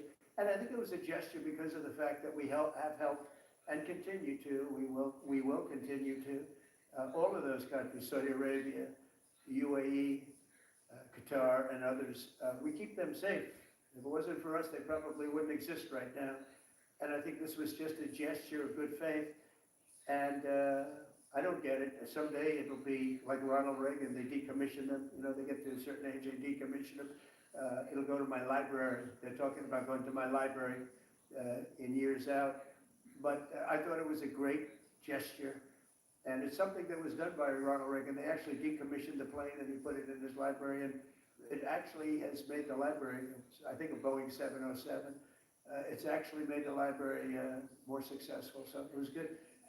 And you plan to use the plane after you leave office? No, I don't, no. It would go directly to the library after I leave office. I wouldn't be using it, no. Mr. President, on the hostage, you said that the release of the American hostage, Aaron Alexander, is a step in good faith to end this war. Do you expect any progress or perhaps announcement of ceasefire during your trip to the Middle East? We hope that we're going to have other hostages released too, as you know. So when I met with the hostages 3 weeks ago that were there for quite a while, you remember the 10 people that came in, mostly young people, 1 or 2 were a little bit older. And they were explaining the trials and tribulations. I mean, they went through hell. And I said, how many are there? They said, 59. I said, that's a lot. I didn't realize, because we got a lot out. You know, we got a lot of hostages out, I think you will acknowledge. They said 59, but then they said, they followed that up by saying 59, of which 24 are living, the rest are dead. But the people whose son, mostly son, I think one daughter in this case, but mostly sons are there, or husbands are there. Those people want the dead bodies as much as they want the live body. I have a mother that calls me, that came up to me when I first met her, and she said, "Sir, please get my son out. He's dead, but they have his body." And I asked her about that, and it's as though he were alive. The level of wanting that body back is the same. It couldn't be any more, as though he were alive. So, getting the bodies back is very important. That could be a thing having to do with the religion. It could be, you said, I was amazed at the level of importance. It's the same as if the son or husband or whatever was alive. So they said 59. In fact, they came in with a number 59 written out on like a sign on their chest. They came to thank me for getting them out. And I said, "What does the 59 mean?" They said, "Well, that means there are 59 people." But then they said, "But 24 are living." Now it's 21. The number's 21. So now it's actually, we'll get Etan today. We think we're getting him today. So it's 20. So they have 20 live hostages there. The rest are dead bodies. Mr. President, are you open to negotiating your tariffs on cars, steel, and aluminum with China or any other country? Well, we're not even talking about that. We're bringing the car business back into this country. We have commitments, not only commitments, they've already started construction on many plants. They've left Mexico in a few cases. In a few cases, they've left Canada. They're not going to build in Canada. They're going to build here because we have the market, and the tariffs have been amazing. The election and the tariffs. November 5th was a big day, and on top of that, of course, you wouldn't have the tariffs without the election, I guess, if you look at it. But we have at least 11 committed massive car factories that are going to be built, and that are in the process of being built. And some have actually started. We also have renovations of existing factories where they weren't utilizing the full factory from years gone by, and now they're under full renovation. They'll be opening up full factories in a very short period of time. Our car industry is, I think we're going to have the #1 industry. If you look at Japan and these others, they do tremendously with cars, and they can do that too. If they want to sell cars in the United States, they're going to have to build factories in the United States, because I'm interested in cars for the United States. And one other thing is, in our tax bill, we're giving not only no tax on tips, no tax on Social Security, no tax on overtime, but also we're going to get a deduction for people that borrow money to buy a car if it's made in America. If it's not, we have no interest. On the meeting with President Putin as well as President Zelensky, if President Putin doesn't show up to these talks in person in Turkey, will you join directly in conversations?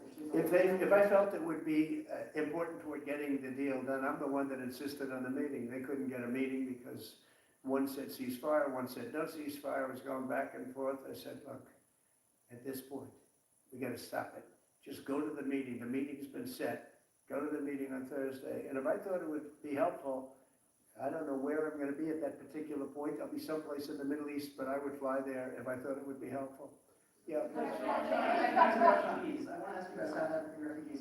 Dozens of Afrikaners who claim discrimination in their home country are heading to the United States, where your administration is going to welcome them as refugees. Now, this comes as you've halted virtually all refugee admissions for people who abandoned the war from countries like Sudan and Democratic Republic of Congo.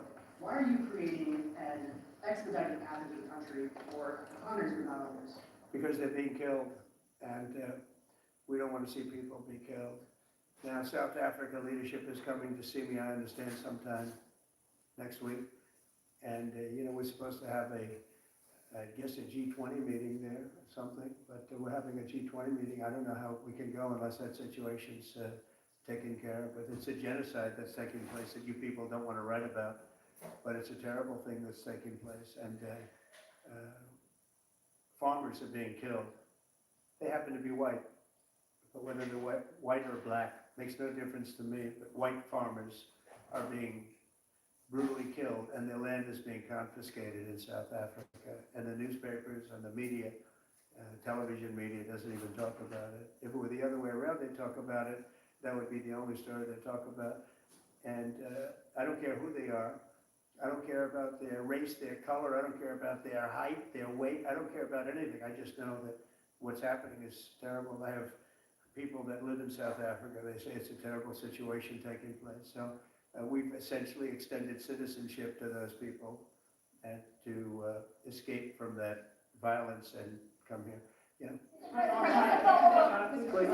President, thank you. Are you letting China off the hook for these 90 days, and do you really believe that they will follow through with non-tariff barriers and remove those? Non-monetary tariffs, yeah. Yeah, I think they're gonna follow through. I think they want it very badly. I think they want the deal very badly. Again, this doesn't include the steel tariffs that I put on a long time ago that Biden tried to get off, but he couldn't get them off because it was too much money. You know, I took in hundreds of billions of dollars from China, which a lot of people don't know, but we put on the tariffs originally. And if I didn't do that, we wouldn't have a steel industry today. Now we have a thriving steel industry. It'll be thriving much more with what we're doing because this is the next level. But it doesn't include that, doesn't include cars, doesn't include pharmaceuticals when we do that. And the reason we're doing that will be to get them to come back in the country. You know, there are, again, I always say it because a lot of people forget, but if a company like Eli Lilly, which is making a massive investment in the United States right now, they're building many, many plants. They've already started like 7 of them, many plants, but they are not going to be tariffed. There's no tariff cost. So they're all doing that. They're all coming back to the United States. I mean, I'll tell you what, I hope I get the benefit of watching this because, as president, because, you know, it takes a little while to do this stuff. And we're doing it early in the administration. If you think of it, we have, I believe, if you look at the real total, it's over $10 trillion committed for plants and factories. Other administrations haven't had $1 trillion over a 4-year period, even over an 8-year period. We have over 10 trillion committed in one form or the other over 2 months. Give me a break. I'm going to hear 3, but let's give me a break on the first month. We want to get acclimated. But, you know, but if you think about it, it's really 2 months. And so in 2 months, we have an investment already of over $10 trillion. And other presidents haven't had that done over a year, over 4 years in some cases. It's unprecedented. There's never been anything like it. It's a very exciting time in America. Thank you very much, everybody.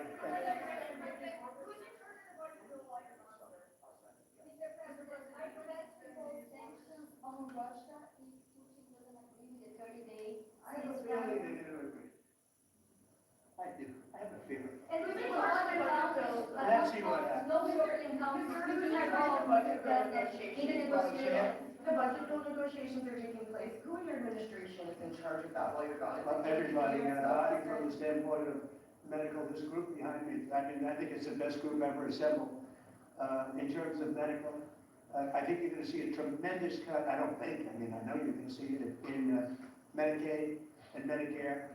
That cut will be massive because drugs are 50–60% of the cost. So Medicaid costs are going down and Medicare costs are going down because of what we're doing today. And there's no, it's not like, oh, gee, well, maybe it won't happen. It's going to happen because the other countries have no choice. Now, the drug companies are going to have to say, listen, if you don't pay more, we're not going to give you the drug, and they're willing to do that.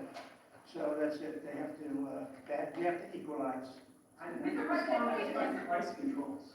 Say it. How do you respond to the fact that this? It's not price control, no. What was, price control is before. If you want to talk about it. Price control is what they were doing. They were making us pay. They set a price, and they said, here's what we're going to pay, and anything else charge America.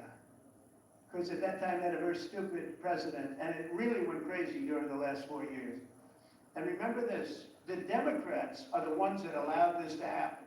They were the ones that were the protector of this pricing system. And I think it's going to be very hard. You'll have to ask Democrats, are they going to vote against the one great, big, beautiful deal that's being negotiated now, tax cuts, etc. We're now on top of the tax cuts and regulation cuts, all the things. Now you're going to say that the price of your medicine is going down by 60, 70, 80%. You're going to vote against it? I think a lot of Democrats are going to be forced to do something that their leaders are gonna beg them not to do. Let's vote for the bill. I don't see how they can vote against it. How can they vote against it when drug prices, drugs and pharmaceuticals are gonna be down 70, 80%? It's gonna be very interesting. Mr. President, what do you say to people who view that luxury jet as a personal gift to you? Why not leave it You're behind? ABC fake news, right? Why It's not? only ABC, well, a few of you would. Let me tell you, you should be embarrassed asking that question. They're giving us a free jet. I could say, no, don't give us, I want to pay you $1 billion or 400 million or whatever it is. Or I could say, thank you very much. You know, there was an old golfer named Sam Snead. Did you ever hear him? He won 82 tournaments, was a great golfer. And he had a motto, when they give you a putt, you say, thank you very much, you pick up your ball and you walk to the next hole. A lot of people are stupid. They say, no, I insist on putting it. Then they putt it, and they miss it. And their partner gets angry at them. You know what? Remember that, Sam Snead. When they give you a putt, you pick it up and you walk to the next hole and you say, thank you very much. Respectfully, sir, as a businessman, some people may look at this and say, have you ever been given a gift worth millions of dollars and did not receive It's not a anything? gift to me, it's a gift to the Department of Defense. And you should know better, because you've been embarrassed enough, and so has your network. Your network is a disaster. ABC is a disaster. Here is the bill. Bobby, come on out here. Now you're talking about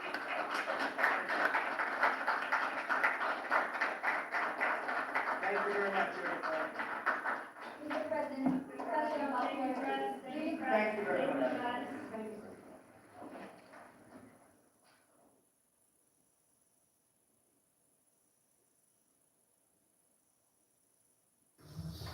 Thank you very much for being here. This is a very big announcement. We just, as you know, left the military held something. General that holds all the top brass. It's a great morning. And this is other fantastic news for you because it's going to be a lowering of medical prices, drug prices like in the history of Our country has never happened before.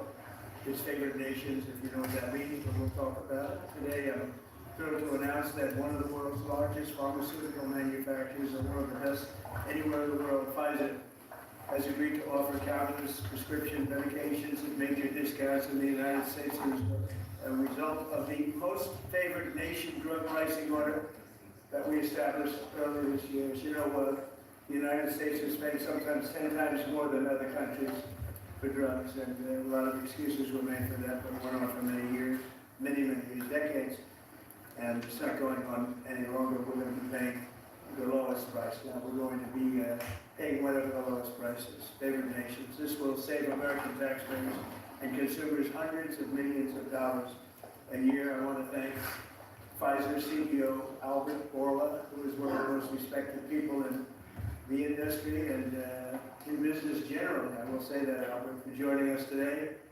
along with Secretary, as you know, we had a number of secretaries. Secretary Lutnick behind me, I hope. Who's Lutnick? Is there right? Let me get over here. I'm looking for Lutnick.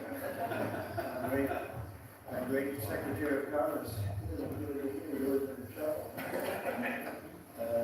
Howard Lutnick, great. Secretary Robert F. Kennedy Jr., CMS Administrator, Mehmet Oz, Medicare Administrator Chris Plum, and the FDA Commissioner Marty McCary, and I just want to thank them all. They've been working hard on many things. I think this is one of the biggest medical announcements this office has ever made, because we're talking about price reductions, as you'll see in a couple of minutes, that are incredible. For many years, Americans have paid the highest prices anywhere in the world for prescription drugs. They paid far more, 10 times, 13 times, 15 times more than other countries for the exact same product. A major reason is that the American consumers have been subsidizing research and development costs for the entire planet. They put all of that on us, and yet they were the beneficiaries too. So it's being changed as of today. The United States had just 4% of the world's population and consumers. Only 13% of all prescription drugs, yet pharmaceutical companies make 75% of their profits from the United States. So think of that. We have 4% of the market, 13% of prescription drugs, and yet, Albert, I didn't know you were that violent. I'm glad you agreed to this. No, he's doing the right thing. Thank you. And yet they make 75% 5% of their profits from the American customers, so it's something. That's why I signed an executive order combating this practice, and we signed it very happily a little while ago. Today, Pfizer is committing, as will other drug companies as we go through the weeks, but Pfizer is truly one of the biggest in the world and one of the greatest in the world. Today, Pfizer is committing to offer all of their prescription medications to Medicaid, and it will be at the most favored nation's prices. It's going to have a huge impact on bringing Medicaid costs down, like nothing else. I told you that in my first term, I was so proud of the fact that the first time in 28 years, drug prices came down. And I had a news conference that I explained it was 0.1%, but it was down. And here we're talking about, in one case, over 1,000%. This is a critical step forward to our work and to improve healthcare and hardworking low-income Americans, especially low-income Americans, who will be helped so greatly. In addition, Pfizer has agreed to provide some of their most popular current medications to all consumers at heavily discounted prices of anywhere between 50 and even 100%. And that's off the price.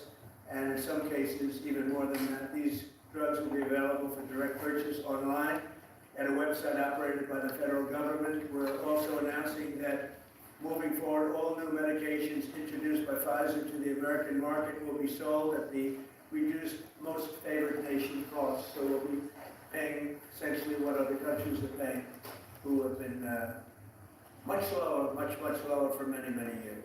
Furthermore, Pfizer will invest $70 billion to reshore domestic manufacturing facilities. In other words, they're going to bring a lot of their facilities to make their drugs and make what they make, their product. They're going to make it in the United States. I appreciate that $70 billion investment and fund research and development right here in America. We're working with other major pharmaceutical companies to secure similar agreements. Everyone understands that the status quo where Americans pay more for drugs, prescription drugs, and they pay more than foreign countries who take advantage of us in many other ways, although not so many anymore. I think we've quite pretty well got that stopped, right? I think so. We've stopped that, but they took advantage of a lot of other precedents that I can tell you, but we're making this pay to be very unacceptable what they've done in the past. That's why my administration is also taking historic action to investigate the unfair and discriminatory trade practices of other countries that extort our pharmaceutical makers to shift costs onto the American consumer. They say, no, give us a price, a very low price, and just charge the American consumer, charge it to the U.S. The United States is done subsidizing the health care of the rest of the world. It's a big thing. I can't tell you how big this is. And I was all set to go on it first term, but then you had the COVID, and we had to focus on that. But I said, I want to get back here, because this is, you're talking about 14, 15, 1,600% reductions in some cases. But by taking this bold step, we're ending the era of global price gouging at the expense of American families, and we're making America healthy again, which is our little theme for the people behind me. And I want to just ask Secretary Kennedy to come up, and we'll start, and we'll go through it with Oz and Klopp and Bourla and McCary, and we'll go through it, and if you have any questions. But this is a really big announcement. This is something that most people said was not doable. And other countries are going along because we told them that if you don't go along, they didn't have to go along, but if they didn't go along, we were going to put extra tariffs on those countries, and we were going to charge them the amount of money that they should be paying for the reduction in costs. So I think we had a pretty good negotiating position. So Bobby, I'd like you to speak about this, and what a great job, and thank you very much. Mr. President, I want to start by thanking a couple of people who aren't up here, Theo Merkel, Dr. Heidi Overton, who played key roles in this negotiation and helped make this happen. And also Inma Hernandez, who's not up here, but John Brook and Chris Klump, who were the people who were negotiating, in some cases, I think including last night, 24 hours without any sleep. This would not have happened without President Trump's leadership. I told my son last night, we're all under secrecy about this, but I told my son late last night, a 27-year-old son, Connor, who's a very liberal Democrat, and I told him this was happening, and he just paused for a minute and he said, "Thank you, Dad, I'm so proud of you." Because this is something Democrats have wanted for 20 years, Republicans have wanted for 20 years. Everybody said they're going to do it. Nobody has even taken a step towards doing it. And the reason was because it was such a daunting task. And, you know, even all of the negotiators, you see, I also want to thank Howard Lutnick. This would not have happened without him.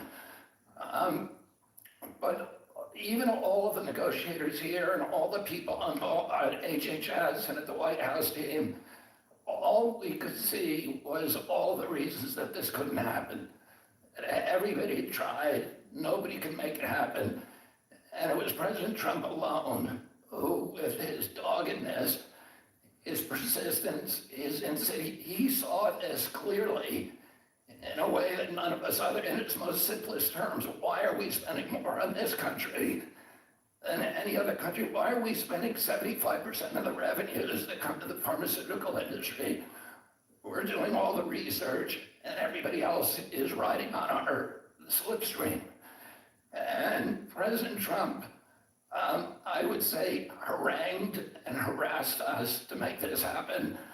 I was getting calls at 11:30, 12 o'clock at night. "Oh, are you asleep? And you got to get MFN done." And at one point, Dr. Oz told me I can't take the president's calls anymore. I have a lot of reasons, my wife has a lot of reasons to say to me about different things that happen in my life. Doesn't that give you anxiety? And I say, I don't get anxiety. This gave me anxiety. Oh, thank you, President Trump. It would not have happened without you. This is real leadership. It's somebody, a president who has a vision and makes that vision happen. And I can't think of any other president of the United States who could have done this in our history. I'm very grateful to you. This is an extraordinary benefit. The American people, thank you for your vision, President Trump, your bold action, your unwavering commitment to health and well-being of the American people. Never has a president stood up so bravely for the American people with respect to health care.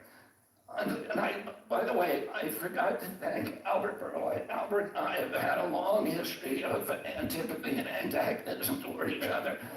But I have to say his leadership in this took tremendous courage. And he really created a template for corporate responsibility, for putting public health ahead of his individual interests. So I'm very, very grateful to you for that, Albert. Under the leadership of President Trump, the U.S. government is now acting as a tough negotiator on behalf of the American people. Today it's about fairness, it's about equality, it's about giving hope to those who are trying to stay healthy, who are managing illness and are fighting for their lives. We refuse to make the most vulnerable citizens continue to pay an unthinkable price for the world's pharmaceutical breakthroughs, which we pay for. This policy is a shield for the chronically ill who have carried the burden of high drug costs for far too long. It's a signal to every American family that we're finally putting their health and financial security first. And it sets a new standard, one that says we won't write blank checks to the drug industry any longer. No family should ever be forced to choose between filling a prescription and putting food on the table. Americans should not be gouged paying 300 or 400 or 1,000% more than people in other countries for the exact same drug, many times manufactured in the same factory in New Jersey and sold in Great Britain for 1/10 the price that it's being sold for here. This weekend I was with some friends up in Martha's Vineyard, and an old friend, one of my oldest friends, his wife and daughter have a chronic disease. And that chronic disease last year cost $150,000 to treat. And the mother had to choose whether she was going to take that money and spend it on her or her daughter. And she spent it on her daughter. So she had to make that choice. It's a choice that no mother should have to make. We did a roundtable recently on drug prices. One patient spent more than $180,000 on one drug. One cashed in all of her savings and worked 3 jobs to make ends meet. One almost quit her job and moved to Germany to get the drug cheaper. Some looked at getting the drug on unsafe secondary markets because they could not afford it through the legitimate markets. Today, we begin to right that ship.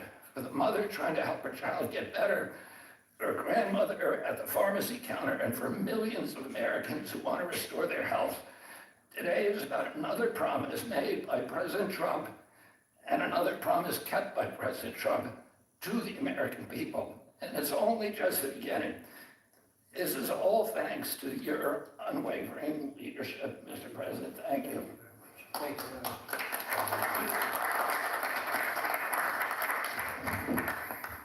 There is a fine line between vision and hallucination. People have to follow you for it to be a vision. And President Trump, you made a lot of people follow you on an idea that most people thought was not possible, even remotely. And when we have that shared vision, and I'll speak to some of the people who are involved in this process because it was an incredible effort that gives me great pride to serve in this administration. And the fact that it did not leak is also an issue of pride for us because these were tough challenges. And Albert Bourla looks very calm up here and cat-like, but he's ferocious when you get him in a negotiating room. This is true for all the pharmaceutical companies that we are negotiating with. And Secretary Kennedy, my son Oliver, who I told about this deal as I was walking over here, is a Republican. And you know what he said? Thank you for making us proud. Because it's not just a Democratic problem, it's a Republican problem. This has not happened before. And it took a crusader like President Trump, with the support of Secretary Kennedy, Secretary Lutnick, I see the Vice President's here as well, just an unwavering, dogged pursuit of change. And now I have to admit that I know the President has me on speed dial, and most of the time when he would call me, as Secretary Kennedy alluded to, it was about MFN, and he always had reasons why we needed to go faster, why people were being hurt today, because we're allowing the kinds of pricing that had been tolerated for so many decades in America. The time of the day didn't matter, the day of the week didn't matter, and that's how the president was functioning. This was such an important part of what he saw as his legacy, which is why it brings such pride to all of us up here and many others to deliver it. And the laser focus that the president had on this, which he shared with me the day that I was nominated, that he nominated me for this position, and has reminded me frequently since, made it a top priority for us as well at CMS. Now, to do this, you have to have tactics, not just vision, but tactics. And the first tactic the president shared was to introduce me to Albert Bourla. He took us to dinner with Secretary Kennedy, and he argued, and he's a great deal maker, as you know, that if you're going to make a deal of this scope, of this nature, you need trust. So the president lit the kindling, he got the embers going, but he needed us to nurture that beginning of a fire so they would blaze into what today we can announce as the grand deal, one of the greatest ever, certainly in the space of pharmaceuticals. I gained the respect, Albert, and I'll tell you why, in particular.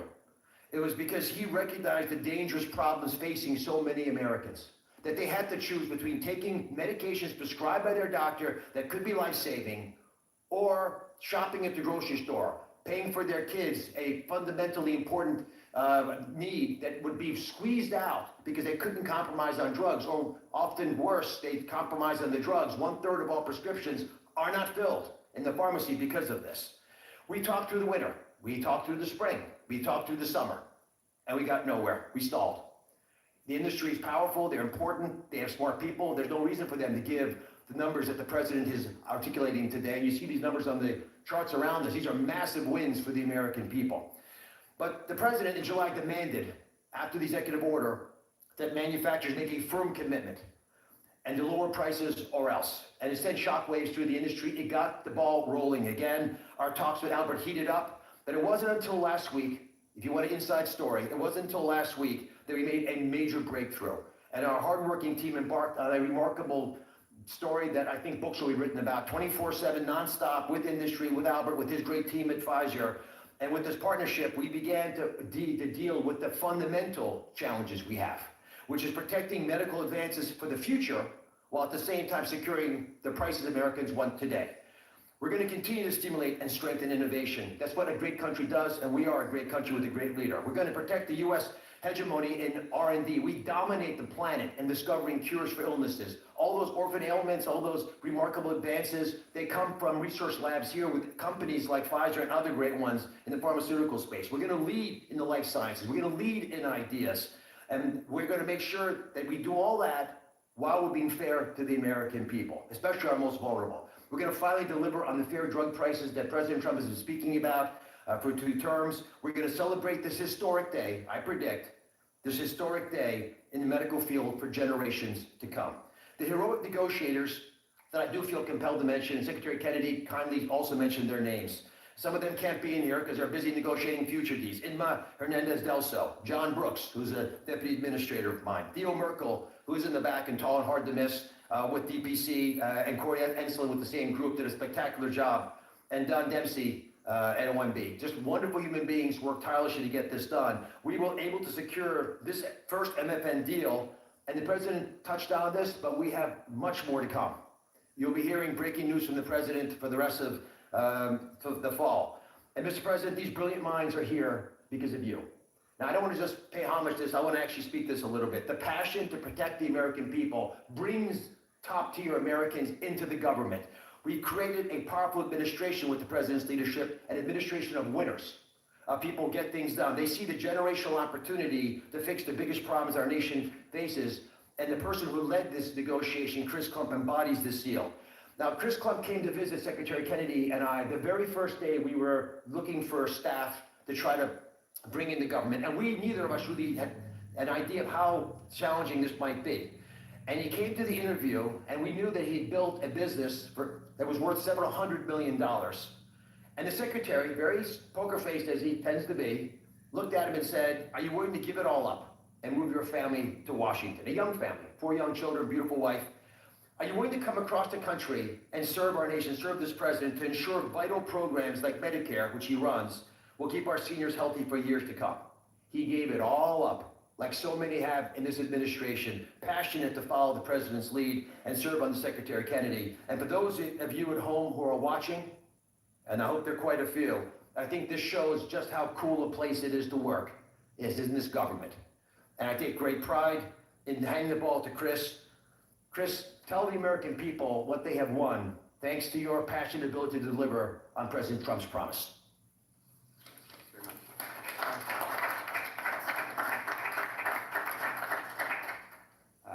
Thank you, Mr. President. You have enabled something that as recently as last night, nearly everyone has said was impossible. And Secretary Kennedy and Administrator Oz, thank you for having trust in us as a negotiating team to drive this forward on behalf of the American people. It is an absolute honor and privilege. And Mr. Borla, to you and to the team at Pfizer, you have taken a step that I think few appreciate, requires a level of courage to change something that for decades administrations have tried. And there was no incentive rationally for you to do, and yet you've done it because you recognize the opportunity to align your economic interest with the social interest of the American people, and we're grateful.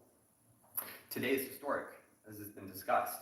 This is a major win in the battle for affordable health care and affordable drugs. As the president said, on average, we pay nearly 3 times what the rest of the wealthy world pays for branded pharmaceuticals. And yet we drive more than 50% of global R&D, 50% of revenues, nearly 70% of profits. It's unjust, it's morally unjust. And when this happens, we stifle innovation and we limit access for the most vulnerable people across the planet and in America who need these medications. And so the president directed us to make deals. That's what he does, and it's what we do. And all great deals, and this is a great deal, are rooted in principles. And this deal was rooted in the principle of fairness.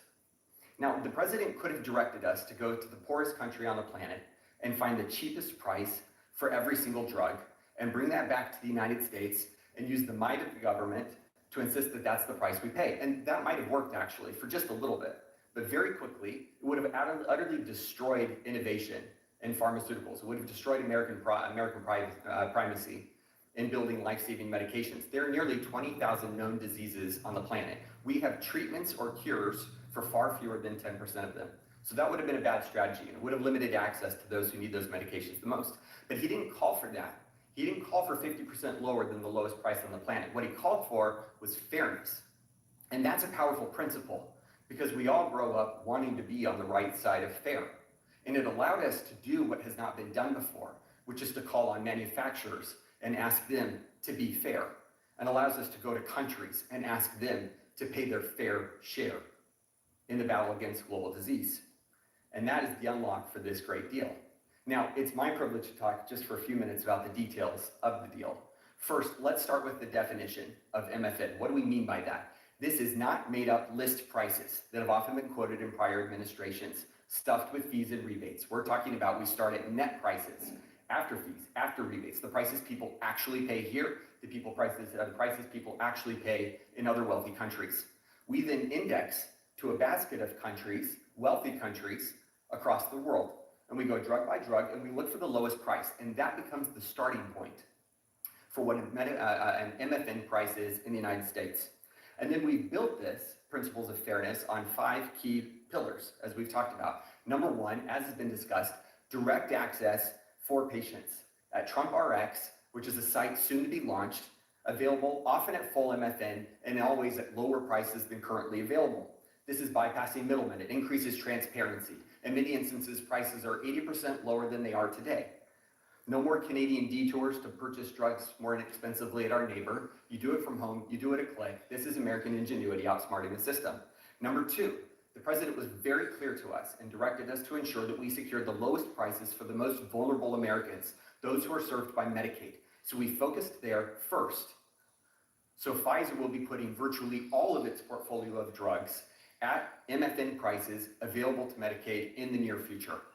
This safeguards the program. This ensures that this program lives as a lifeline without undue burden on the taxpayer for those who need it most, for our vulnerable Americans whom we are charged morally to care for. The third principle is about future-proofing fairness. This is the idea that Pfizer has committed, as are other manufacturers, that they will not launch a new drug for commercial, Medicare, Medicaid, or cash pay markets at a price that is higher than the other wealthy world. Now, they are free to price their drugs wherever they want. These are not price caps. These are not price controls. They can price however they'd like. We're simply asking them, and they are committing not to undercut us in other countries. This is an essential principle. This allows us to retrain other countries to appropriately value innovation for their citizens, to appropriately understand what fair share means, to contribute global R&D. This allows us not to compromise access for those who need it most. And this is a powerful commitment. The fourth principle is around shared savings. As our commerce colleagues and as our US trade representative colleagues succeed in encouraging other countries to pay more for existing medications, a portion of that will go to fund additional R&D. And a portion of that will repatriate back to the United States to offset prices, lower prices further for Americans on those existing drugs. And the fifth principle, as discussed, with hats off to Secretary Lutnick and Ambassador Jameson Greer from US Trade, is about Pfizer committing to onshore 100% of the value of all imports that it currently imports to the United States, thus ensuring that we seal our great American resurgence. If you're watching this right now, and you have been looking for evidence that this is a president who knows and cares about you, who is fighting for you, who is fighting for every American, this is Exhibit A. This is not an empty promise. It's not platitudes. It's not lacking a plan. These are hard contracts with teeth, lowering prices now that we will all feel. These are the most significant, historical, substantive, mathematically quantified price reductions in the history of our country in modern-day pharmaceuticals. We cannot thank you enough for your leadership in enabling this to happen. It is an absolute pleasure. The president has showed us that the impossible can be achieved, and that is what's happened today. God bless America. With that in mind, it is my absolute pleasure to introduce Albert Bourla, CEO of Pfizer.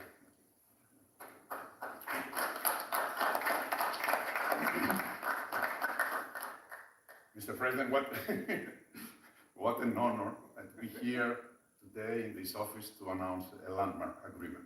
I think it's an historic day. Is this the coolest office? He has a beautiful office, but the Oval is the coolest, right? What do you think? I think by far. And I have seen other presidents' offices, there's nothing like that.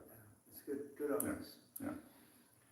So it's an historic day because I think today we are turning the tide and we are reversing an unfair situation.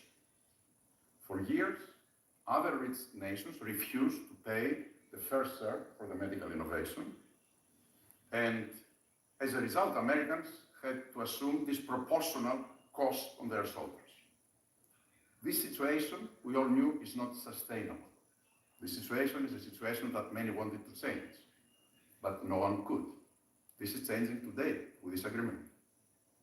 In July, the President sent to me and other heads of pharmaceutical companies a letter, and over there he articulated 4 specific requests. These requests, it was obvious to us, were designed to lower drug costs in the America in different ways, each one of them, and altogether, holistically, to have synergistic effect in the impact that that will have in the US healthcare cost and pesos. With this deal that we signed today, we satisfied all 4 of President's requests, all 4. The big winner of this deal clearly will be the American patient. There is no doubt about it. They are the ones that will see significant impact in their ability to buy medicines. But I would argue that it is not the only winner. I think who else is a winner here? It is American innovation and American economy.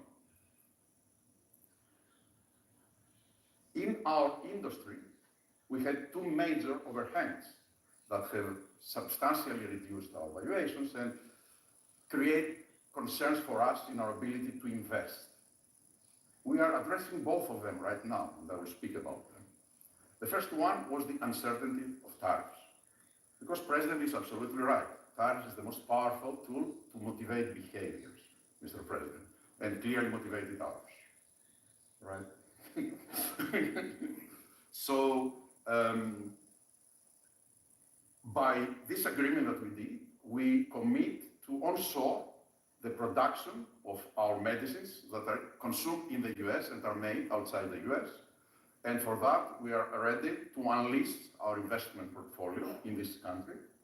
And the President graciously gave us a 3 years grace period that we will not be subject to the 232 tariffs, as long as, of course, we move the products here. That's one. The second overhang in our industry was this uncertainty. What will happen with the framework of pricing in the country? Because this uncertainty, it was what was holding people from investing in the pharmaceutical industry, which resulted in significant reduction of our multiples. Actually, our multiples are at historical low. Well, now we have clarity about what is the framework for the US pricing. Read the letter of President Trump, read the 4 points, and this is the framework. And we will abide to that, and going forward, this is how things will be priced in the US and abroad. We are ready to invest, as the President also mentioned, $70 billion in the next few years from Pfizer in manufacturing and research in America alone. I really think this is an historical moment because also I can put that behind us and focus on the things that I want to spend my time. Cancer treatments, to bring better obesity medicines, to bring better vaccines, to bring things that people value. And thank you for allowing us to do that. I want to thank Secretary Kennedy. I want to thank Secretary Latin. Your leadership helped us to put that together.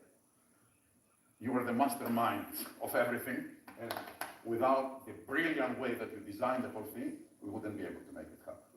But you were even more brilliant because you had someone in your team that he was the driving force behind everything. And I don't have words to thank you for your integrity.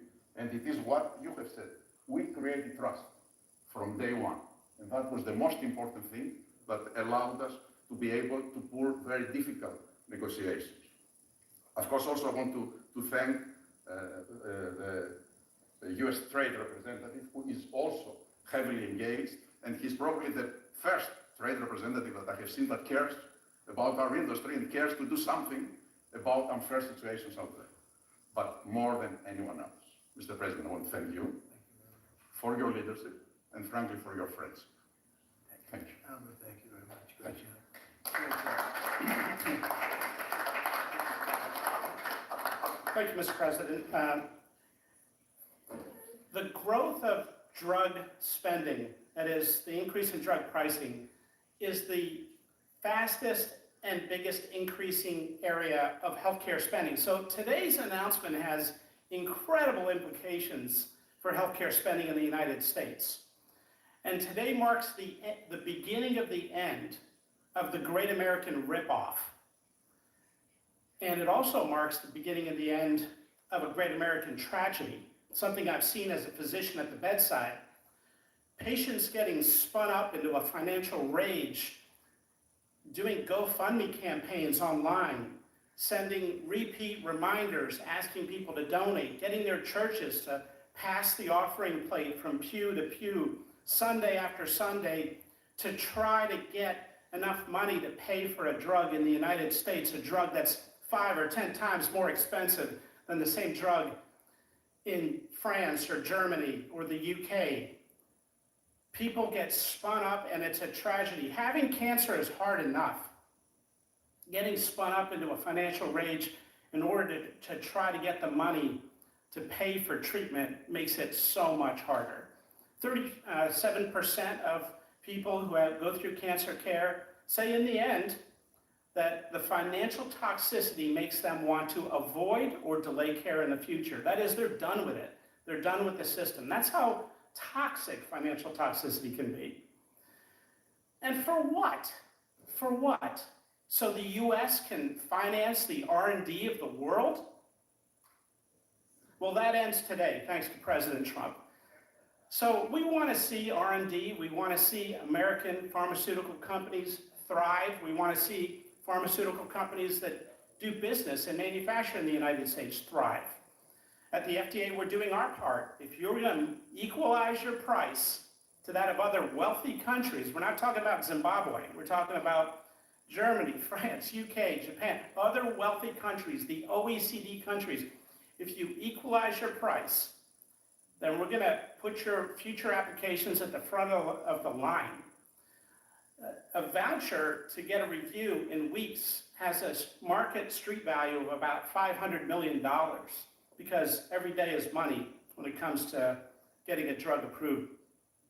And so if you meet one of the president's national priorities stated very clearly, moving manufacturing to the United States, meeting a large unmet public health need, or equalizing your prices. We're the largest purchasers of drugs, we deserve the best prices. And so we're gonna do our part. And the generic company makes their drug in the United States, that application is gonna move to the front of the line as well. And if you're gonna build a plant in the United States, our FDA inspectors will walk through that plant during the construction phase, something never done before, so that it's ready on day one. So thank you, Mr. President, for your leadership. They said it couldn't be done, and here we are. Thank you. Chris, you may want to go up and just show one of the boards about how quickly the prices come down. And these are small examples. We're going to have it over 1,000% in some cases. You'll see that during the week. But we just picked out 4 at random, and you see the kind of numbers. Bobby and maybe Albert, good.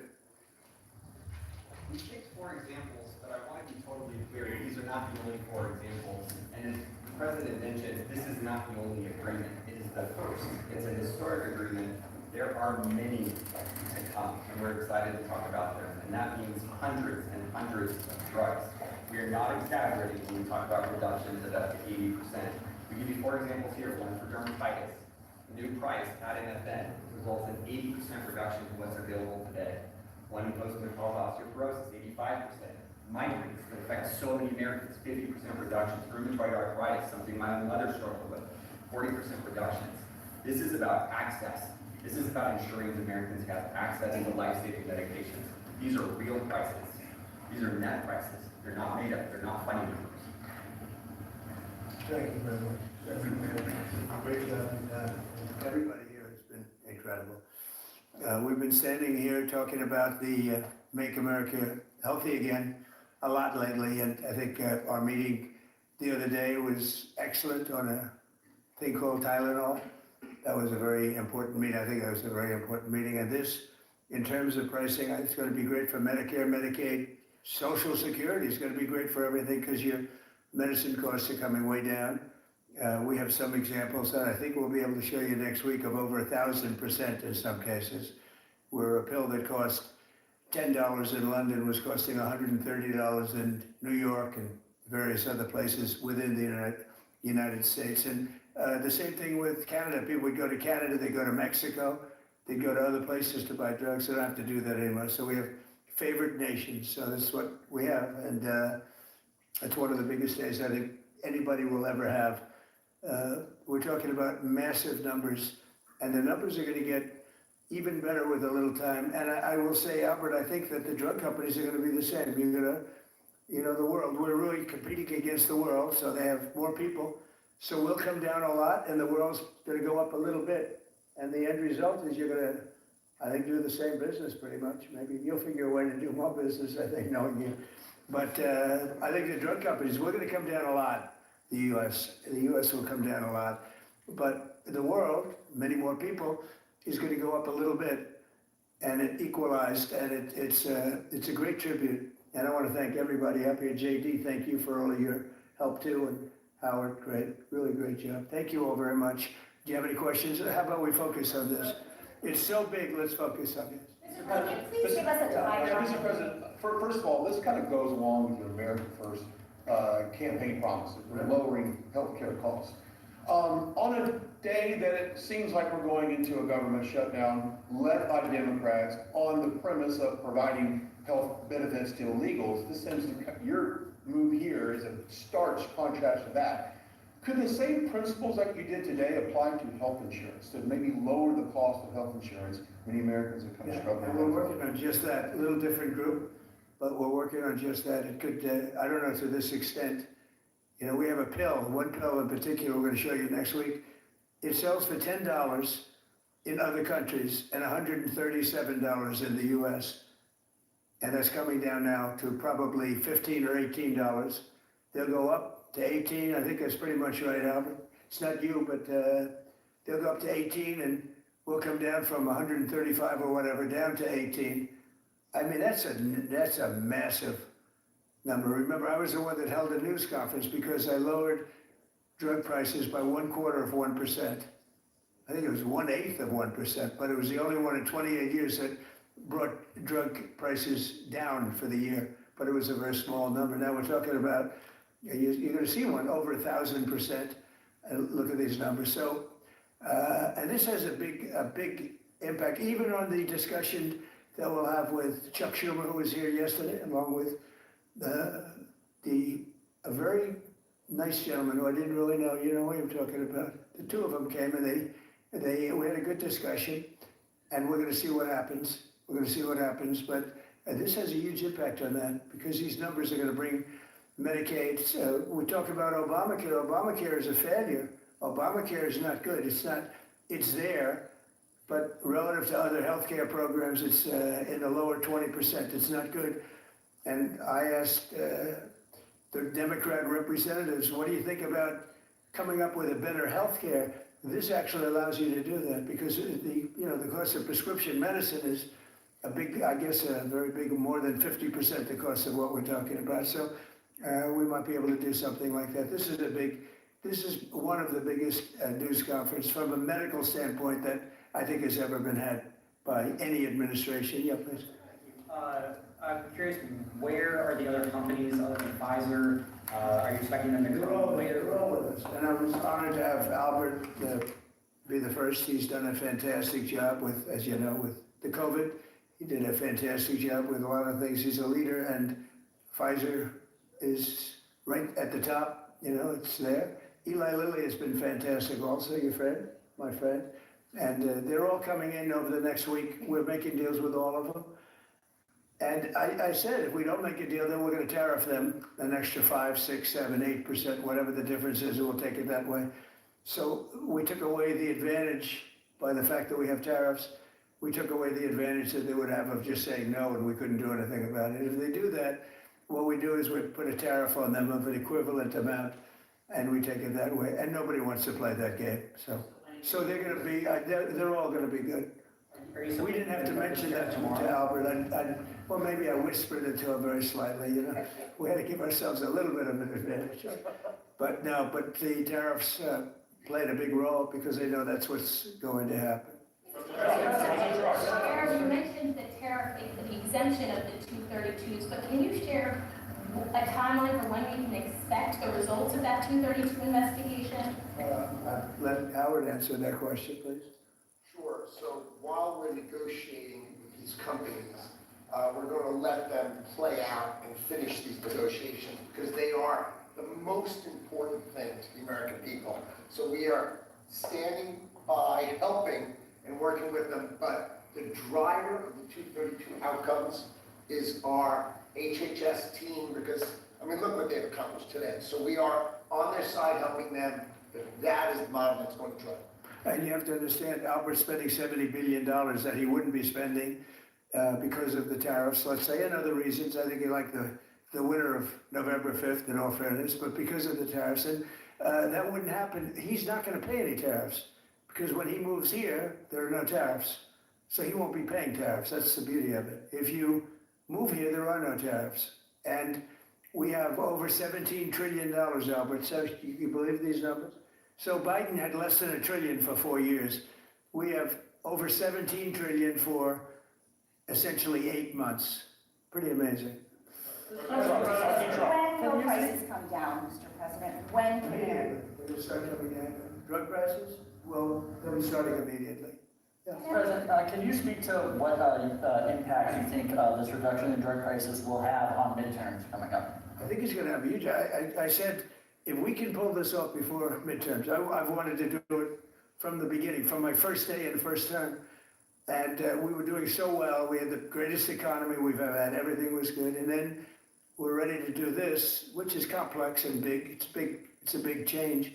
But what happened is COVID came, and we focused on COVID. We focused on COVID very hard with Albert, with the other companies, with everybody. Regeneron was a great thing. You know, we did a lot of therapeutics that were fantastic.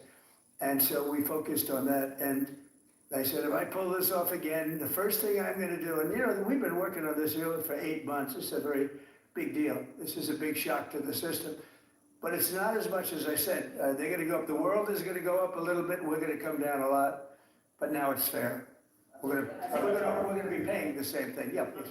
In your first term, when you cut the price of insulin, Biden later came in and tried to steal credit for that. Do you worry that the Democrats are going to try to steal credit for these historic cuts? I really appreciate your question because I did. I cut the price of insulin down to $35. And the problem is with many of these things, in this case it's going to be pretty quick, but oftentimes you'll do something medically because of the process, and it won't be seen for 2 or 3 years. That happened also with I could say 4 different things, but just if you talk about insulin, so it was 200, 300, 500, and you couldn't get it, and I got it down to 35. And I said, I hope I win the next election because otherwise whoever wins is going to take credit for it. Well, what happened is we did win the election. We did great, but unfortunately it didn't work out that way from a practical standpoint. And Biden, when I saw him get up and take credit for the $35 and even less insulin, that was 1,000% lower than what it was just previous. Boy, I tell you, I didn't like it. I didn't like it. So I did the best I could to let him know we did it because we want to be given credit. But we are the ones that got insulin down to that number. And you're right, they tried to take credit for it. They had nothing to do. In fact, they didn't even know what happened. All of a sudden, the insulin price kicked in at $35. And they asked Biden about it. He had no idea what the hell they were talking about. But after they explained, and they didn't really explain to him because he was not capable really of understanding. But when they went out and talked about it, they acted like it was a great feat by Biden. It had nothing to do with him. And it continues, and we'll get it down even further. But insulin was, people weren't taking it, I would imagine. They couldn't take it. God bless you, Bobby. I hope I didn't catch COVID just there. Don't you have Paxlovid? What is it? He's got Paxlovid. give me a Paxlovid immediately. Pelosi is ignoring what you're doing for the American people. She's going after your administration for cutting taxpayer-funded healthcare for illegal aliens. Last night, Nancy Pelosi, she went on NBC last night, dropped a bunch of F-bombs, told Republicans to go F themselves. Has she lost her mind? We have done an unbelievable job medically. Just this, if you did nothing else, we would have done a lot like the insulin. But just as nobody can ever catch us, this is the biggest price reduction times, maybe 10 times, 15 times, that has ever been given before.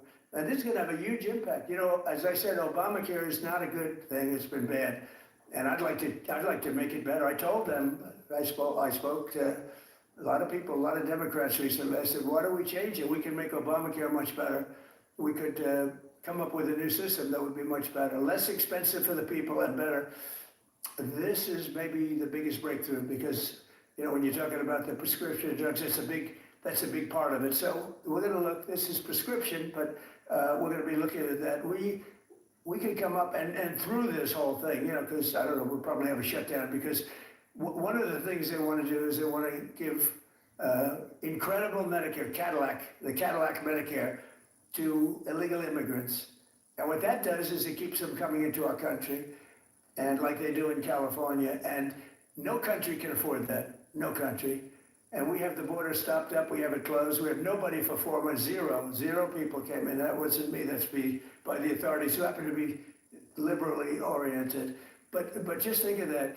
We have people offering health care to people all over the world that they can't afford to pay, and that's the Democrats. And what happens, what that does is it brings people into the country because they want to come in for the health care, but no country can afford it, and they can't afford it. So we cannot allow them to charge tremendous amounts of money for healthcare for people that aren't even citizens, and in many cases, they come in from prisons, jails, and mental institutions, and we can't let that happen. So we have a big fight over there. We have a fight over open borders. They still want open borders. We're having a fight over men and women's sports, if you believe it. You would have thought they would have learned.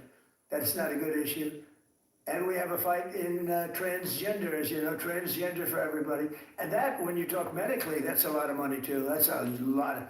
Those operations are bad. So those things are also being discussed right now. I mean, can you imagine we're actually talking about open borders, and we now have a great border, and we have a great country. Our country was dead 1 year ago. Now we have the hottest country anywhere in the world. Big difference, yeah. What's concerning about the state of the Democrat Party when they have a 33% favorability rating on average in recent months, and they're willing to shut down the government over healthcare? They are shutting it down. We're not shutting it down. We don't want it to shut down because we have the greatest period of time ever.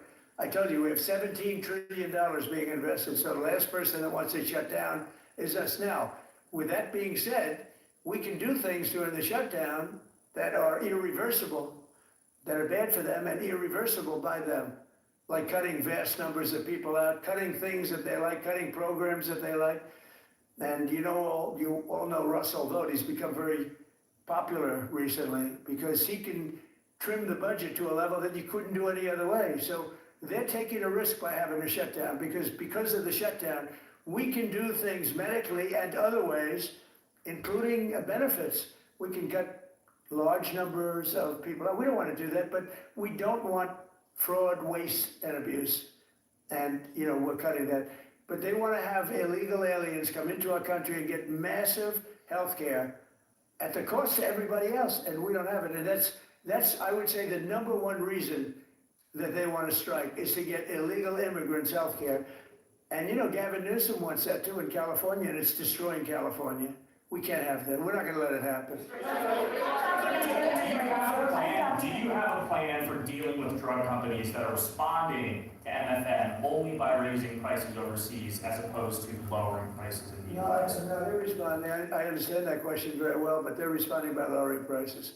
They're helped by lowering prices. You know, there's a price at which they can't sell, and they're helped by lowering prices. In the case of Albert and in the case of Eli Lilly, the fact is our prices are coming down massively. You see, that's just a few of the basics, but they're coming down much more than that with many drugs, and over 1,000%. Think of that, over 1,000% reduction, and we'll show you that next week because we have some of them on the board next week. We have over 1,000% price reduction. Now, what's going to happen is you're going to have the market will kick in. This way, the market kicks in. The other way was just basically, it was just a form of control. You were stifling the market. Yeah. Is a shutdown inevitable? And how would you describe the negotiations with Democrats yesterday? Are more meetings scheduled? So nothing is inevitable, but I would say it's probably likely because they want to give healthcare to illegal immigrants, which will destroy healthcare for everybody else in our country. And I didn't see them bend even a little bit when I said we can't do that.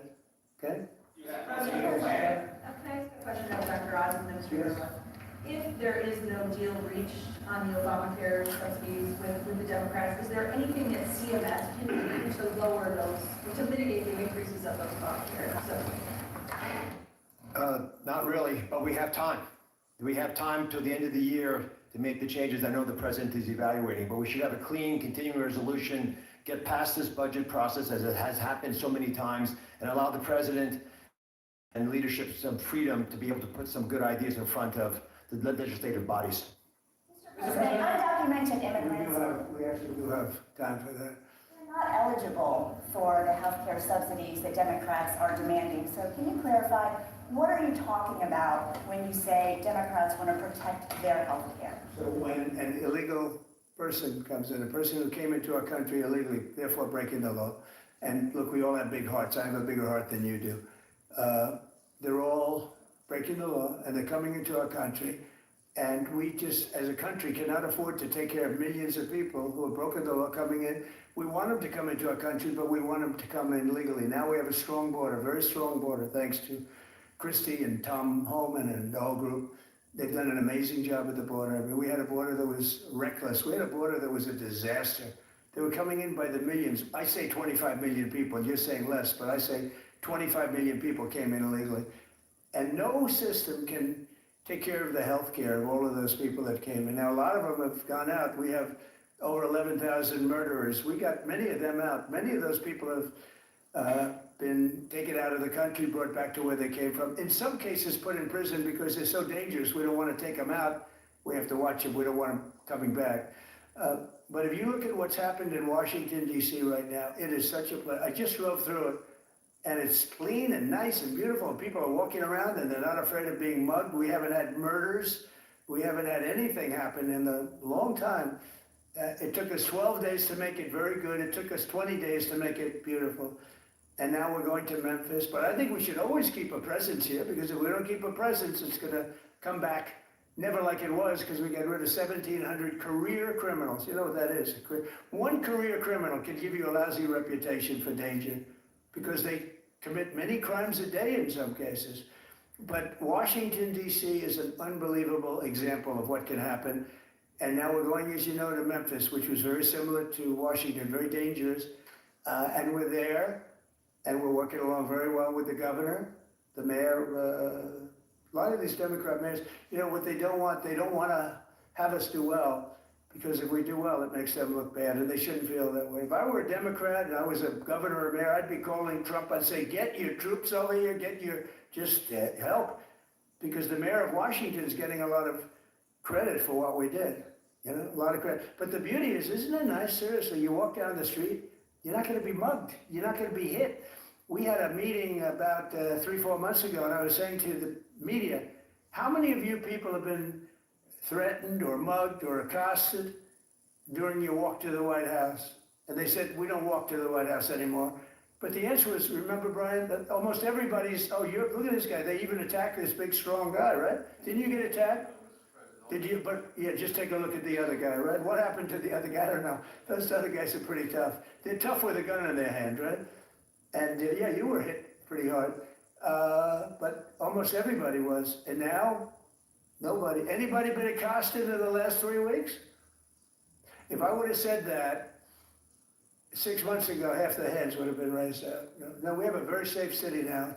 The country's going to be safe. We're doing one at a time, and we'll be going to Chicago. I told you this story. Union Pacific, head of the railroad, he knows this country very well. Started off as a very low-rung employee of the Union Pacific. He's now chairman. He came to me and he said, sir, save Chicago. It's a great city. It's going down fast. They had 11 people killed over the last couple of weeks. 11 people killed, 48 shot. That's not a city. That's a war zone. There's no city in the world like that. And then we have to listen to this Pritzker get up. I know him well. They threw him out of his business, and the family threw him out of the business because he's a loser. But we have to listen to Pritzker get up. He should call me and say, get the troops in. You ever hear that? 11 people over a week and a half killed, and I think it's 48, when you add it up, 48 people shot. And then I have to listen to a governor say how nice it is. It's a wonderful experience. Now, what is a wonderful experience is DC. People are eating in the restaurants. They just opened 2 new restaurants, which hasn't worked in years. And we had it pretty good 4 years ago. We were just getting ready to do this, but we did it right. And, you know, we have a big victory in the Supreme Court. It's called merit. And so that includes the military. Our soldiers, did you see what they look like, these guys? They look like serious soldiers. They weren't playing games, and they went in there and they did a fantastic job. And Washington, D.C. is now a beautiful, safe city. The restaurants are thriving. The people are walking down the street holding their husband or their boyfriend's hand, and they're not worried about being raped or mugged or shot at. And it's been an amazing thing. And we'll do that in every city. We'll do them sort of one at a time. We'll do a couple at a time. And we have a tremendous force because, as you know, in recruitment numbers, when we put out, 2 years ago, when Biden would put out recruitment, nobody would join. Nobody wanted to be in the military. Nobody wanted to be police. It was just announced this morning. You probably saw my speech over with the military, with the generals, admirals. Record numbers of people signing up for the Navy, the Army, Air Force, Marines, Coast Guard, Space Force. I love Space Force. That was my baby. But we have record numbers of people signing up, and that includes police department, fire department. So, you know, it's been an amazing thing. Well, we're going to have another meeting next week on this. We have another great company coming in, similar kind of numbers. But we're going to show you some 1,000% drops in prices. There has never been anything like this in the history of medicine, and it's an honor. And Albert, I want to thank you, and I want to thank everybody behind me, because you are a great team. We have a great team. Everybody says you have a great cabinet. It's a great team. So thank you, Bobby. Thank you very much. Thank you, everybody.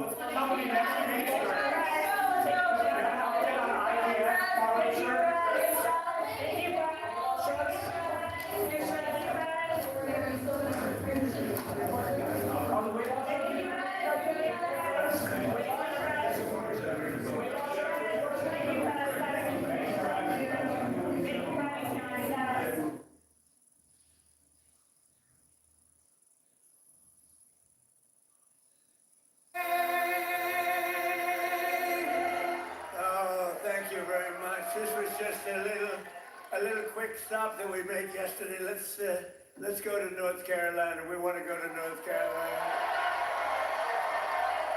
And what a crowd. Thank you very much. We appreciate it.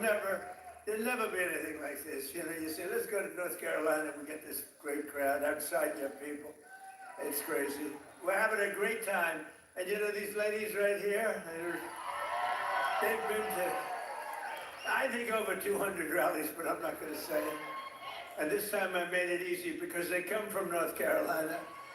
They didn't have to travel. Today they traveled about a half an hour, right? Isn't that nice? Instead of traveling all over the country. They're unbelievable. And you look better than you've ever looked, and I'm not allowed to say that. You know, if you say that, if you say a woman looks beautiful, which you do, it's the end of your political career. But I don't care. You look beautiful. Well, I'm thrilled to be back in this incredible state with so many proud, hard-working American patriots, which is what you are. Let me begin by wishing each and every one of you a very Merry Christmas. Remember, they didn't want to say Merry Christmas when I first started. 2016, we don't want to say Merry Christmas. They said, I said, no, we're going to bring back Christmas. And they don't say that anymore. They don't want to say it. But they don't talk about it anymore because they got shellacked. We're here tonight to celebrate 11 incredible months. It's been the most successful first year of any president in the history of our country.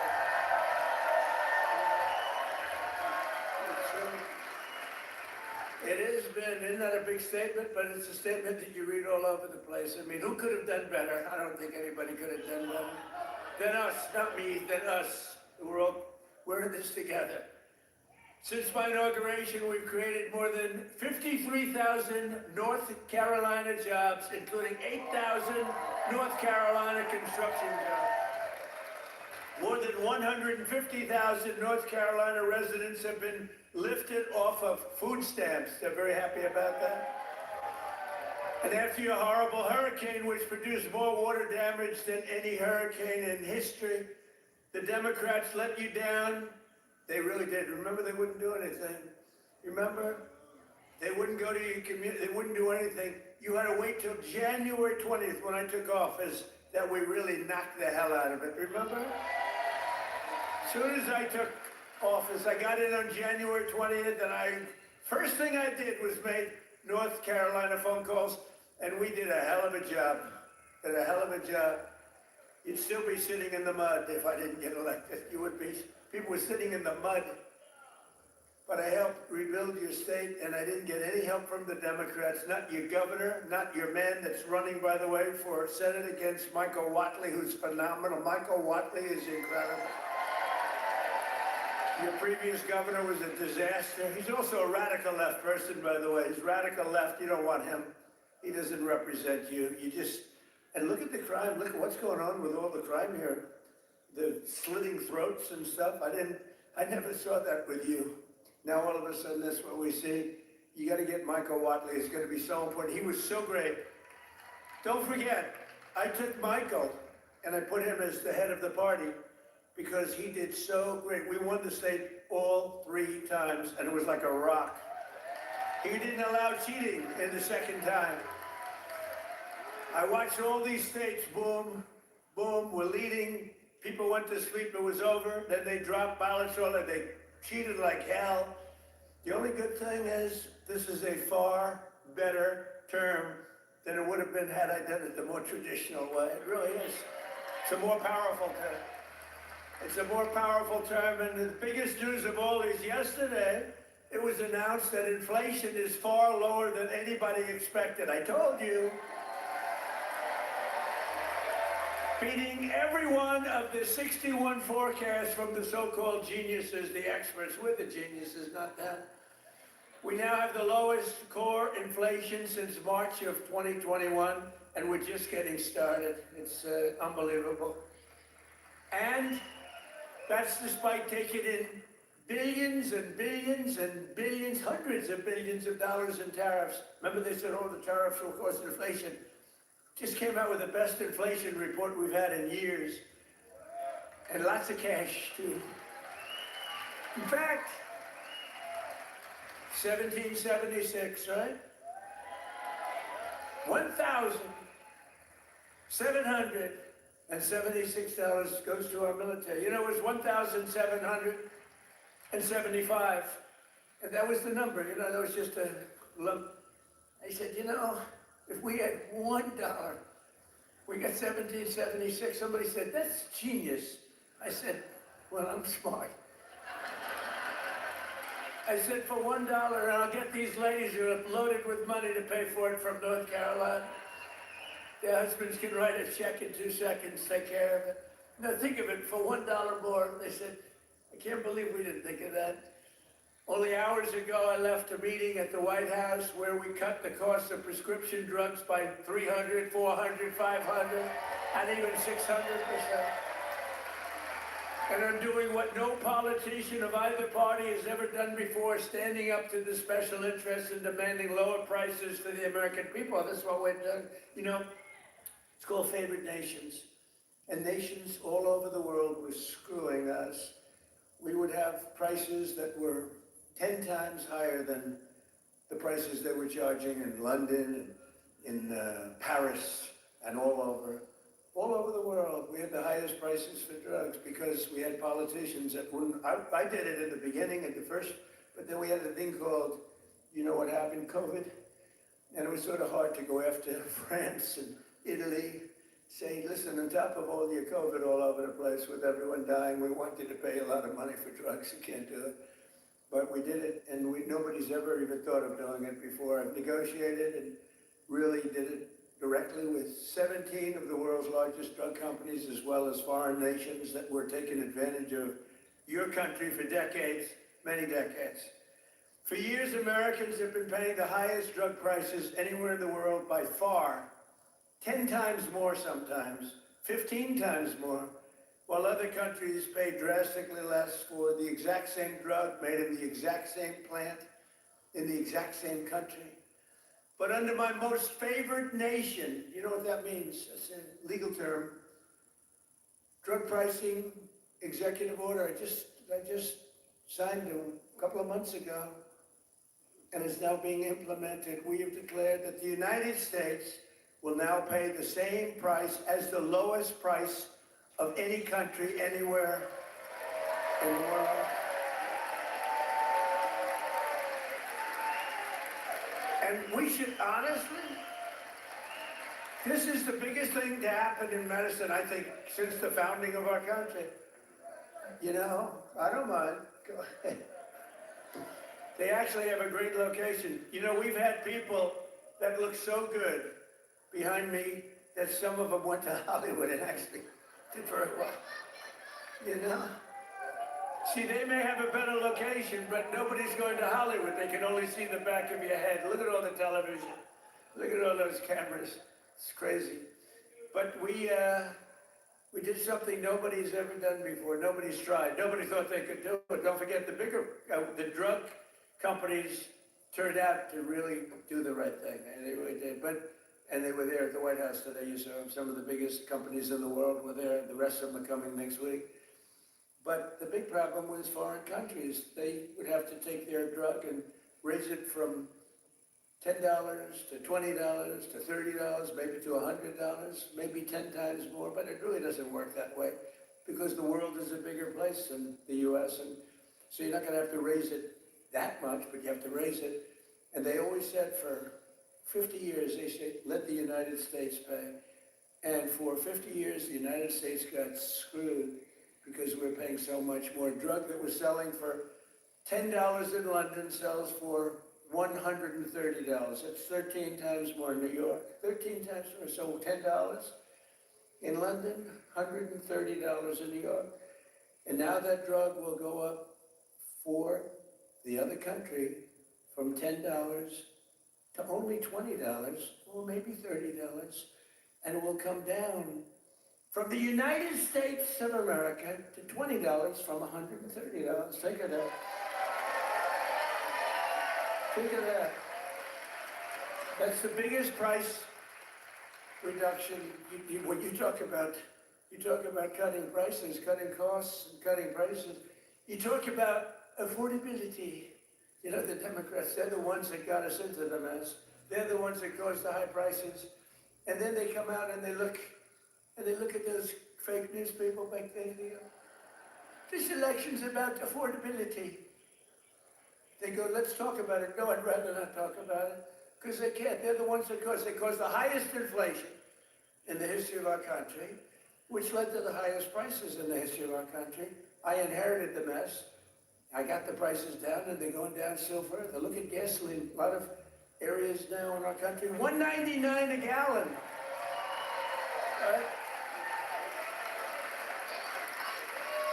It cost these ladies from these beautiful friends of mine from North Carolina, it cost them like 1/3 to get here that it would have cost under Sleepy Joe Biden.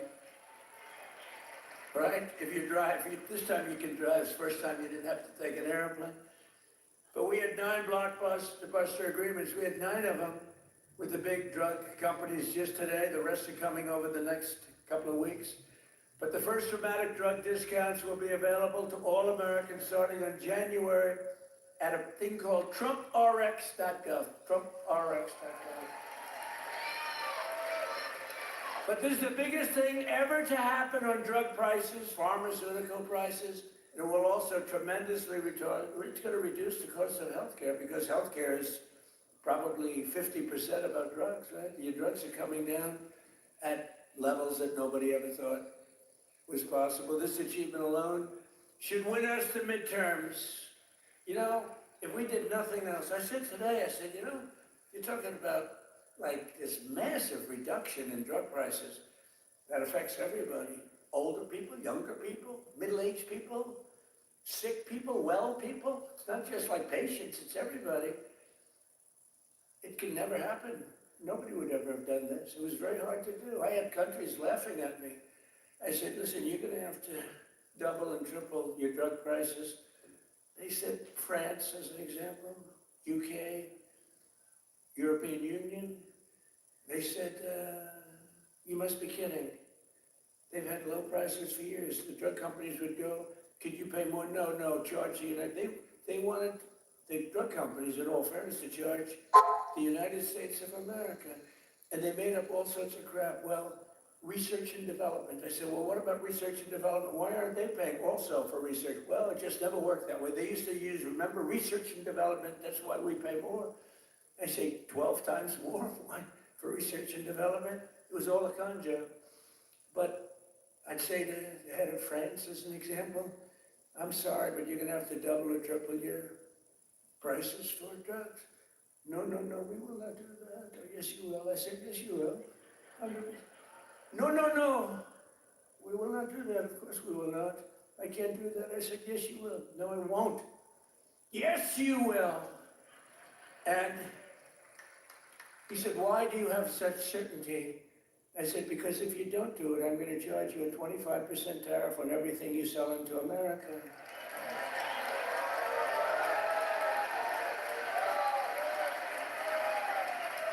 And I said, because that was really the sticking point. They just wouldn't do it. They told doing it. We're keeping that pill at $10. We're not going to raise it.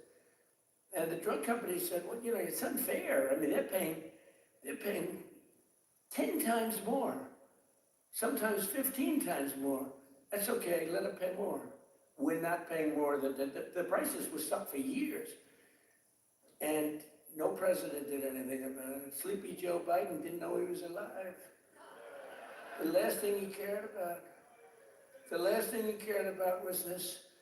He didn't care about anything. Just wanted to make it through.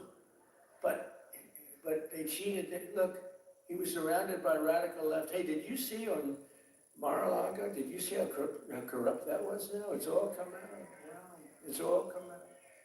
Some life. It's all come out. They were totally corrupt, radical left lunatics. Not stupid people, by the way, he was, but the people that really ran the country and that really ran the auto pen, they were not stupid. But think about what we've done. Under the Trump administration, America will not be ripped off any longer. So can you imagine these countries?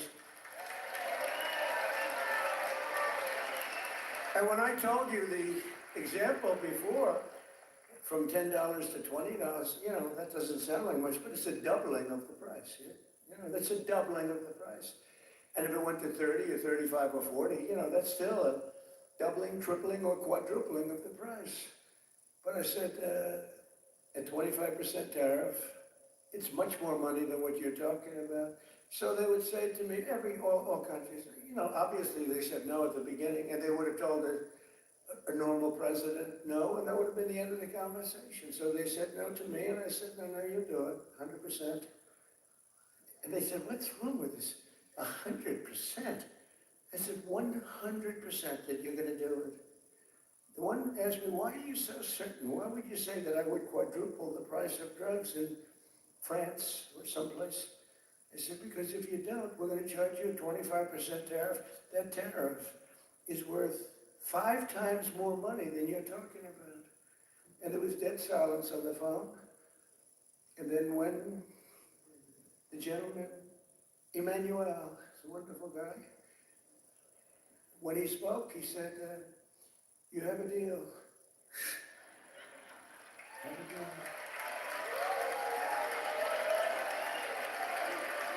He's a nice guy, too. But you can't blame him, It's been 40, 50 years. You can't blame him. But it was the same conversation with everybody. No, we can't do that. No, I cannot double the price of my drugs. I said, no, maybe triple or quadruple. But it's still much lower than we were paying. We were paying a number that was crazy, 13, 14 times more. As president, I'm also taking on the gigantic health insurance companies that have gotten rich on billions of dollars of government subsidies. And I want the money to go directly to the people. I want the money to be paid directly to the people so that they can buy their own health insurance, which will give far better benefits at much lower cost. By the way, what I told you about buying the drugs at this massive dollar discount, it's like from where it is, that's going to have a huge impact on the cost of health care.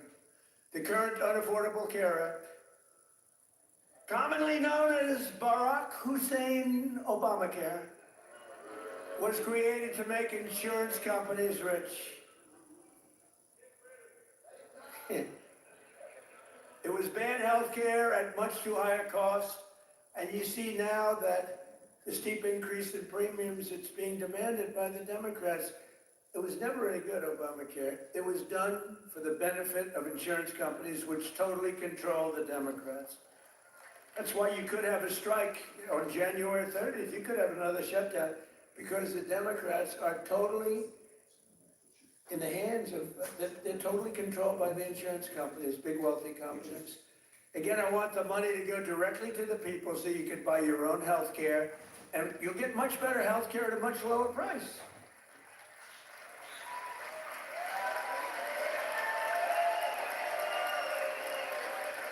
And the only losers will be the insurance companies that have gotten rich. How about these companies? Some of them have gone up 1,400%, their stock prices. One, I think, went up 1,700%. How many people have ever bought a stock that went up 1,700%? And think of it. They've taken in billions and billions of dollars, and the Democrat Party is also just, look, I don't know what they're going to do, because I don't know how anybody beats us when we say that we want the money to go to the people so you can buy your own health care. How can it ever be better than that? I wanted to do that at the beginning in 2016, but the politicians told me, sir, don't worry. I was a little bit inexperienced. I've never done this before. Now I'm quite experienced. I've seen things that nobody would have thought possible. But I said, why do we have this crazy Obamacare, or as we call it, the unaffordable, isn't that a great name, the Affordable Care Act? I call it the Unaffordable Care Act. I should get credit. That's a good one. What's better, that or fake news? That or Pocahontas? That? I can't use the names that I used of the Republicans to gain access to the election. But we had some good names, didn't we? But I think the Unaffordable Care Act is pretty good. The UCA, right? They keep talking about the ACA. Think of that. Instead of the ACA, we call it the UCA. The UCA, you say, what is that? The Unaffordable Care Act? It is unaffordable. But it was always no good. But now it's really gone. With time, it gets worse. Now it's going to be hit big. Remember, I didn't do this. This is Obamacare. This is Obamacare. This isn't Trump. But you don't need it, because let the money not go to the insurance companies. The problem is the Democrats will shut down the government because they are totally beholden. I don't love that word, but they're beholden. They're beholden to the insurance companies. So I don't know what they can do about it, but they'll probably close down the government. It's so simple. The money should go to the people. The people should then take all of this money and buy the best health care there is. And there'll be a lot of money left over. Right?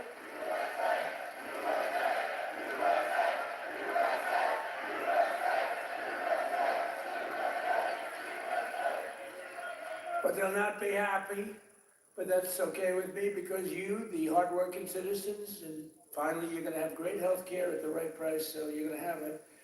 Although today I did suggest one thing, because when I was watching these big drug companies get up and talk about things, they were giving free medicine. I mean, they couldn't have been nicer, they couldn't have been better. And they were, giving us a hard time a while ago, but it worked out good.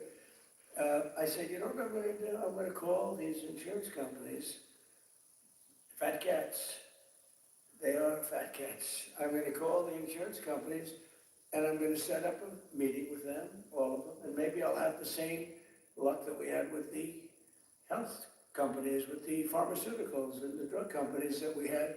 So rather than just saying we're not going to deal, maybe they'll give us a deal, like cut the price by 50%, and maybe then it starts to make sense. So I'm going to meet with them. Who knows? Who knows? And I'll either meet in Florida. I'm going to Florida. I'll either meet in Florida, because I work all the time. So I'll either meet in Florida, or I'll meet in Washington the first week right after we all come back to going to our wonderful jobs. And I'll sit down with, it's like 12, 13 people, You know, it's basically these big monster companies, 13, 14 if I want to be generous. Get 14 people in a room and let's see what happens. Maybe they'll surprise us, but maybe we'll ask them for a 50% cut and maybe they'll give it. You know, you never know. You saw what happened with the drug companies. They're giving free drugs. I mean, they've been unbelievable, but they do love our country. And I probably think the insurance company guys love our country. They just felt they were dealing with stupid people, so you can't really blame them.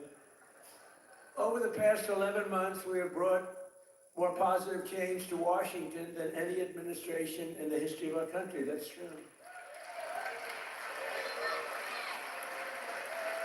And there's never been anything like it. When I took office last January, I inherited a mess, and very simply, I am fixing it. Joe Biden gave us the worst inflation in the history of our country. A lot of people say, you know, the fake news says, it's not the worst in history. It's the worst in 48 years. Oh, okay, so. No, they do. They say 48 years is okay. But when I say history, they go crazy. That's when I let them win. I say, I'm sorry, apologize. I like that hat, 47.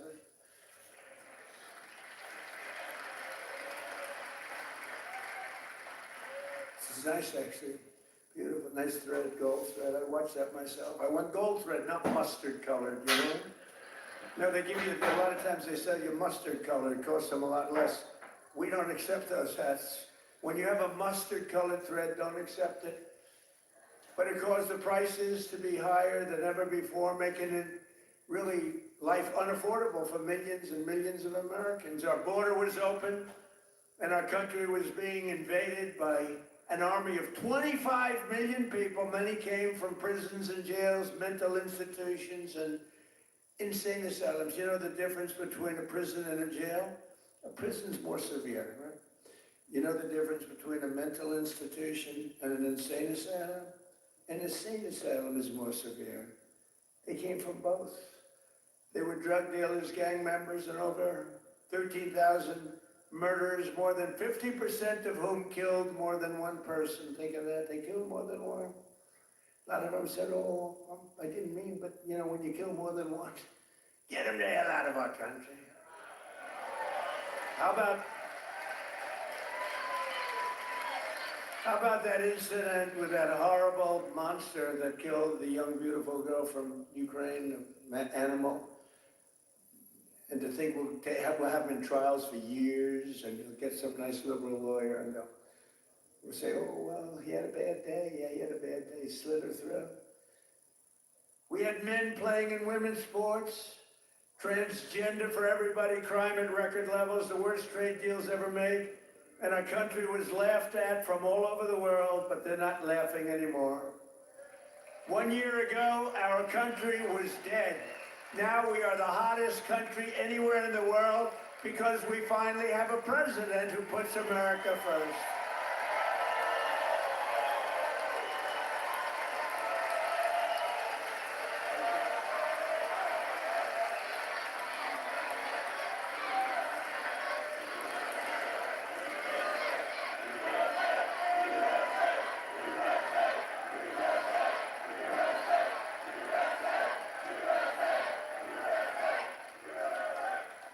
The last administration and their allies in Congress looted our treasury for trillions of dollars, driving up prices on everything at unprecedented levels. How about the new thing in Minnesota with the Somalians? They stole, now it came out, the great U.S. attorney up there, they came out, think of this, $9 billion, and they think that's just the beginning. They stole, think of it. In their country, they live on nothing, they have nothing. They come here and they steal $9 billion. Are we stupid? I mean, how do we allow that to happen? Ilhan Omar should be sent out of our country. She should not be allowed to be a congresswoman. She married her brother either to stay or to get him into the country. And yesterday she, I guess, made up a story. She said, the police attacked her son. They stopped the car and the police said, We never attacked him, we never stopped him, it was a made-up story. She's a con person, she's full of con. She says, Zero, she said, you ought to get her the hell out of our country, that's what you ought to do. She made up a story that the police stopped her son's car and they harassed the hell out of him. It turned out to be a fake story. There was no stoppage of his car, and there was no harassment. But think of that, in Minnesota, this beautiful place, once beautiful, I don't call it beautiful, you got the governor who's a stupid person, and a corrupt. He's corrupt and stupid. But he allowed this to go on. He allowed this to go on. Everybody knew what was going on. But what nobody knew is over $9 billion. And the people of Minnesota are not happy. And you know who's running for governor? Mike Lindell. Do we like Mike Lindell? That man suffered. That man suffered. What he did, what he went through because he knew the election was rigged. And he did it, he just did it as a citizen. Mike Lindell, I'll tell you what, every time I introduced him, he got the biggest hand. I hope he does great. He deserves to do great. That man suffered. These people went after him. They went after his company. They did that with me too, but at least I knew what I was getting into. He was just a guy that said, geez, this election was so crooked, it was so rigged. He fought like hell. That guy deserves to be governor of Minnesota, I'll tell you right now. He's a great guy, too. But I'm bringing the prices down, and I'm bringing them down fast, you know that? As I saw the other day, and as I showed to people the other day, I made a speech. It was very well received. You know, we had one problem. I put up these gorgeous charts, and it says chart. And I'm, sort of talking about the chart. You're reading into a piece of glass. I got no audience. I got just people, very hostile people waiting around. And I'm reading into a piece of glass for 22 minutes, and I talk about the chart. The networks didn't put up the charts. Only Fox put up the charts. Fox put them up, in all fairness. When we get angry at Fox, we have to remember that. They put up the charts, so you could start putting them up now if you want, but we put up these beautiful charts that were very... Look at that. But I very much like the chart from Butler, PA. I like that much better. That's my all-time favorite chart. You know, that's a great chart. They're all great charts, but I never like a chart like that chart I put up in Butler. Just take a look at the chart right here. That was a good chart. I love that chart so much. I sleep with that chart. But this is okay. There'll never be a great chart for me. It's only the one. Compared to Butler, all charts stink. But look at that chart. Look at the kind of Biden price increases and Trump price increases. Look at that. They're all Biden. We're bringing the prices down. Look at that chart.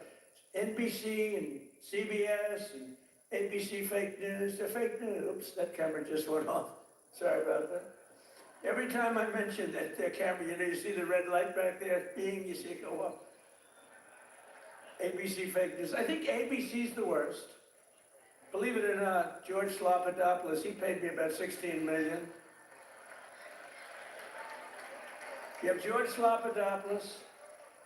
I heard Chris Christie lost his job. They fired Chris Christie. And they have a great young woman taking his place who happens to be Hispanic and happens to be phenomenal. She's going to do a great job. But they fired Chris Christie. And just, you know why? He wanted to eat all the time. No, they fired him. He was bad news. But I'd say ABC is the worst of the networks. I would then say NBC is horrible. I mean, just horrible. They had this guy on, this fake guy, the fake senator. I call him the fake senator from a place called Georgia, right? And he was talking about all the, things. He says he's a church leader. It's funny, if you go in as a church leader, they talk about church and state, right? He's allowed to talk about it. He said, I'm going back to my church and I'm going to pray this morning. I'm going to talk about all these issues. If a Republican said that, they start screaming church and state. They don't scream. But NBC's really bad. And CBS, I mean, I love the new owners of CBS. Something happens to them though. 60 Minutes has treated me worse under the new ownership than, they just keep treating me. They just keep hitting me. It's crazy.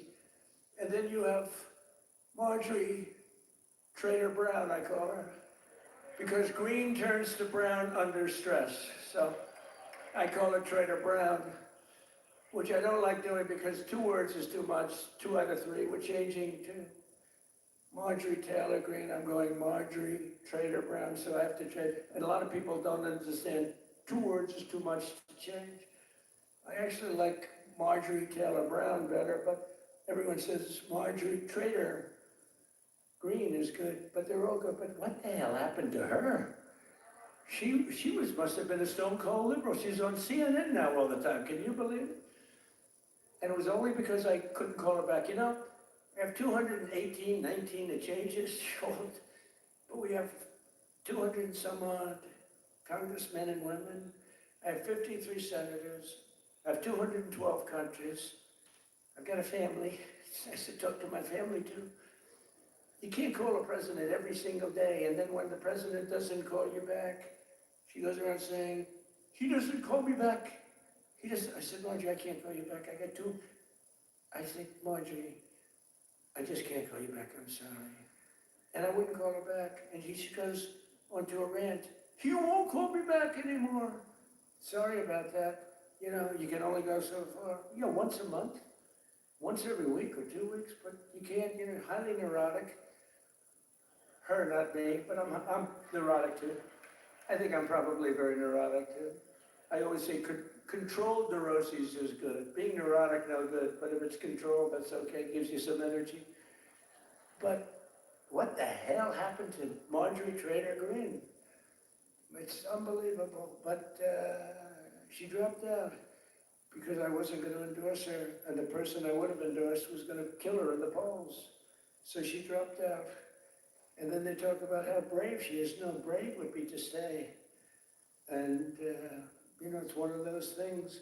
But she dropped out. I can't believe it that people can change so much. But you can't go from being a strong conservative to a stone-cold liberal unless you align. You know, you can't do that. I mean, you can stop liking somebody, or you can say, I don't know, she's fake. Look, front row Joe, what are you doing in the second row? What happened? Well, you're in the front row. That's good. It's front row Joe. I don't know who's been there, the front row Joes or you? It's pretty close, I think. Very different, hey, very different types. Would you stand up, please, in the front row? Just stand up. Look at these women. Look. How incredible they are. Right? Even front row Joes will admit they're very great, right? Look how beautiful they are. People like you built our country. You built our country. And that's why we love you. You built our country. The people in this room built our country. Under Sleepy Joe Biden, car prices, gasoline prices, hotel rates, airfare, and more went up 30 to 75%. Now they're all coming down. We're all coming down. Take a look at that. Isn't that beautiful to look? The same is true with groceries. The price of a Thanksgiving turkey was down by 33% compared to Sleepy Joe's high-priced era. Don't forget, when you have the highest inflation in history and or 48 years, do we think and look, in terms of a speech, I think 48 years is the equivalent of history. Do we agree? Can we say? Because they had a piece on me today in one of these fake newspapers, which are all dying, they're all gone bankrupt, thank God. But they're the worst. That I misrepresented by saying history. It's actually 48 years. And I said, you know, that's not a bad misrepresentation, I don't think. The price of eggs is down 82% since March.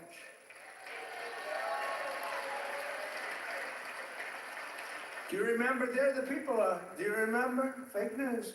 Do you remember when I just got elected? It was a big thing. We won every swing state. We won the popular vote. We won by like 312 to 200 and something, and like low 200. And we won everything. We won districts, the word district. We won districts by 2,750 to 525. That's a slaughter. And that's the thing, when you see everything's red except the two little lines on the left and the right, meaning New York and California. That's the one that really is incredible. 2,750 to 525. We won everything in a slaughter. We won everything. And what a great thing it was, right? When you can have an election that good. And they tried to rig it. Remember we had the thing? Too big to rig. Remember that saying? That was a big thing. They tried like hell. They gave up at about 9:02. It was too big. It was just a landslide. They couldn't do it. They cheated a lot. But we made it too big to rig, and I appreciate you getting, I said, the polls had us up, pretty way up. And a lot of times when that happens, you'll say, let's go out and watch a movie, and we'll come back and watch the president win. No, I said, don't watch a movie, go out and vote. But it was too big, so it came back. What an evening. That was, what was better, 2016 or 2024? Tell me. I don't know. 2016 was pretty monumental. What was better? I don't know. Beating Hillary was fun.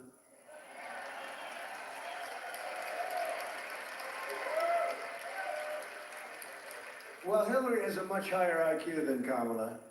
I would say, I think Hillary has probably 50 or 60 points higher.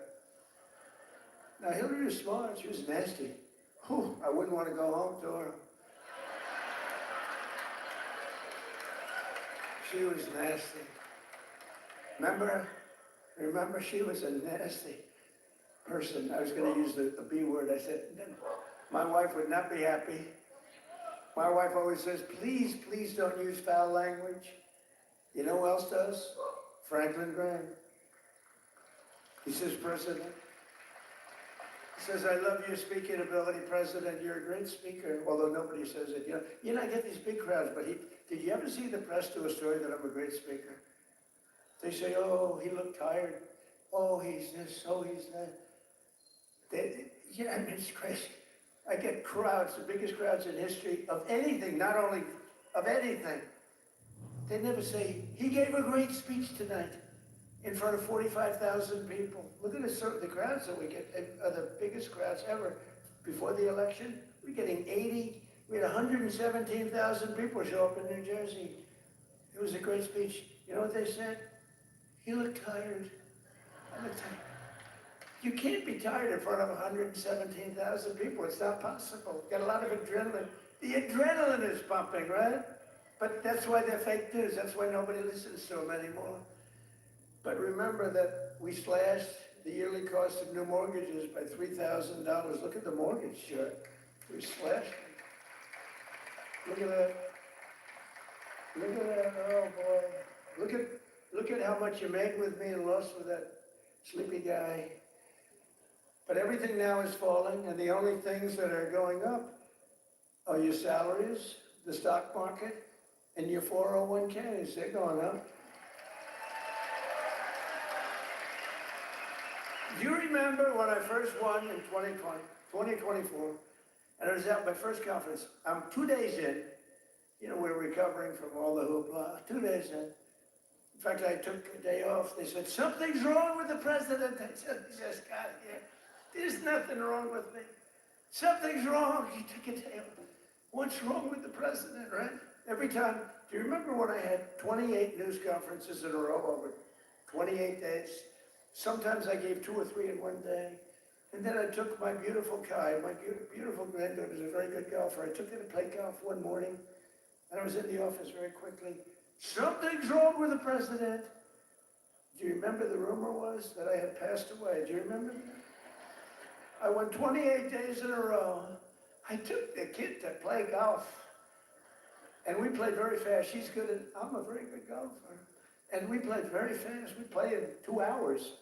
We're in, and then I said, baby, I got to get out of here. I'm sorry, honey. Enjoy your day. Go hit balls or something.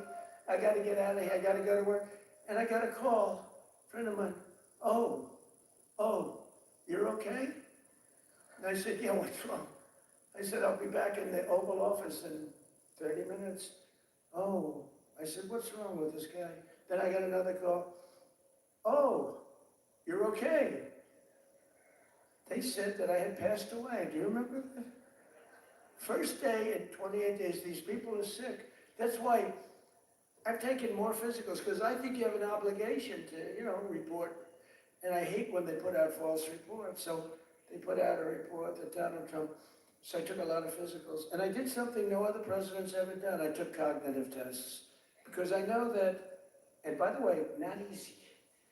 You get to those last questions, those last 10, 15 questions, nobody on that stand could answer probably any. And I got them, I aced them. And no other president's taken a cognitive. Could you imagine Sleepy Joe taking a cognitive test?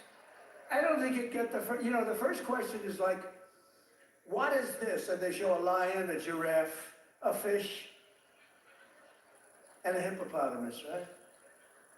And they say, which is the giraffe? So that's the only question. But what happens is it then gets harder. I don't think Joe would have gotten the first question right. He would say hippo. I want the hippo. But anyway, I've taken now 3 cognitive tests. I've aced every single one of them. And these are, that big stuff. This is Walter Reed, I've got a whole team of doctors all over the place. If you get them wrong, I said, what do you think? Should I do it? They said, well, here's the good news. The good news, if you do well, that's great. Actually, if you do well, they won't report it. If you do badly, it's going to be the biggest story in history. They said, it's possible that if you do badly, the word will leak out and you look very bad. I said, this was on my first test. After that, I knew that I can do very well. Smart person. So what happens is first test, I said, how hard is it? He said, well, after the 10th or 12th question, it gets, very hard. And I said, well, what do you think? They said, look, if you're going to do well, but if you're not going to do well, it's probable that the word will get out. I said, well, let's do it anyway. And I did it, and it was actually good. For a year, they called me a very intelligent person, but then they forget. Then I did it again. I aced it again. They reported. And these are doctors that I don't even know. And they reported. And then I did it a third time a few months ago, and they reported. But it's very small reporting. But can you imagine if I did badly, right? Can you imagine that? Front row Joe, would I be in trouble? They'd say, there's something wrong. But I like to do it. But I had perfect health. And they reported his health is perfect. And they interpret that. And the fake news interprets when the doctor says he's got perfect health, they go, well, what does he mean by perfect? There's something wrong with the president. These people are sick. Now, there will be a time when perhaps it won't be 100% true with all of us, right? And when that time comes, I will let you know about it. In fact, you'll probably find out about it just by watching. But that time is not now, because I feel the same that I felt for 50 years. I really do.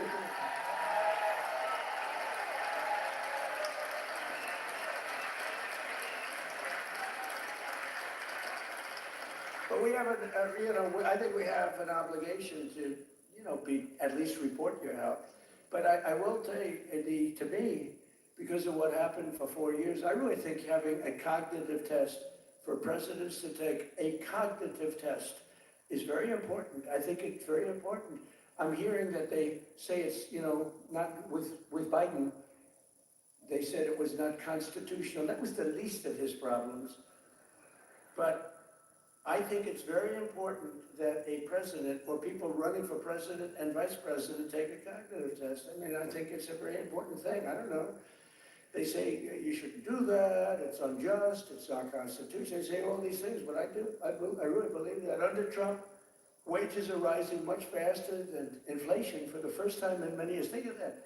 Wages are rising faster than inflation. That's what it's all about, right? And we're delivering lower prices and bigger paychecks. And the wage chart that you see up there is incredible. That NBC didn't put up and the networks didn't put up. There are more people working today than at any time in American history. And very importantly, while tens of thousands of new jobs under Biden were government jobs, they were government jobs. I could do that right now. You saw today we had 4.5% inflation. That's because I'm letting go of tremendous numbers of government workers. We're replacing them. In fact, we've reduced the federal workforce by 270,000 jobs. That's not to be mean. That's to get them off. And they are getting jobs in the private sector, and we're helping them to get jobs. But if you have all government jobs, we're going to be, a country that we don't want to mention names because we don't want to insult, but we're going to be a country that cannot be great. 100% just came out, 100% of all jobs created since I took office have been in the private sector. The only way to make our country great. Think of that. Think of that. 100% of the jobs created are in the private sector. Now, if I want to make some good numbers, I'll add 300,000 jobs. I can do it with one phone call.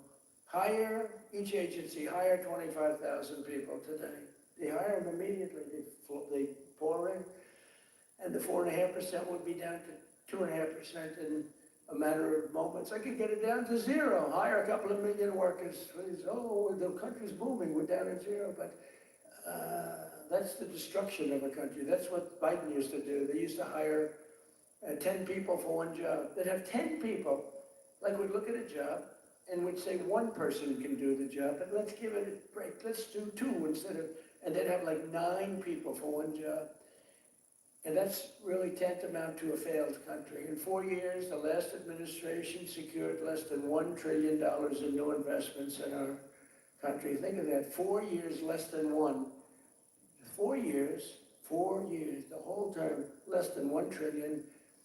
In 10 months, I have secured a record-breaking $18 trillion more.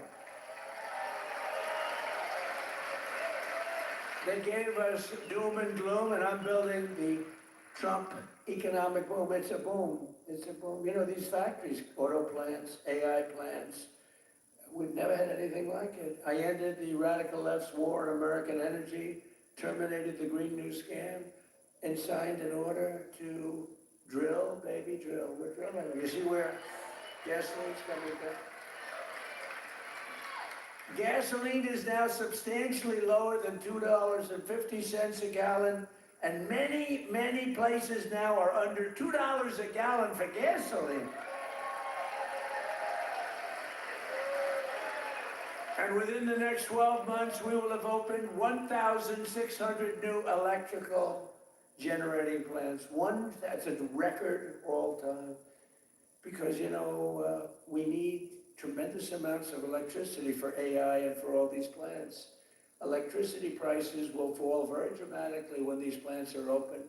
To protect North Carolina workers, we imposed 25% tariffs on foreign automobiles, 50% tariffs on foreign steel, and I approved 25%, 30%, and 50% tariffs to save North Carolina's cherished furniture industry, which has been decimated by China. I used to come here a lot for one reason. I'd build hotels and I'd build different buildings and I'd come here to your furniture area. I used to love it. Those people were so talented. I'd buy so much furniture, and that was before politics. I did great. I was very good at real estate, I would tell you. But I used to come to North Carolina to buy furniture for lobbies or furniture for hotels, and I was here a lot. I mean, you've been decimated, but it's coming back now because I put tariffs on, big tariffs, actually. But I remember I'd say to a guy, I like that chair. You don't realize what it is. I would look at a chair. The arm of a chair was very important to me. I said, I like that chair, but this arm has to be a different shape. And you got to chisel that. I'm a very aesthetic person, believe me. Except with women, I don't care what a woman looks like. I used to say beautiful, now I don't care. Since politics, I never mention looks anymore. The most beautiful woman can walk right across. I don't even look at her anymore. Because in politics, that's the sign of death. We don't look. But I do look at the arm of a chair, and I'd say to your artists, they were artists, they were artisans, you know? I'd say, no, can you give a different curve? Can you do a little more carving at the end? They were right in front of me, bing, bing, bing, bing, bing, bing. They were like geniuses. You lost the business. You went to China and other places, but mostly to China, because they never put tariffs on, just like they didn't put them on chips, just like they didn't put them on cars. You lost 58% of your car industry. By the way, it's all coming back. Some of it's coming back here. It's all coming back.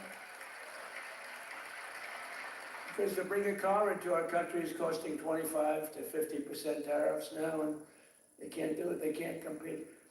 Tariff is, and I won't say it because it gets me in trouble, my favorite word. I know I want my 5th favorite word. Do you remember when I said, the word tariff is my favorite word in the dictionary? Remember that?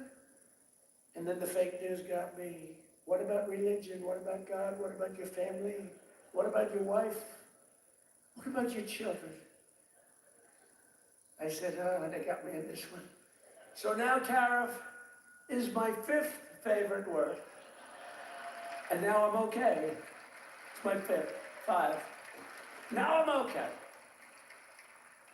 But starting in the new year, the people of North Carolina will also see the dramatic results of the largest tax cuts in American history, including no tax on tips, no tax on overtime, and no tax on Social Security for our great seniors.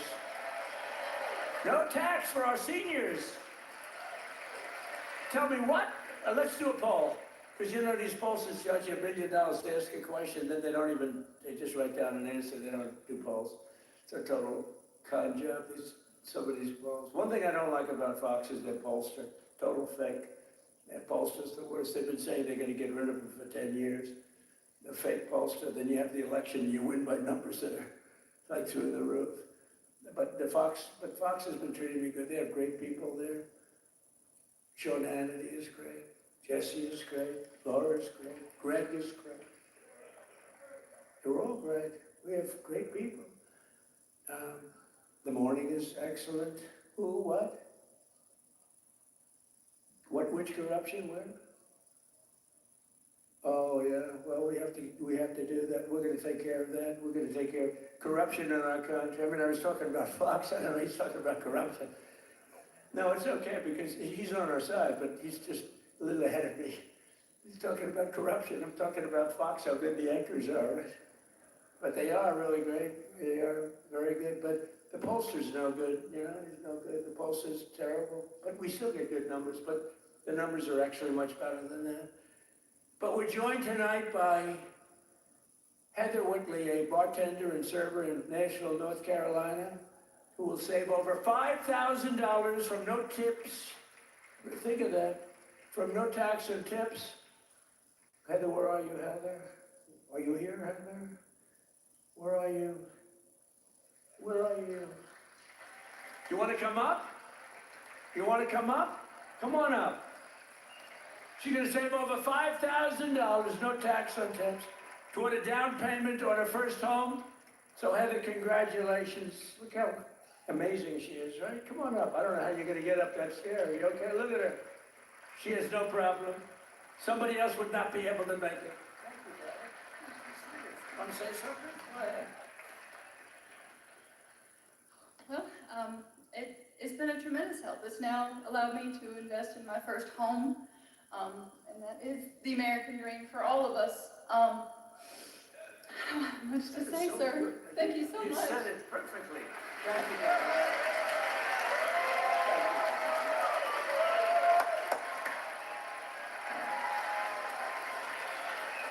Heather, you don't realize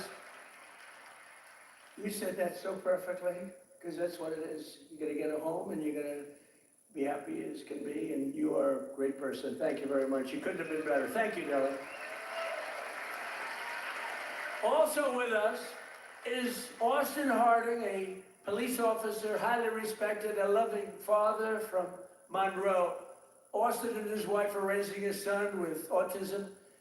A beautiful son, beautiful, beautiful person. and are passionate supporters of MAHA, and they love Robert F. Kennedy Jr., so do I. And with no, thank you, Austin. And with no tax on overtime, Austin will have thousands of dollars, many thousands of dollars more to help care for his wonderful son. Last but not least, we have Carolyn and Charles Thurston, who run a successful small business providing care to senior citizens. That's great. Not only did we make their small business tax deduction permanent, helping them to expand, but under no tax on overtime, their employees will have much higher take-home pay, and that makes their job a lot easier. So, Carolyn and Charles, please stand wherever you may be. Oh, that's great. Thank you. So it's going good? It's going good? Good-looking couple. Thank you very much. Another key part of our tax cuts is known as Trump accounts. You hear about that? You put money in and they are knocking them dead. It's great. It's Michael Dell Computer. He put up $6.25 billion. How do you like that? He started with no money, and now he puts $6 billion plus into the first accounts. I mean, think of that, $6 billion. It's, to be exact, $6.25 billion. Even the second part is a lot. And we've had a lot of great Wall Street titans and a lot of great real estate titans. They're all putting money in Trump accounts. It's for kids. They get a certain age and they're going to have money. It's going to double and triple. Hopefully, it'll do well. Under this new program, the federal government will be creating an investment savings account for every single newborn American child with $1,000 to be invested and grow over the course of their life. So they'll reach 21 years and, you know, they could be very good. They will consider themselves rich. I mean, it's a lot of money, actually. Friends, family, employers, and loved ones will be able to add thousands more each year, like a trust fund for every American child. It's something that people have wanted to do, but honestly, I give Mr. and Mrs. Michael Dell. Dell can go out and buy a computer from Dell, because I'll tell you what, they love the country. Great people. Every single Democrat in Congress voted against these incredible benefits. Every single Democrat said no, including a guy named Don Davis right here from this district. He voted against it. That's why you got to vote against them. Don Davis voted against no tax on overtime. He voted against no tax on tips. And he voted for the largest tax increase in American history. He wanted the largest tax, and he's your congressman. So, I don't know if you know him. Honestly, I'm good at politics. I never even heard of this guy, so he hasn't made a big impact. But he voted yes on every single Biden disaster, including massive inflation, open borders, sanctuary cities, and the Green New Scam. Don Davis betrayed North Carolina. Don Davis did nothing about the flood. He did nothing about the hurricane. I did it all with your congressman and with a couple of Republicans from your state that put their lives on the line to make sure this got done. And we had to wait till January 20th. They wouldn't do a damn thing. The waters didn't recede. They were living in areas that didn't have water, and now they were surrounded by water. And by the way, Elon Musk, with his incredible, you would call it contraption of communication, incredible. I said, Elon, we need 500 of those. You couldn't get them because it's been very successful. He said, you'll have them tomorrow. We got to give him credit for that. You know? I have my little disagreements with that. I don't believe in the mandate where everybody has to have an electric vehicle within an hour. You know, I don't. But you got to give him credit. He really saved a lot of lives. Here tonight are some of the warriors who, unlike Don Davis, who's a disaster vote against him, stood up for North Carolina, including Congressman Tim Moore and Brad Knott. Where are you guys? Hey, fellas, come up real fast. Come on up. Come on up. I'll tell you, these guys were, look at them, two handsome gentlemen, extremely different types. Yeah, that's great. Say hello, say a couple of words. Thank you, man. Thank you very much.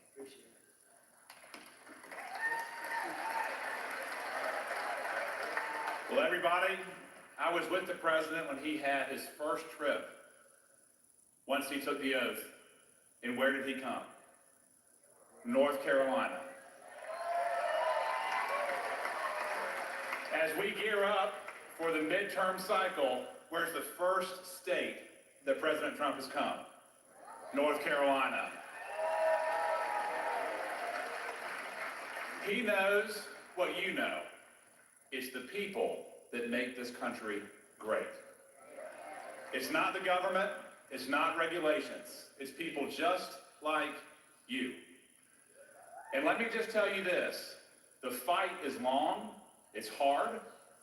I'm new to this, and I have been amazed at how hard the president is fighting for you. So let me say this simply and with my whole heart. Stay with us. We hear you, and we're going to keep fighting for you. Thank you so much.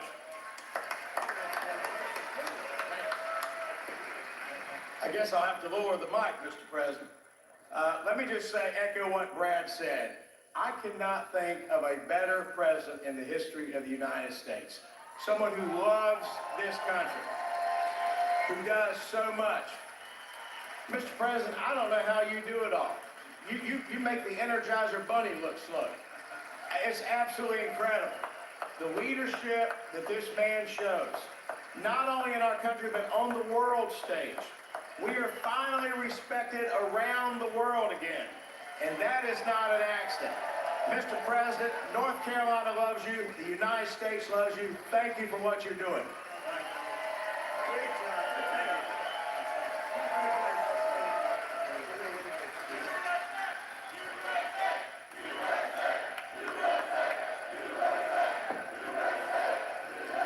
Great job.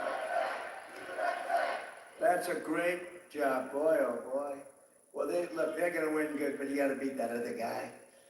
Thanks also, I wanna thank somebody very special. She's the Secretary of Labor, Lori Chavez DeRemer. Where's Lori? Larry, thank you, what a job.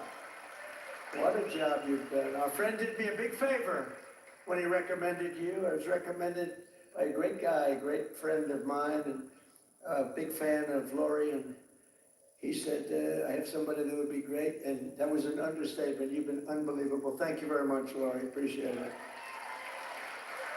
And another one has been incredible, got a lot of energy.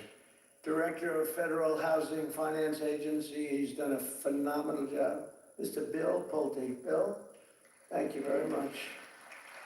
Thank you, Bill. Also, State Senator Phil Berger. Phil, thank you, great.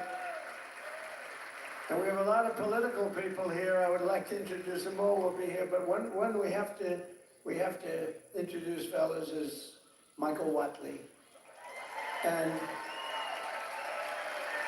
he was the head of the Republican Party.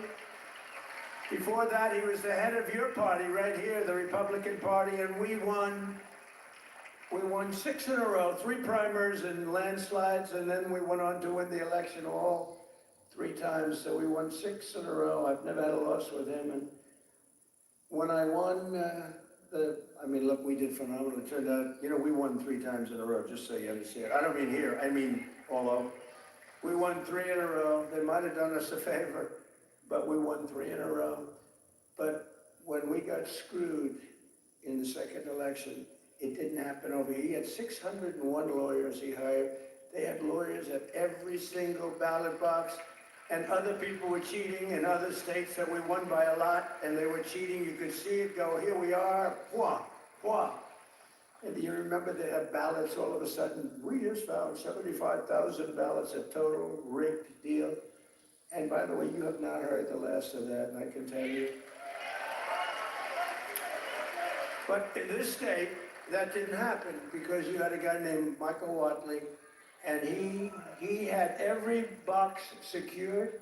He had, I think, 2 or 3 lawyers at every station, but he had over 600 lawyers, I think 600, and I said, how many lawyers did you have? 601. I said, that's like genius. He was ahead of it. And you'd watch, people went to bed that night. Everyone said the election's over, Trump won.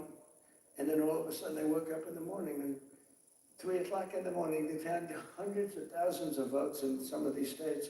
It was a rigged election, but not here because of him. And I said, I don't know if I'm doing this again, but if I'm doing this again, I want Michael Watley. I said, the guy from North Carolina, I want him to head the Republican National Committee, the RNC. And he did it beautifully. Come on up, Michael, come up. He did it so well, and we had the big election when he worked with Laura. Now, how good is Laura? Laura Trump, who was born here, loves this state so much.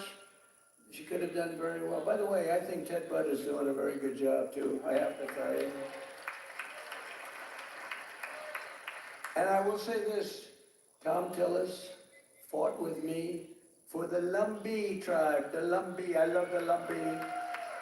And he's really been very good.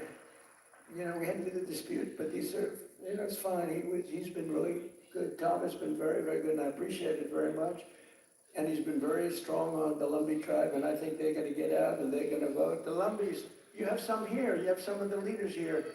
If you could, do you want to stand up if you're there? It's really great. Thank you very much. We appreciate it. Let them know we appreciate it. We got to get every one of those 60,000 votes or whatever. We got to get them for this guy.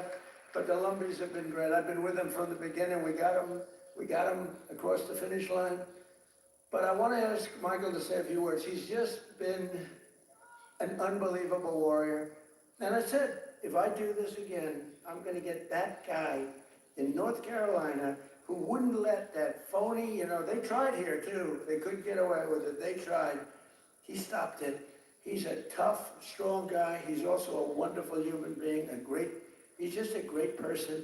And I want to tell you, him and Laura Trump there's never been a better team. In fact, I said, before he did this, I said, if you had your choice for anybody to be your co-chair, who would you pick? He said, I'd take Laura Trump again, right? Yes, sir. He did say that. But I'd like to have Michael say he's in a fight against a radical left governor who did a shitty job for you. And I really want you, either way, but either governor, because you have another governor that's a Democrat. You know, virtually, I think every state run by a Democrat is a failure. Think of it. And now your state with all these killings, I never heard of killings, but all of a sudden, and they came in through Biden with his open border craziness, and these are vicious people. But I want this man to say just a few words because it's so important that he wins. You don't want to have a radical left senator that basically wants to have open borders, transgender for everybody, men playing in women's sports. Michael, are you in favor of men in women's sports? Are you in favor of transgender for everybody? Are you in favor of open borders? No. Thank you. Samuel. Thank you, sir. You know, in 2015, Donald Trump came down that golden escalator, said he was going to make America great again.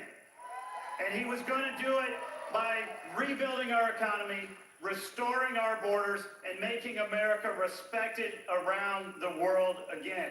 And I said, I'm with that guy.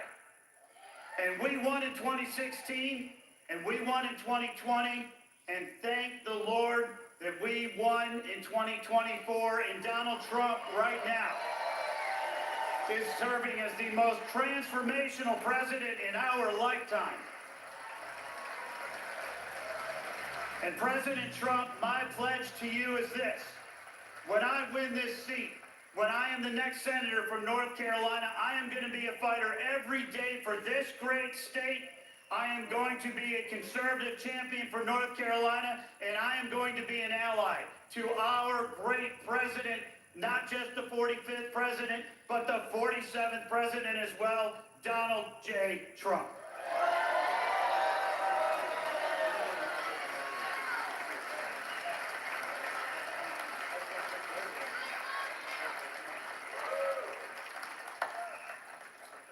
What a great guy he is. So get out and work for him.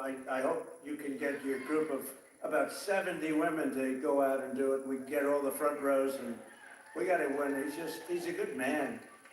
And he represents your values, that I can tell you. But I also want to express my condolences to the people of this state and to the loved ones of NASCAR legend Greg Biffle, who perished yesterday in a tragic plane crash with his family in Statesville.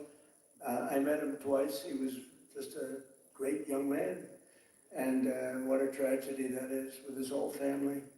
So I just want to pay our condolences, our love. Please. I'll tell you, North Carolina will never forget them. He and his family were incredible people.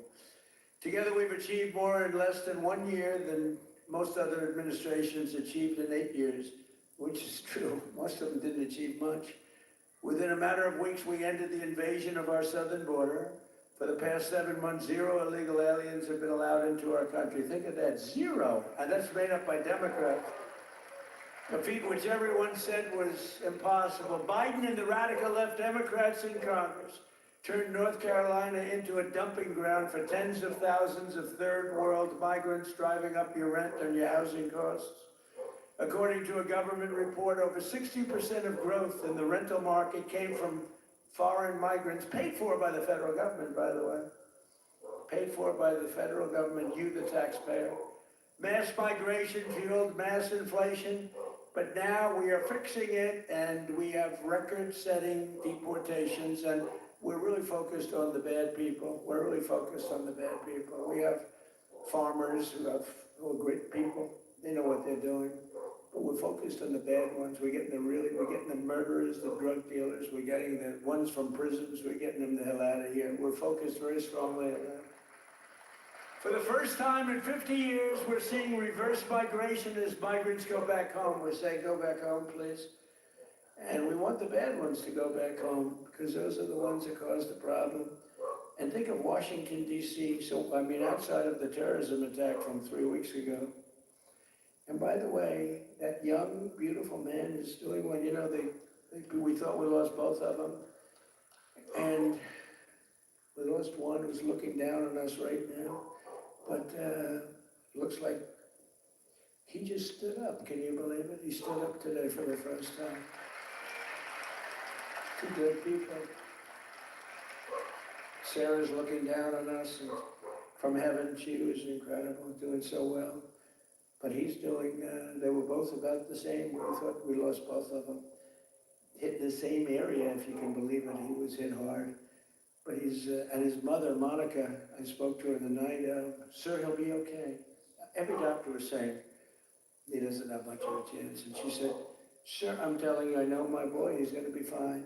I can't believe it. And literally, actually yesterday, he stood up. And he's talking a little bit. I mean, the whole thing is incredible. The mother, I've never seen anything like that. I never saw anything like it. And she was so positive. She said, I'm praying, and everybody's praying, the whole country's praying. And there's no way he's going to have any problem. He's going to be just fine. It's not even that he was going to make it. It was like, he's going to be fine. Incredible person.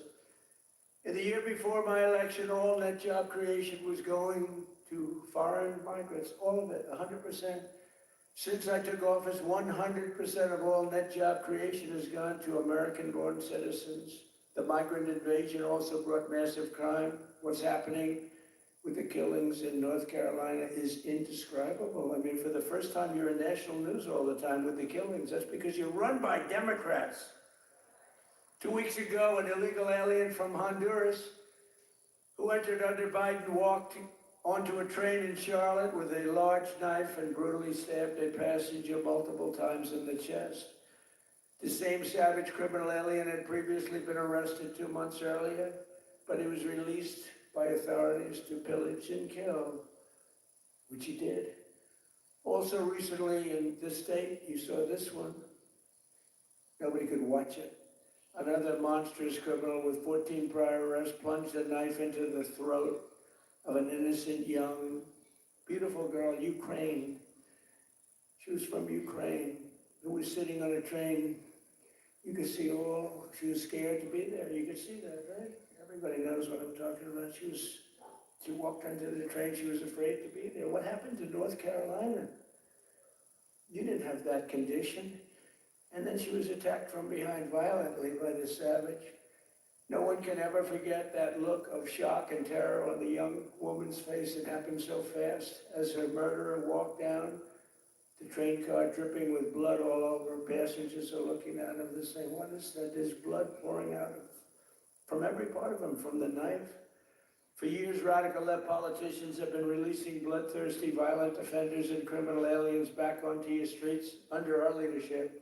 We're finally getting illegal aliens and vicious felons off the streets and throwing them out of our country, or in some cases, putting them in the toughest jails in the world because, frankly, we don't want to let them into their country because we don't want to take a chance that these animals will come back.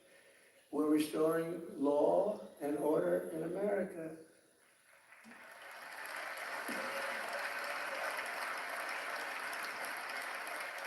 We just made a record investment in our military and gave every service member a warrior dividend of $1,776, 1776. And I'm also pleased to announce that just 2 hours ago, we hit the ISIS thugs in Syria who were trying to regroup after their decimation by the Trump administration 5 years ago. We hit them hard. I ordered a massive strike on the terrorists that killed our 3 great patriots last week. 2 soldiers, 1 interpreter, all great people. And it was very successful. It was precision. We hit every site flawlessly, and we are restoring peace through strength. We're all over the world. I settled 8 wars in 10 months, destroyed the Iran nuclear threat, ended the war in Gaza, and got the release of hostages, both living and dead, and created peace in the Middle East. We had peace in the Middle East, first time in 3 years, peace in the Middle East. I cut federal funding for any school that pushes critical race theory or transgender insanity. And we completely banned the chemical and surgical mutilation of children.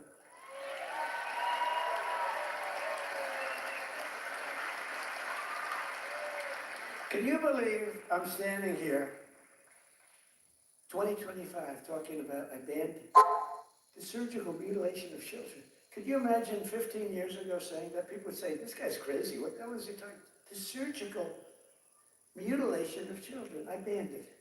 And it's a wonderful thing I did, but can you imagine having to even say it? Or can you imagine having to say that we're keeping men out of women's sports? Frankly, that's less important if you want to know the truth, but it's very important. The surgical mutilation I had to ban, and I did, I banned it. But we're also keeping men out of women's sports. Have you seen some of these records? Have you seen the long distance race? One of these races go all day. They had champion women, they had some very good men, but not the champions. And one man won the race by 5 hours and 14 minutes and 12 seconds. 5 hours, 14 minutes, think of that. Won the race by 5 hours. What do? Your parents go back home, go to sleep for a few hours, come back and meet your daughter, and she's supposed to be thrilled? What kind of crap is that? Or the weightlifting records, where people that never lifted a weight before are going into the women who are fighting national championships, almost Olympic championships, and they're lifting 112 pounds more, and they've never done it before? Or the boxers that are getting decimated? You saw the Olympics where they had 2 people that they converted from men to women. They did a conversion. And the one young woman from Italy, a championship boxer, she got hit by a left jab. A left jab, for those that don't do it's just like a defensive punch. She got hit, she walked to her corner, she said, I've never been hit like that, I quit. Then they said, no, go out, you can do it. And then he gave her another left jab, that was it. She said, no, I can't do it. It's so demeaning to women. And they don't stop. I saw the other day on one of the shows, I think Meet the Fake Press. I'm pretty sure it was that stupid show. And they had a congressman that you all know, a Democrat, saying, no, we have to allow men to play in women's sports. Where do these people come from? Or how about open borders? They're fighting for open borders. If I didn't get elected, our country would be ruined. We would have not had a country. I'm telling you, I'm not bragging about myself. I'm saying we would not have had a country. And now we have the greatest country in the world. I'm telling you, hottest. We're the hottest. We're restoring the name of a great president, William McKinley, to Mount McKinley in beautiful Alaska. That they took the name off and they named it something else. And I renamed the Gulf of Mexico to the Gulf of America. That was a good one. Well, you know, I checked for all my whole life. I don't know. I guess I didn't do it in my first term because I was the hunted. I had bigger problems. I had these animals trying to attack me at Mar-a-Lago. They went into my wife's closet, and I'll say this. Number one, it's very bad, but it sounds a little strange. They looked at her drawers. You have drawer, and then you have drawer. They looked at both. And she's a very meticulous person, you know, like these people, just like she'd fit into your group very well. She'd be very happy with her, but everything is perfect. Her undergarments, sometimes referred to as panties, are folded, perfect, wrapped. They're like so perfect. They said, that's beautiful. You know, it's the part of the world she came from. Everything was perfect, no problem. Fold, fold, fold. I think she steams them, make sure they're just sitting. We came home. I wasn't there when the raid took place. A raid of a popular president, a former president. She opened the drawers and it was not that way. They were a mess. It was all over the place. And she said, oh, what happened? That's so terrible, but it's terrible. They went into my young boy's room. These thugs are disgusting, and we cannot let them get away with this stuff. We have all the evidence now. We have all the evidence, and we have to do something about it. We have to do something about it. It's illegal, and it's disgusting. You know, I brought a lawsuit, and I'm winning the lawsuit. There's only one problem. I'm the one that has to settle it. In other words, I am suing, and I'm the one that's supposed to settle it. So maybe I'll give myself $1 billion and give it all to charity. Does that make sense? You know, I'll give it to charity. Have any nice charities? I have to settle the lawsuit. There's never been a case like this. Trump sued. I sued a long time ago, and it's doing fine. It's a suit. And now, you know, we found all this stuff. Did you see where the FBI didn't want to do it, but the Justice Department forced them to do it? The FBI guys didn't want to do it, but the thugs and the DOJ wanted to do it. So I sued them, and and they do say that, you know, it's never been a case like this. Donald Trump sues the United States of America. Donald Trump becomes president, and now Donald Trump has to settle the suit. I hereby give myself $1 billion. Actually, maybe I shouldn't give it to charity. Maybe I should keep the money. No, a lot of people say, do it. No, I don't want to do it. But whatever happens, it's all going to good charities. I said, okay, it's all going to good charities. But isn't that a strange position to be in? I've got to make a deal. I negotiate with myself. From the skyscrapers of Charlotte, to the rolling hills of Asheville, from the sand dunes of Kitty Hawk to the streets of Chapel Hill, and from the factories of Hickory to the small towns and family farms across your beautiful countryside in North Carolina, we are bringing prosperity, opportunity, and pride surging back to your incredible home. Together we're pairing all these people together. You're coming together, you know, it's coming together like nobody's ever seen, but we're fixing 4 years of disaster and decline. The whole world was laughing at us for 4 years. They were laughing, taking advantage of us, friend and foe. And the friend was worse than the foe in many cases. On trade, they were worse. And we're beginning the greatest years in the history of our country. It's called the Golden Age of America. That's what's happening. We're a dead country. Now we're talking about the Golden Age of America. Think of it in 10 months. Think of that. So in conclusion, tonight, after just 11 months, our border is secure. Our spirit is restored. Inflation is stopped. Wages are up. Prices are down. Our nation is strong. And America is back. And every single day of this administration, we will keep on working for the hardworking citizens of America. We will fight, fight, fight. We will win, win, win. And with your help, we will make America powerful again. We will make America wealthy again. We will make America healthy again. We will make America strong again. We will make America proud again. We will make America safe again. And we will make America great again. Thank you, North Carolina. God bless you all. And Merry Christmas.